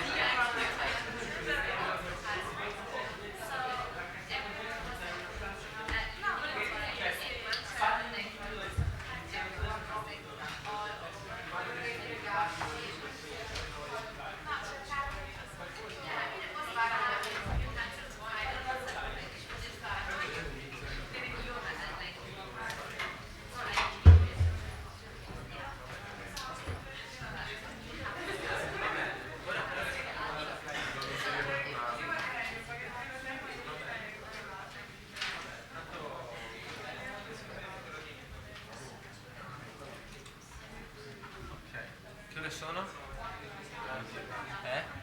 Dopo 3. Dopo?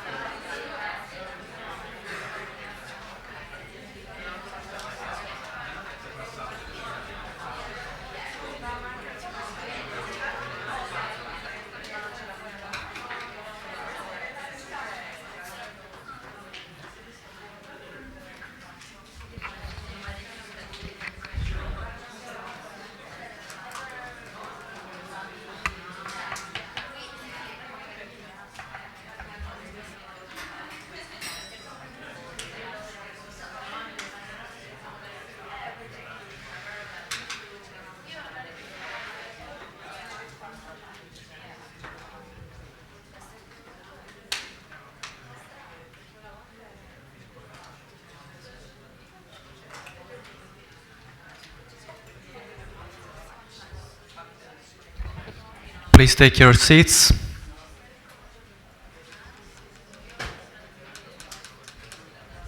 Please.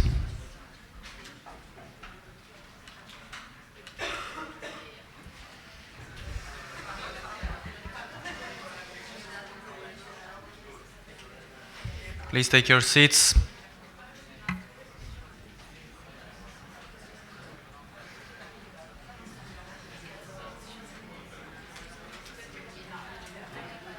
Please take your seats. Nicoletta, vai a chiamare, dai, per favore.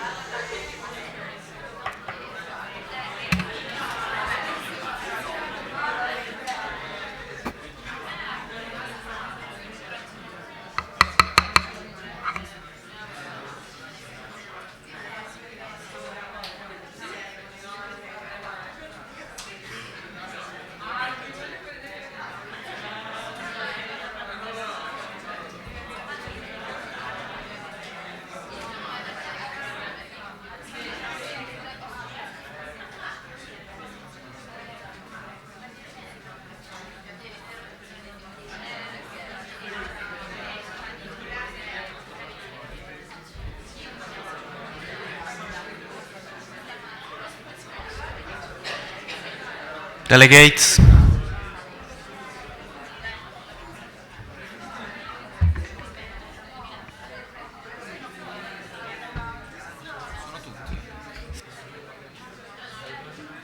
Morbidi sulle tempistiche perché mi hanno detto che è fuori per me.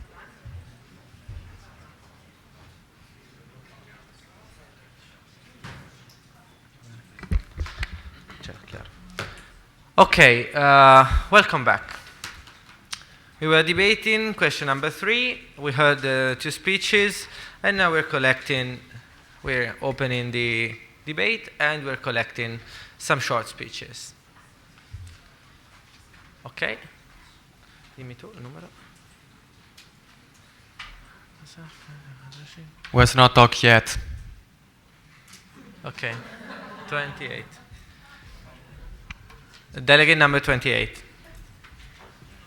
You have the floor for 90 seconds. Honorable Chair, fellow delegates, I'm advocating position A, that is that HIPC initiative. Could you introduce yourself, please? I'm Francesco Mulè, delegate number 28, sorry. And yeah, I want to advocate that HIPC is inadequate. But it's not inadequate because there are like just a few countries in the initiative. But it's inadequate because the constraints are not too strict, are not strict enough. That is, we have found in these years that the effects of the debt relief on those countries were null, because those countries have regained all the debt that we relieved to them in the same years in which those debt reliefs were there. So what I'm saying, I think that we should do, we should put two constraints more in this HIPCI. That is, first, the debt relief must be unique, because there's a perverse incentive for those countries to have always to increase their debts, because there will be always a debt relief. And second, we have to give those debt reliefs only to those countries who prove to be responsible. In fact, in the previous years, we gave this debt reliefs only to those countries who had like bad political leadership, corruption, clientelism, and things as such. And that's all that I want to say. Thanks. Thank you.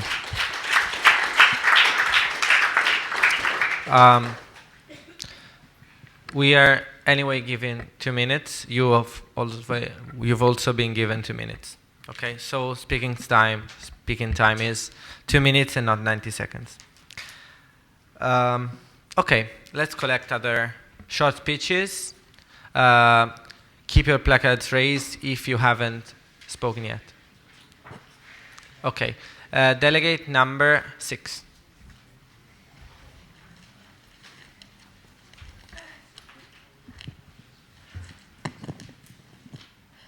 Honorable Chairman, dear fellow delegates, my name is Arianna Gatta, delegate number 6.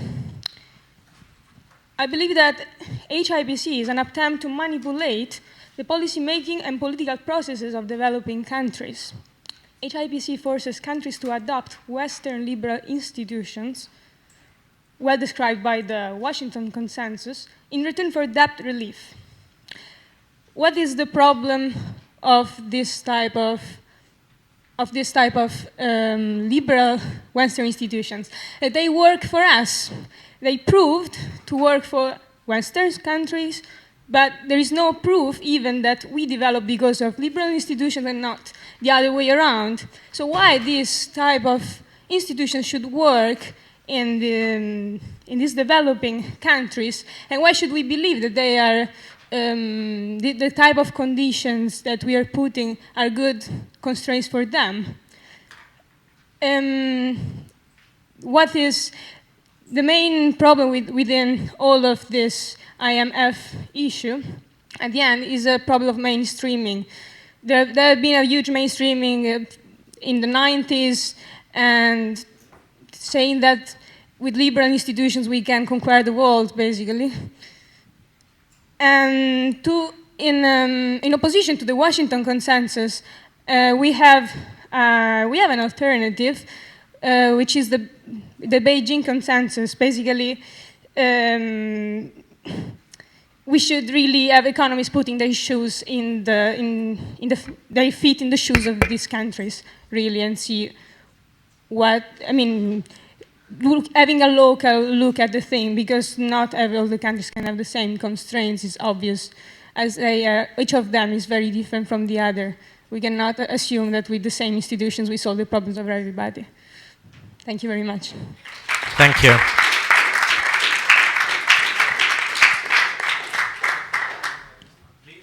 Please register placards. Okay, delegate number 53.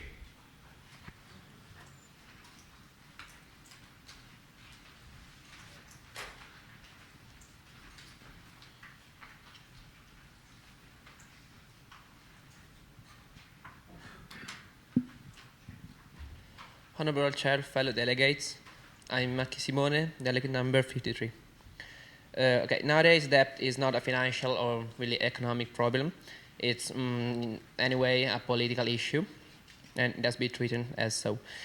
It is an overwhelming instrument of power control, perhaps the most effective ever created and invented. Okay, firstly, the HIPC process is aimed not at cancelling debt.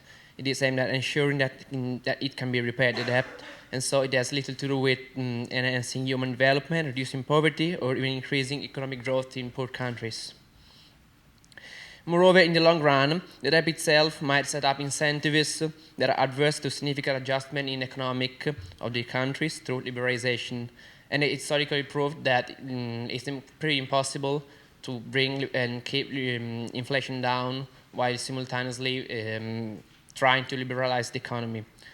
As concerning social issues, loans has been given to wasteful and corrupted governments, which has been and are the causes, as well as the outcome of underdevelopment and bad politics, and whose programs were not credible. The project to be financed were of dubious value. So, how's the solution? In my opinion, it's necessary to call for a more humble approach to macroeconomics and a commitment to honor promises made in such a sector.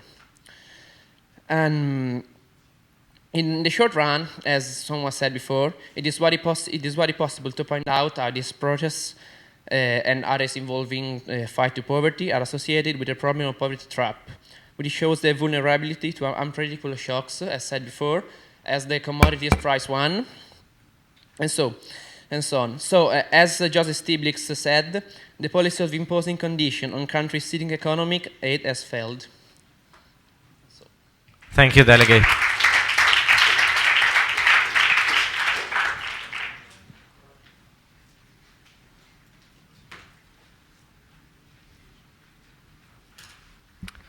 Other speeches, raise your placards. Thank you. Delegate number 51. You have the floor for 2 minutes. So, Honorable Chairman, fellow delegates, my name is Simone Bussu, delegate 51. And my position is in between the 2 points because I think that charity is not a solution for poor countries because here is debt relief. So we can't just cancel debts of poor countries and say, okay, now you have more money, so you can spend more, for instance, for education or for healthcare. But those programs must have a conditionality. So I can give you debt relief, but you have to fulfill all these programs. Briefly, this program that we have decided together. Like in Greece with the Troika, I will give you a loan, but then you will follow the program.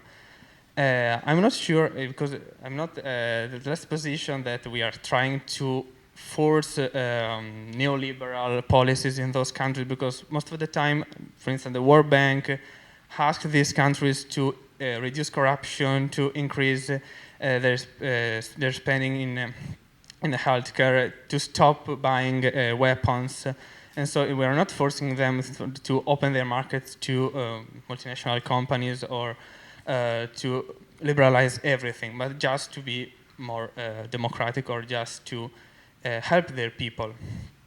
So I think that the EU must increase his help to the HIPC, maybe creating its own HIPC so that I will give you money, but you will follow for instance, our right chart. If you follow our chart, I will give you money. Thank you. Thank you. I remind you that when I tap on the microphone, your time is not over. I'm just telling you, you have 15 seconds more in the open debate. Okay, we're calling for other speeches.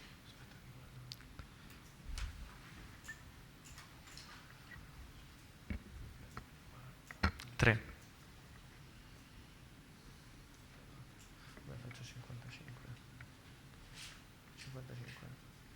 Delegate number 55, you have the floor for 2 minutes.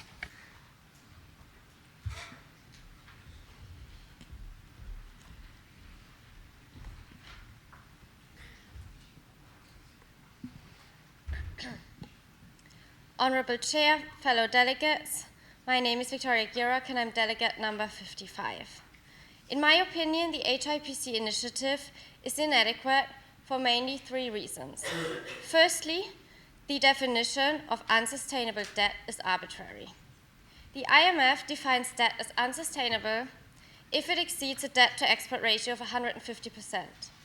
Many economists have already pointed out that this definition does not represent the true indebtedness of a country. Secondly, the conditions of the HIPC are too rigid, which means that they apply the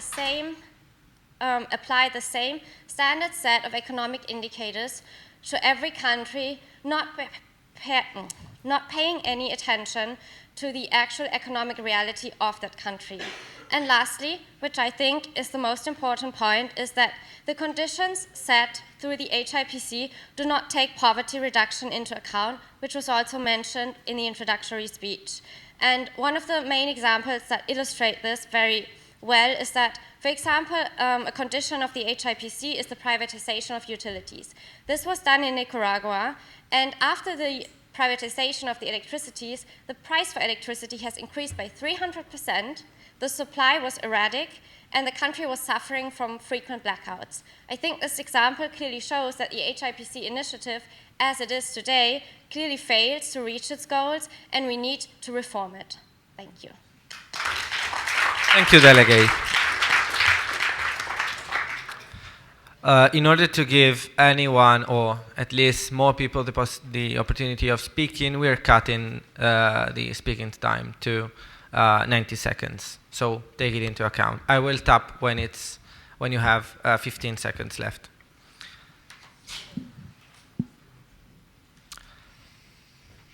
We are collecting other speeches.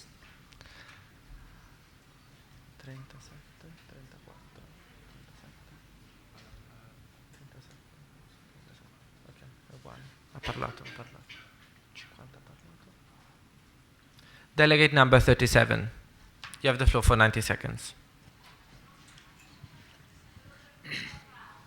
Honorable Chair, fellow delegates, my name is Luca Gelli and I'm delegate number 37. So the HIPC initiative is probably one of the brightest opportunities to reduce the gap between rich countries and poor countries nowadays. It's really unfortunate, it saddens me to say this, that the IMF doesn't realize the consequences of the requests they make. The IMF is trying to create a system that would release these kind of nations from their indebtedness with a fast debt relief system. However, there is a huge and massive lack of knowledge about the societal issues that regard these countries on part of the bureaucrats of the IMF. Just consider the situation of Zambia. Zambia has been undergoing dramatic, systematic changes in the last years, and the result of this is not an increase in the GDP, is not an increase in the wealth, only an increase in the number of people infected by HIV. So, Honorable Chair, fellow delegates, do we really want innocent people to pay so that our spreadsheet could look better? Thank you. Thank you. We're collecting other speeches.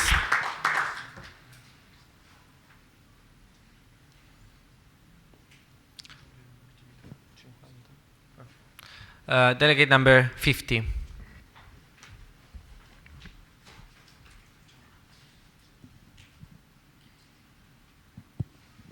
Honorable Chair, fellow delegates, I'm delegate number 50, I'm Simona Miosi. What I think about HIPC it's that it's a very important initiative. It's very valuable because I think that it's a good instrument that the International Monetary Fund, that the UN could use to reduce the gap between the poor countries and the rich countries, avoiding that this reduced debt wouldn't be bad. Because I think that if we only reduce the debt that they have, but we don't do anything really important to help them, it's useless. So I think that we should, with the HIPC, we say to these countries to implement a program to reduce poverty, to reduce this cost of bureaucracy, and we can implement some new funds to help them and to reduce debt without losing our whole opportunity of recovering these debts. Thank you. Thank you, Delegate. We're collecting other speeches. Okay. Delegate number 47, you have the floor for 2 minutes. Thank you, Honorable Chairpersons. Fellow delegate, I am number 47.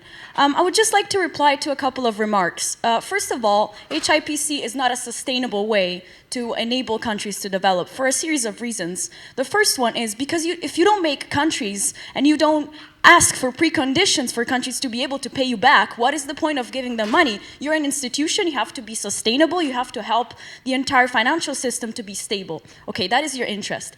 So if you want to talk about how to help these countries, you have to think, first of all, what can we do to help them improve their domestic level action? First of all. Secondly, we have to act, since we're talking about the World Bank, let's talk about, for instance, reforming voting rights, just to talk about something that is very critical and very controversial at the moment. Voting rights, talk about structures, reforming from the inside the system. Because if we're talking about ways to help countries through policy, then it doesn't make sense to think about HIPC as an effective and sustainable solution. And the delegate that spoke after me, sorry to call you into the question, but you said that austerity is an alternative to HIPC, and they're kind of like complementary, they work together. It's not true, because austerity is completely different from HIPC. It's not the same thing. If you support HIPC, you can't be pro-austerity. Thank you. Thank you, Delegate.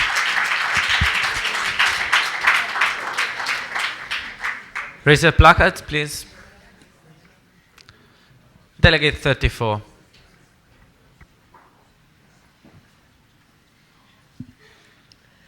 Honorable Chair, fellow delegates, my name is Jacopo D'Andria and I'm candidate number 34. Let me say some other words in favor of the initiative. Although the debate is extensively taking place between detractors and supporters, much can be said about it. Most of the countries involved in the initiative have carried about tremendous economic reforms under the conditionality of the debt relief program. And sometimes they failed in changing radically their disastered economies, and sometimes they took a big step towards achieving some of the Millennium Development Goals.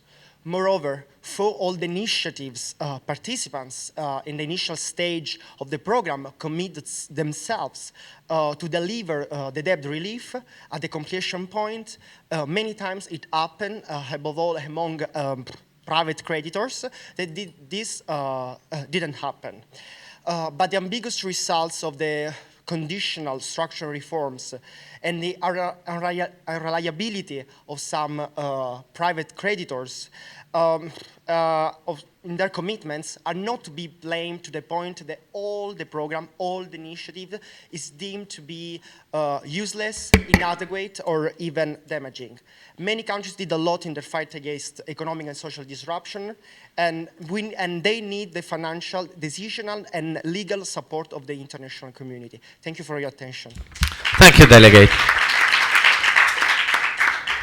We're now collecting other speeches. Delegate number. Chi ha parlato meno? 9, 14. 14 ha parlato.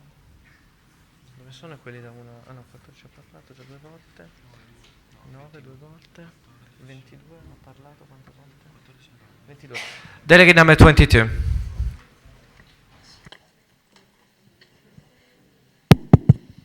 Honorable Chair, fellow delegates, I'm again Federico Aldepunzi, number 22, and I would like to clarify one thing first.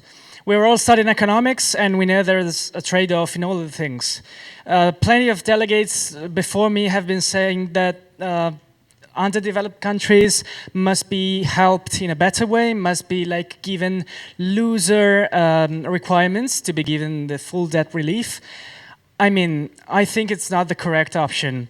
Because as usual, being a trade-off in there, those countries must comply with some strict, not excessively strict, but strict conditions to be able to have such an advancement, such a debt relief. And coming back to my fellow delegate, my fellow friend, I would say, actually, I've not been so clear, but I'm not saying that austerity and HIPC are complementary, but on the other hand, I mean that austerity is a requirement. IMF and World Bank must implement some austerity features in order to be able to make this initiative, this project, effective. Thank you. Thank you. We are collecting other speeches.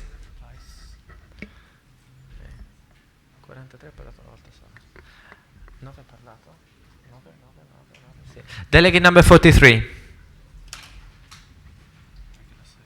Anche 6.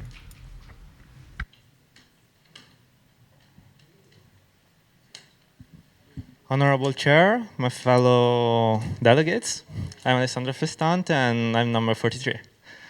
And I think the HIPC are pretty useless, not in a bad way nor a good way. They are just useless. Because if a country is in an economic shape that it can sustain growth, then it can, just default on the debt. There's no obligation about that. If it's not in this condition, then even injecting liquidity, it's basically useless. What we can do is being an example, because the institutions that especially free markets, work pretty well for us. We can be like a model, an example for other countries. But we also need to know that we can't force ourselves. For example, try to speak about interests with Muslims, or I don't know, let's try to take an African tribe, for example. Maybe they don't even have the concept of money. You're trying to force something that's completely external to them. Basically, it's just the same thing as colonial conquest. It's just destruction, and it usually doesn't bring nice results, These things are things that countries have to sort themselves out for themselves. It's what we did, and I think it's what basically they need to do too. We can just make a good example. Thank you. Thank you, Delegate. We are collecting 2 more speeches. Delegate number.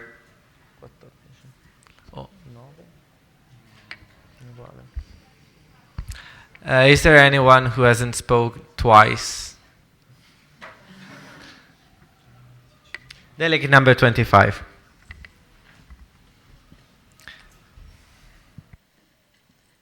Honorable Chair, fellow delegates, I'm delegate number 25, Francesca Viotti. I'd like to link to some concept linked to colonialism that has been brought up earlier. I feel like we're back in the 1920s with the American imperialism and the white man's burden.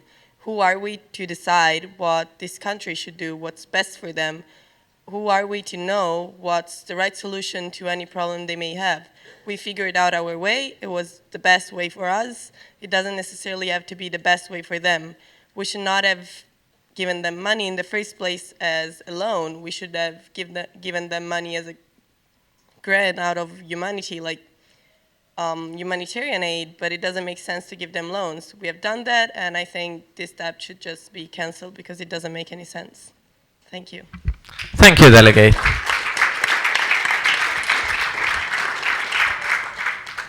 Are there any other speeches from people who didn't talk twice? Thank you. Delegate number 28. Honorable Chair, fellow delegates, I'm Francesco Mulè, again, delegate number 28. I wanted to answer in a sense to the white man's pardon argument. So, okay, maybe that was the right choice if we didn't do it. But the point now is how to solve this problem now. And as I said, if we relieve all the debt that we already gave to the African countries, Asian countries, all these kind of countries, we have seen an evidence statistically in the recent years that they were going to recreate this debt again. So what's the problem? We have to give them we don't have to give them this incentive to recreate the debt. So we have to, I don't want to say impose, but give these conditions like social reforms, labor reforms, reforms in the direction of human rights, to give them the possibility to develop properly and not just using this money to create debt over and over and over and over again. And that's why this argument, like, to me, doesn't really work.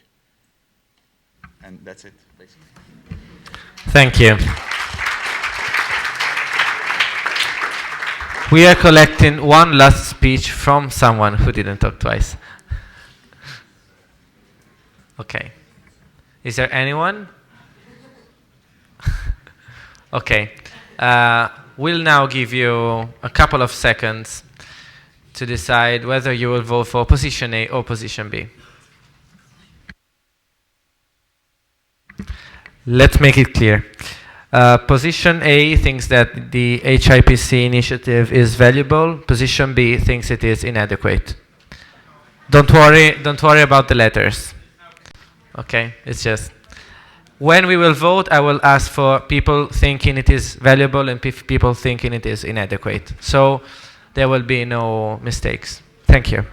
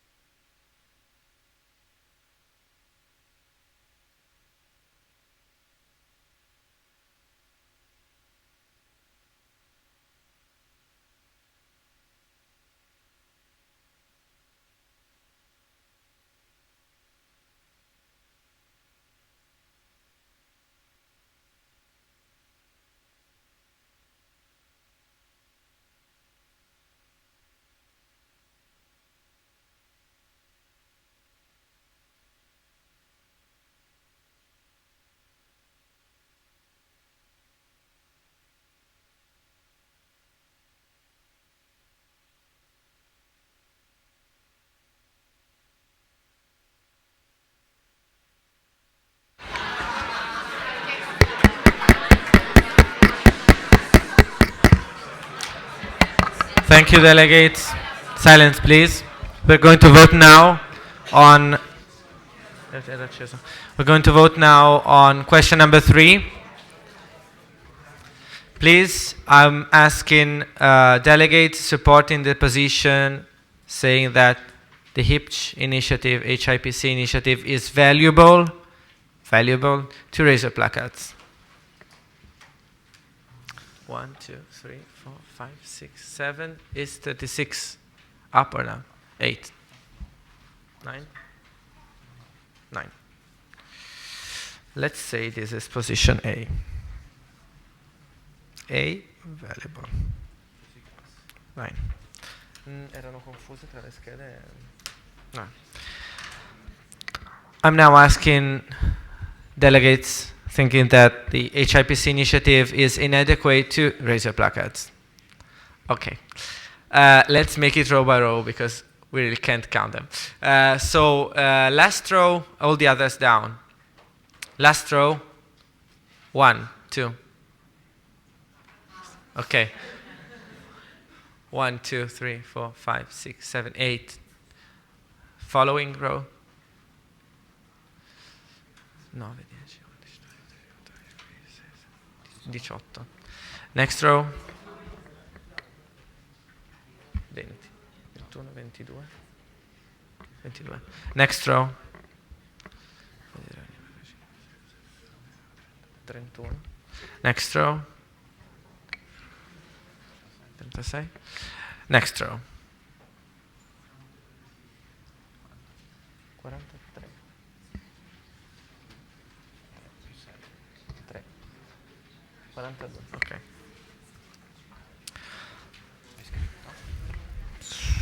Sì. Okay. Voting on question number 3 had these results with 32 votes in favor of position B, so HIPC is inadequate, and 9 votes for position A, HIPC is valuable. You have decided that it is inadequate by a vast majority. Before starting with the last question, I'll remind you a couple of things. Of course, people who didn't speak yet are warmly invited to do so, if they want to, of course. And at the end of the event, please don't forget to take your certificate of attendance at the desk just outside the room. And we will anyway have, after the debate on the last question, really short closing ceremony in which you will also be given some other information, and we need to tell you also a couple of other things. So we're now debating on question number 4, and we can start with the video appeal.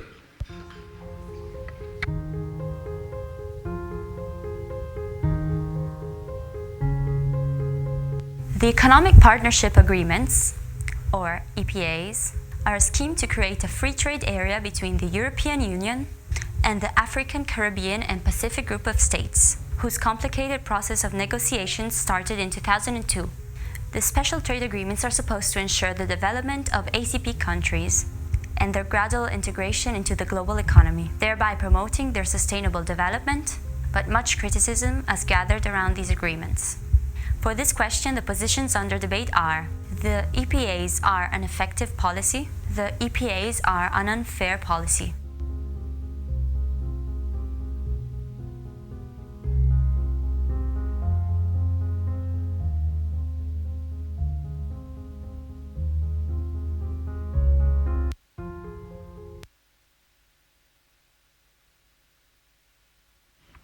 Okay. We will now invite one of the delegates to hold a speech supporting position A. Please raise your placards. Okay, delegate 36. You have 4 minutes. Please come to the table.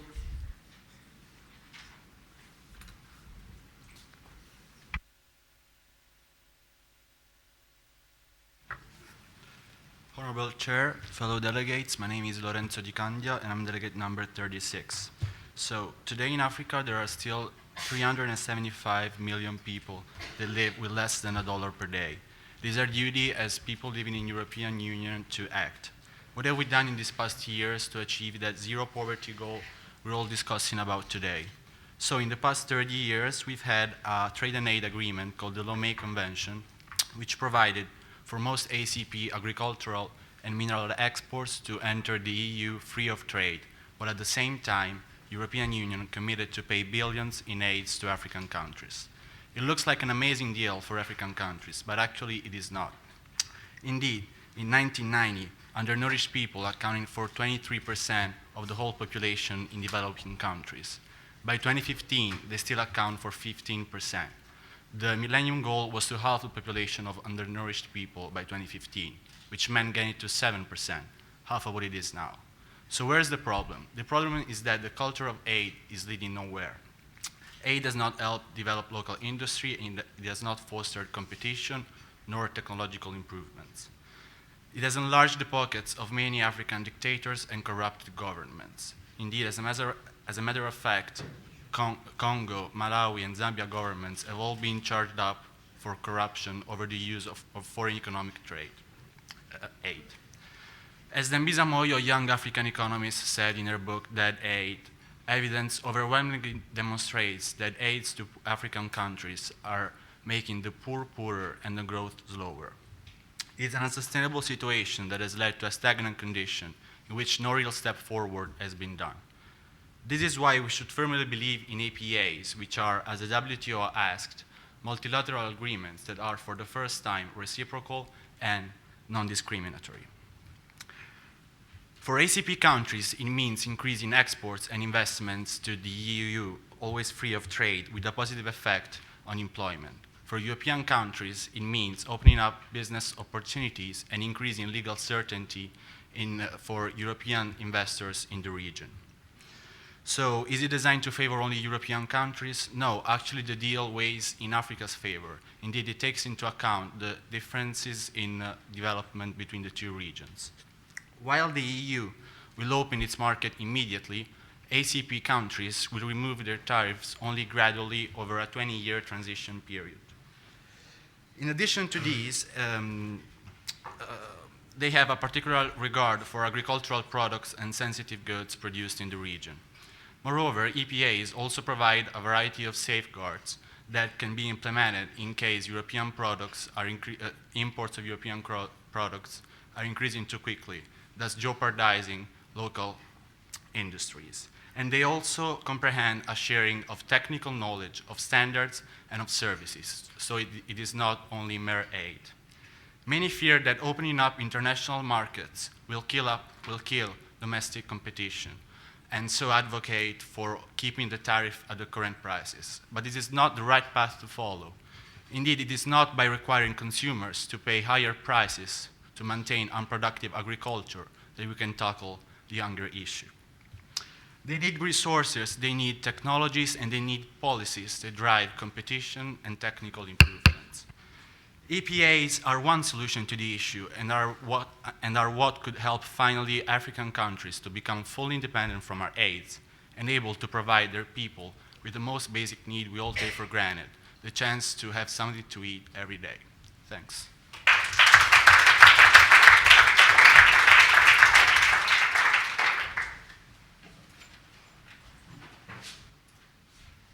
We'll now invite one of the delegates to hold a speech supporting position B.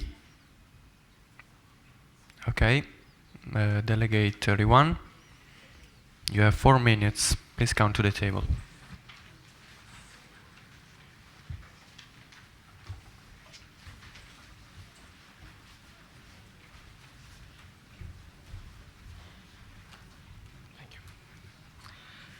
Honorable Chair, fellow delegates. My name is Giovanni Maria Ficarra and my delegate number is 31. I would like to thank those who have spoken previously for the valuable contribution they have given to this debate. Have you never asked yourself why the single market in Europe is so efficient? The modern economic theory says that a free trade agreement is an advantage just if are satisfied three conditions: strong exchanges ex ante, low tariffs in the partner country ex post, a great elasticity of demand and supply.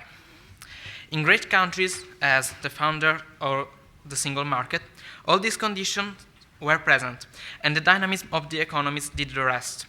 The integration gave many benefits to single economies and to the European economy in general. However, what happens when a great country and a small one that maybe funds all this economy on exports of two or free produce and in taxation of the imports joined into a free trade agreement? The developing country will lose all its incomes from taxation, whom in some cases are more than the 50% of total. It is not in the position to be competitive on the market, and so it will lose employment and sources of income. I can imagine that the followers of the Chicago School are thinking that the market will be better in this case. But Yeah, it's clearly true, but the markets are not the goal of the European Union. The sustainable development is. The direct transition from a closed trade to a free trade agreement will be a disaster for these economies. We have the moral obligation as Europeans to open the world trade, but in the search of this objective, we cannot treat the rights of the countries we are dealing with. We must before help them to become more integrated in a South-South view, help them to reduce their dependence from imports and from the exports of too few products. After we can agree with them, not just as single states, but as regional actors at the same level. Definitely, we must try to teach them and give them the instruments to modernize their economies, and just after, we can deal for the free trade agreement. I know, dealing with this kind of countries is like a father that is trying to teach to his child that the fire burns, and he can just say this, but the child will anyway put his hand on the flame. The way is long and difficult, and the child will burn himself several times. But we just persist, secure that our values and principles are right. We must face every issue persuaded that we will be triumphant, that we will create a better world for our sons and their sons incoming. Thank you for your time, and for me, Europe is up.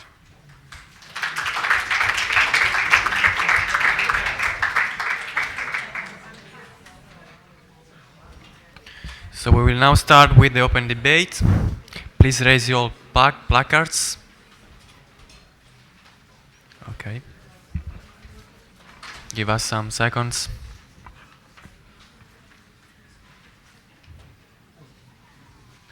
Delegate number 1.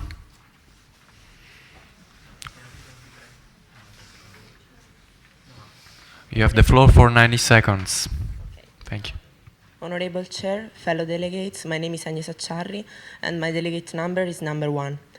The idea of disagreements is I disagree with the idea of disagreements because they want to export European products in these countries, but the governments of these countries can profit of the duty, and they also can't compete with our products. Do you know that the Italian tomato is destroying the Ghana's tomato market? Because in Ghana, the tomato market is very famous, and it is one of the most important. But it happened that with our exportation, the farmers can't work anymore, and they came here in Europe. So one of the reasons of immigration is also this thing. I don't want to be xenophobe. I just want to say that we are focusing too much on solving the problem of immigration, but without trying to understand what is the reason of it. Thank you.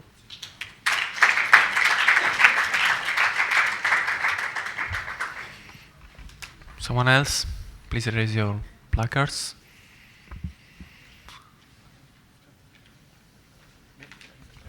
Number 23. You have 90 seconds. Honorable chairs, fellow delegates, my name is Benedetta Pavesi, I'm number 23. I won't even talk about gains of free trade, so therefore it is difficult to say why EPAs aren't a good idea, but let's talk about agriculture since we're here at Expo, and let's talk about distortion in agriculture. We all know it's one of the most distorted sectors, and most of those distortions come from subsidies, most of which from the European Union. Not only subsidies are causes of distortions, we also have non-trade barriers given by safety standards, and this, again, given a lot from the European Union. Therefore, the way that we can have EPA being effective policies, because actually they can create a lot of gains for this kind of countries, thanks to free trade, is to abolish and to, first of all, try to eliminate all kinds of distortions in trade, and therefore we can start talking about EPA in the sense of the effectiveness. Thank you. Thank you, delegates. Please.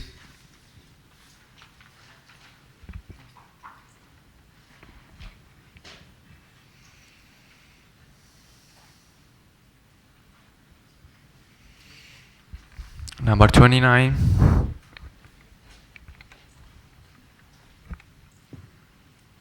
Fellow delegates, honorable chairs, my name is Gaia Rovelli, delegate number 29. I do not even need, I think, 19 seconds. I just wanted to say, reconnecting to what my colleague has just made clear, pointed out, that maybe since most of the issues we have been dealing with today were centered on the fact that the problem is regulation, the fact that we lack instruments to identify problems and then to try to find some sort of ways to provide a system of accountability, then if we consider EPAs other than loans and other development programs, then I think this is the only way that we can further regulate what is going on with the development programs in those states.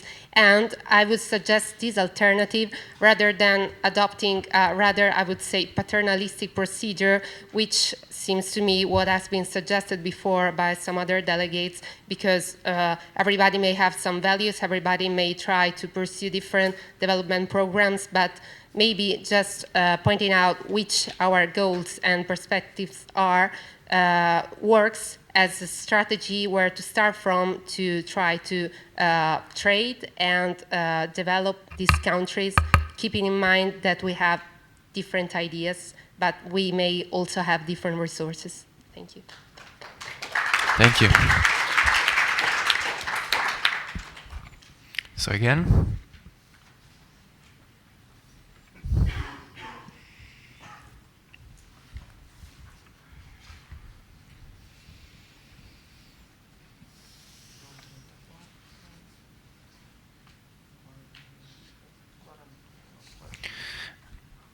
Delegate 41, you have 90 seconds.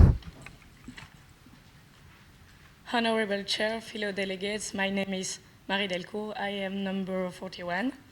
So I don't think that EPS are a good idea, and I will show it with an example.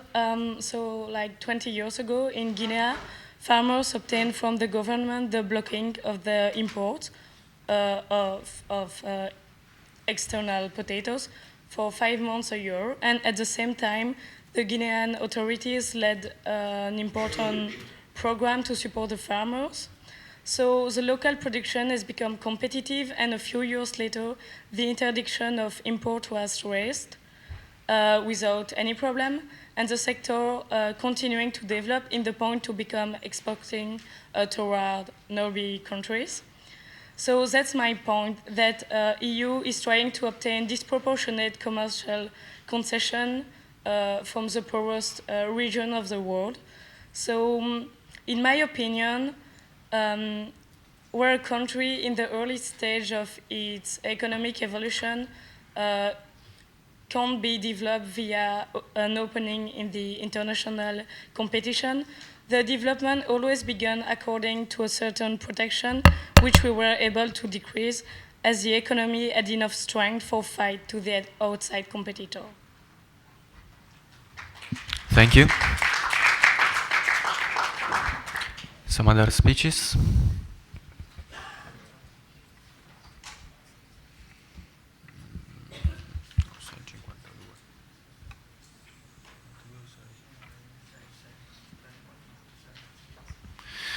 Delegate number 6.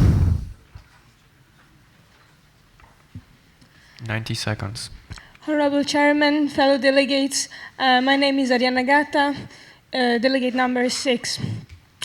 One point that was not highlighted about the EPA is that it could backlash against the European Union itself, actually. If we open our market towards other, like we were saying, the Caribbean areas, these places, there will be more places where our companies can put their legal, let's say, that they can put physically their production base, and there might be a larger phenomenon of tax avoidance. Nowadays, we know very well that for many European countries, it's a huge problem, the tax avoidance that some companies systematically do, what can happen? Simply, these companies put one of their production factories abroad and sell to themselves at a higher price, so that they can make up lower. They can pretend they have lower profits for example, in Italy, in Germany, in wherever, and avoid taxes in Europe. And we dramatically need taxes nowadays if we want to have a good welfare state. I mean, so actually, I believe to some extent IPA might be good for developing countries, might be a better way to help them rather than the loans or things we've been discussing before, but might really backlash against us, might be a result of lobbying of multinational enterprises. Thank you. Thank you, Delegate. Just a couple of speeches, the last.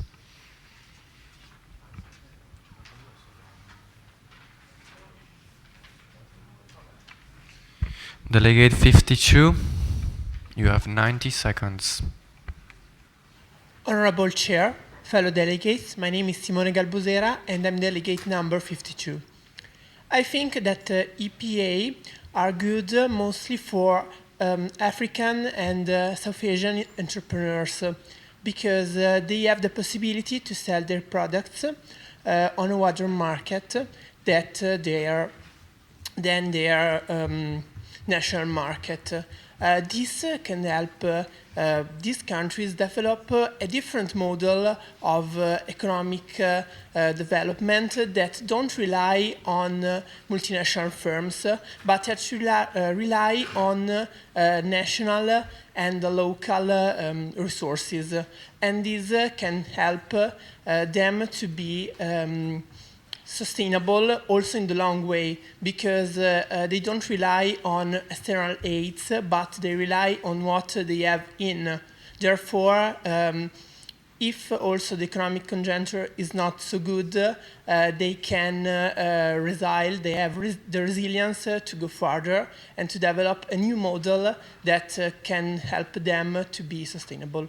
Thank you for your attention. Thank you, Delegate. Now, last speech.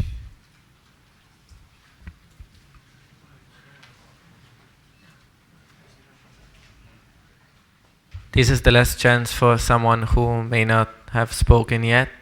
If this is the very last speech for today, so think about it. Raise your placards if you want to speak anyway.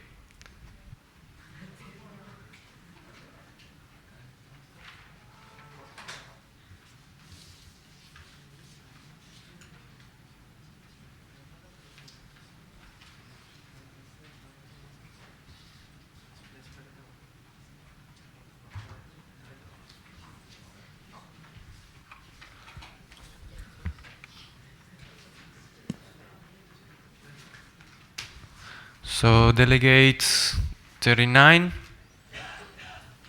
you have the floor for 90 seconds. Honorable Chair, fellow delegates, I'm Marco Centurioni, number 39. I wanted to add what was said before by my friend delegate, and saying that the problem of subsidies is that they represent a trade distortion. So if we really want to help African countries and South Asian countries, we have to remove our common agricultural policy, or at least we have to change it in order for the poorer countries to be able to export the primary goods to Europe.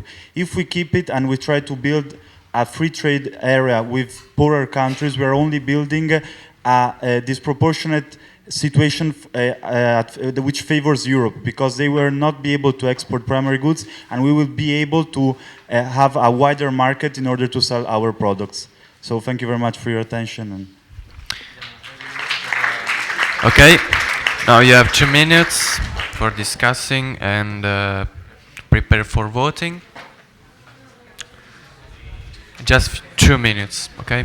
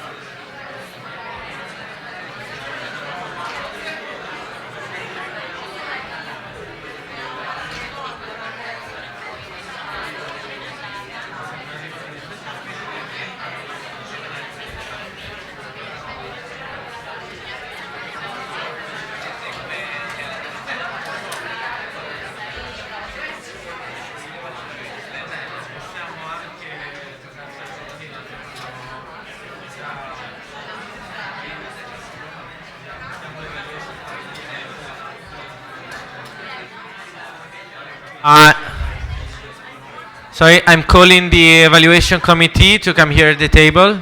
Thank you. You can continue discussing.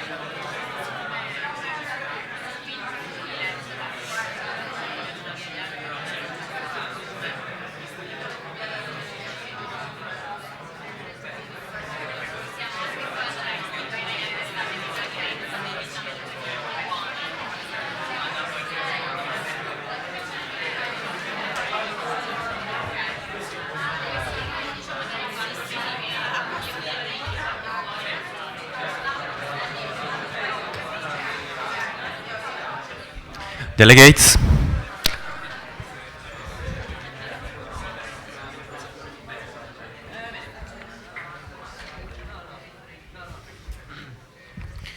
So we're going to vote for question 4. So, silence please.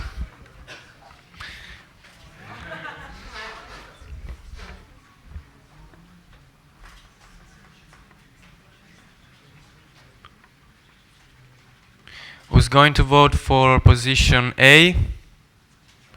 Please raise your placards. The APA are an effective policy.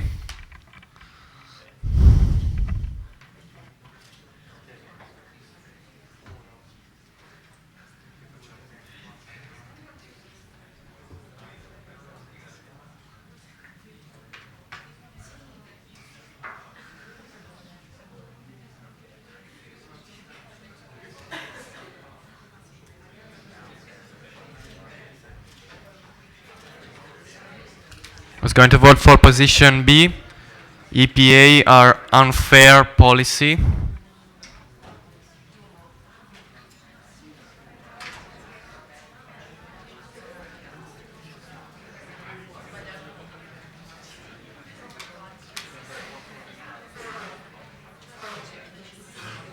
So, position A, 27 votes, position B, 20 votes.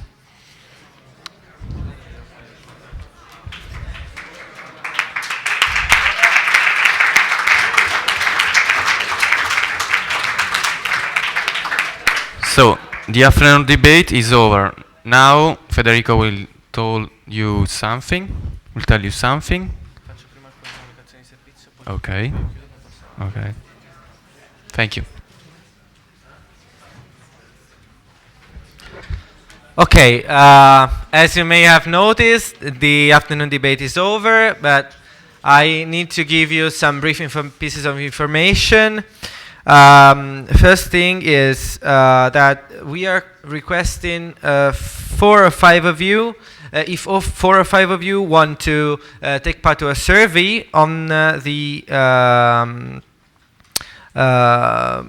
pavilion in general. And your experience here at the European Union Pavilion. If you want to go, for 5 people, you can exit the room in this moment.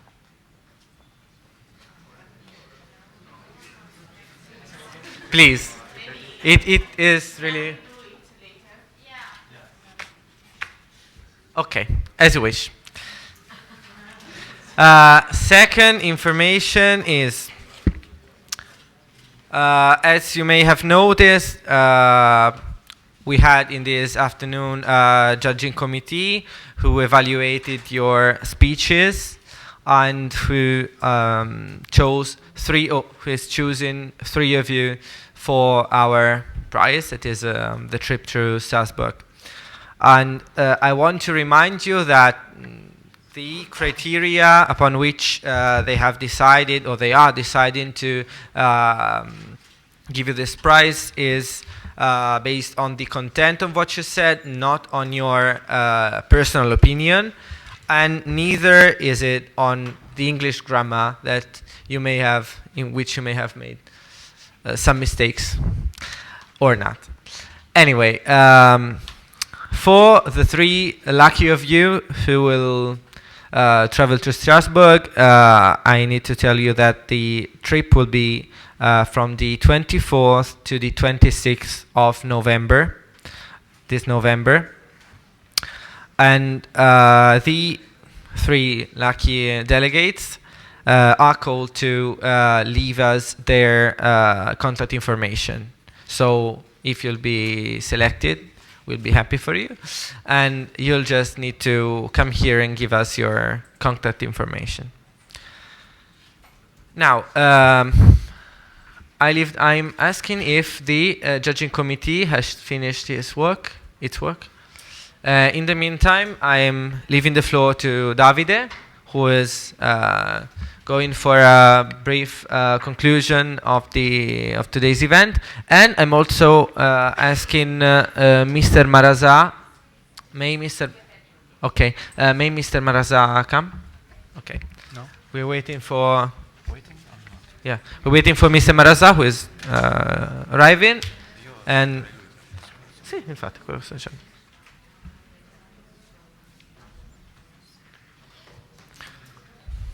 So, we will wait for Mr. Marza until my last speech. I want to apologize for being too strict, but I was the chairman, so I had some duties today, and I want to personally thank you all. And we hope to do something like this over and over in the next semesters. And of course, our association is open to everyone. Okay. And if you have questions or you want to join an association, you can send us emails or contact us with messages. Do you have any questions? Okay. If you want to ask a question, you have 90 seconds. I will tap.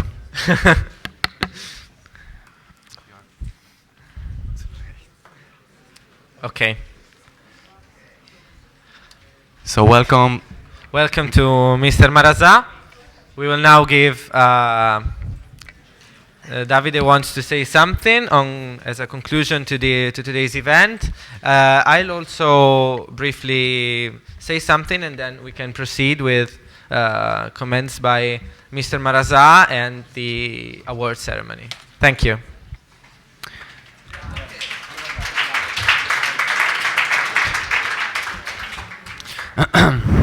Mr. Marazà, dear delegates, I want to thank you for your participation at the European Youth Debate at EXPO 2015, Road to Zero Poverty. The effort of three of you will be awarded with a prize, but I want to emphasize the importance of each singular contribution. I feel satisfied with the diligence and the seriousness that you have put on this debate. This is why I personally think you all can contribute to make our association a bigger network of European citizens. Today we have been hosted by some prestigious institutions. The European Parliament Office in Milan, the European Union Pavilion at EXPO, and the European Commission spent resources and time to make this event unique. They allowed us to exchange different positions and ideas. We hope to continue our positive collaboration with today's partners. Finally, what we believe is the need of a common European self-awareness. To do so, we need to be the first European generation. Let's Europe together. Thank you.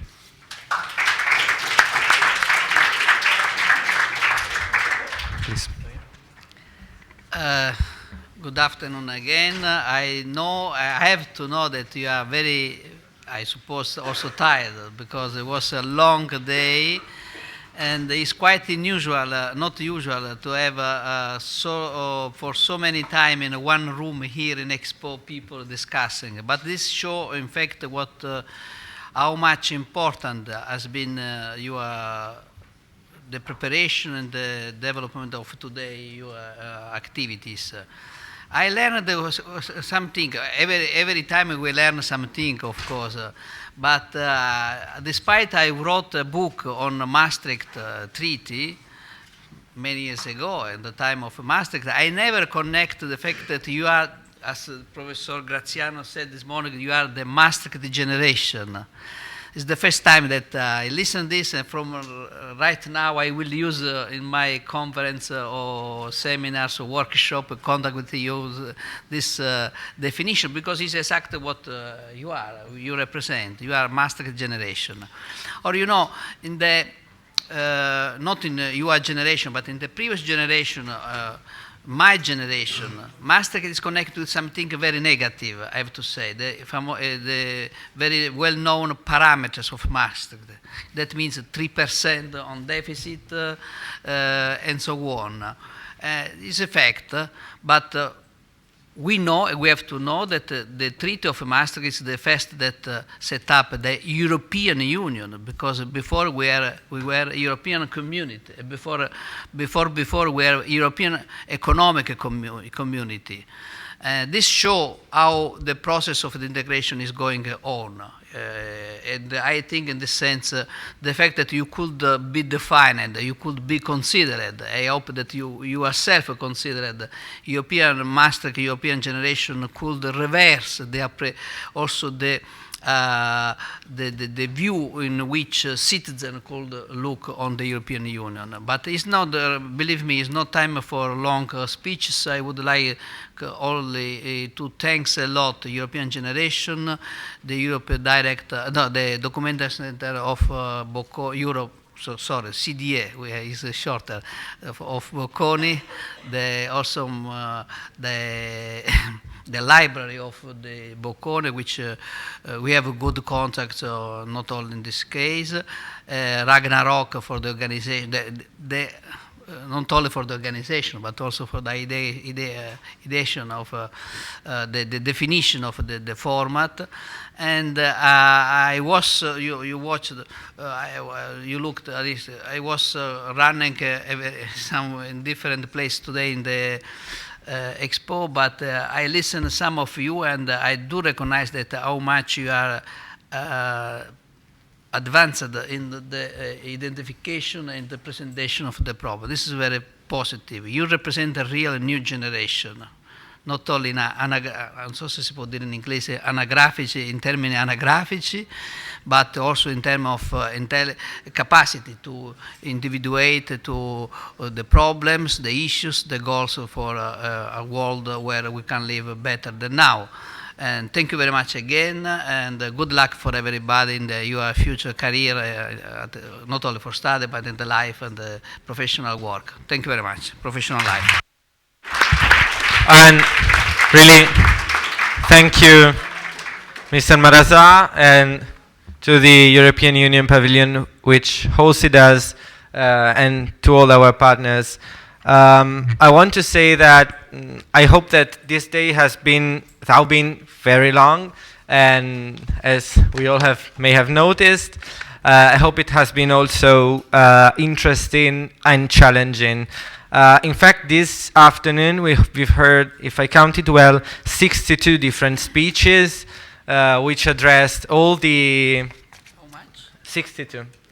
We had 62 different speeches which addressed all the issues that we posed you, and from different perspectives. Some of you have noticed that those questions were a bit about the past, or the idea was, in fact, that one of starting with trying to consider what is reality and how did we get to this situation. How the matter is not whether multinational companies, globalization, European partnership agreements, or debt relief initiatives are present, but if what they have done until this moment, as in 2015, the goals for development have ended their period of evaluation, and starting from that, the idea was of giving you some inputs for your future.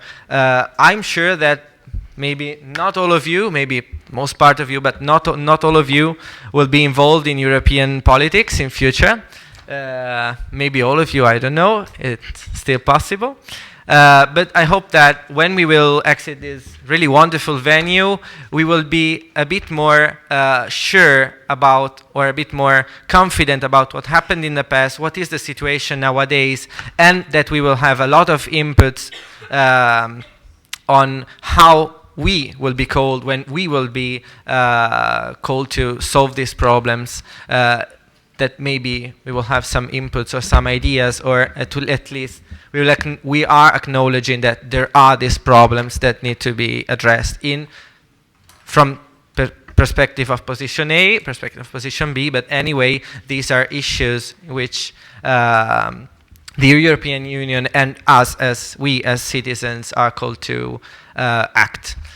And so I really would like to thank all the people that made this event possible, starting from, as I told, Mr. Marazà and all the European documentation in all the European Parliament Information Office, and the European Pavilion, the European Union Pavilion here at Expo. I would like also to thank the European Documentation Center, who has been a really important partner for this event, and I would also like to thank Ragnarock in the person of Cristina, as the documentation center in the person of Mrs. Dassi, and so Ragnarock in the person of Marco Germinario and Cristina Vigna, who helped us develop this event. And of course, I would also like to thank the staff that of our media partners, Bocconi TV, who realized our video appeals and who have provided a lot of media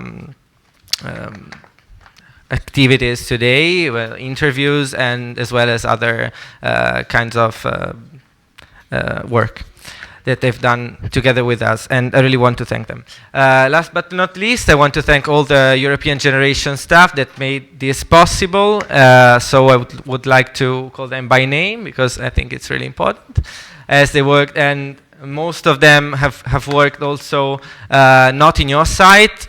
So I would like to start with Francesco, Giacomo, Leila, Federica, Antonio, Nicoletta, Alberto, Giulia, who have helped make this possible, and which really need to thank.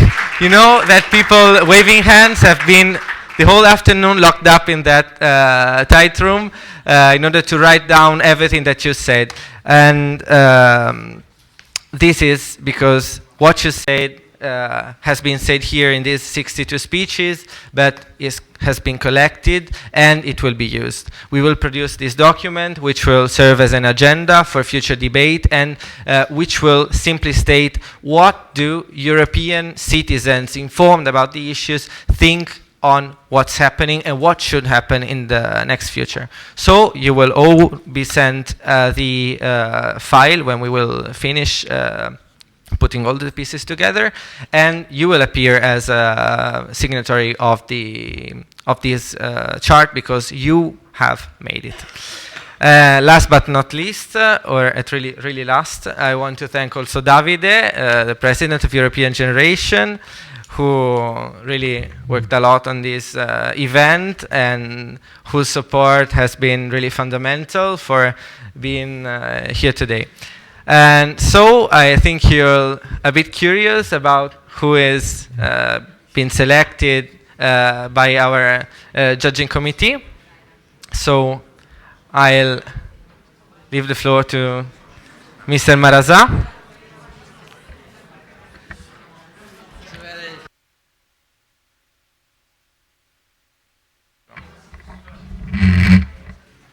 Okay. No, it's not like Oscar. The winner is no. Because I think, believe me, one more word seriously. I think there are no real winner because all of you are winners in this cause. That if possible, for the next CYD, we will provide a bus, a whole bus for all participants. Yeah, but when you have select somebody. I see here we have first number 31 or 31st, Giovanni Maria Ficarra.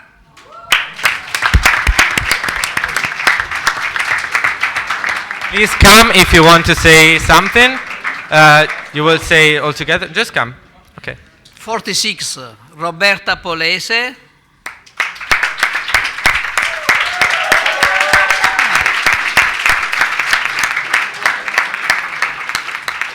And we have another Roberta, 47, Roberta Sgariglia. Facciamo una foto. So, thank you and enjoy Expo for the remaining opening times. And I remind you that if you want, you can visit the European Union Pavilion. And I declare the EYD 2015 Road to Zero Poverty closed.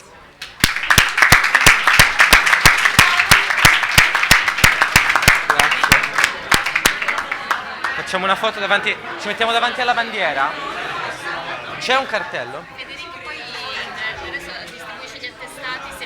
Okay. I remind you that you may take the attendance certificates. We are giving them right now. Thank you. Fuori? At the desk right at the entrance of this room. Thank you, really. Bene, grazie mille, grazie. And I remind also that we're looking for 4 or 5 people who are willing and so kind that to release a short summary on this experience and on the pavilion. Thank you.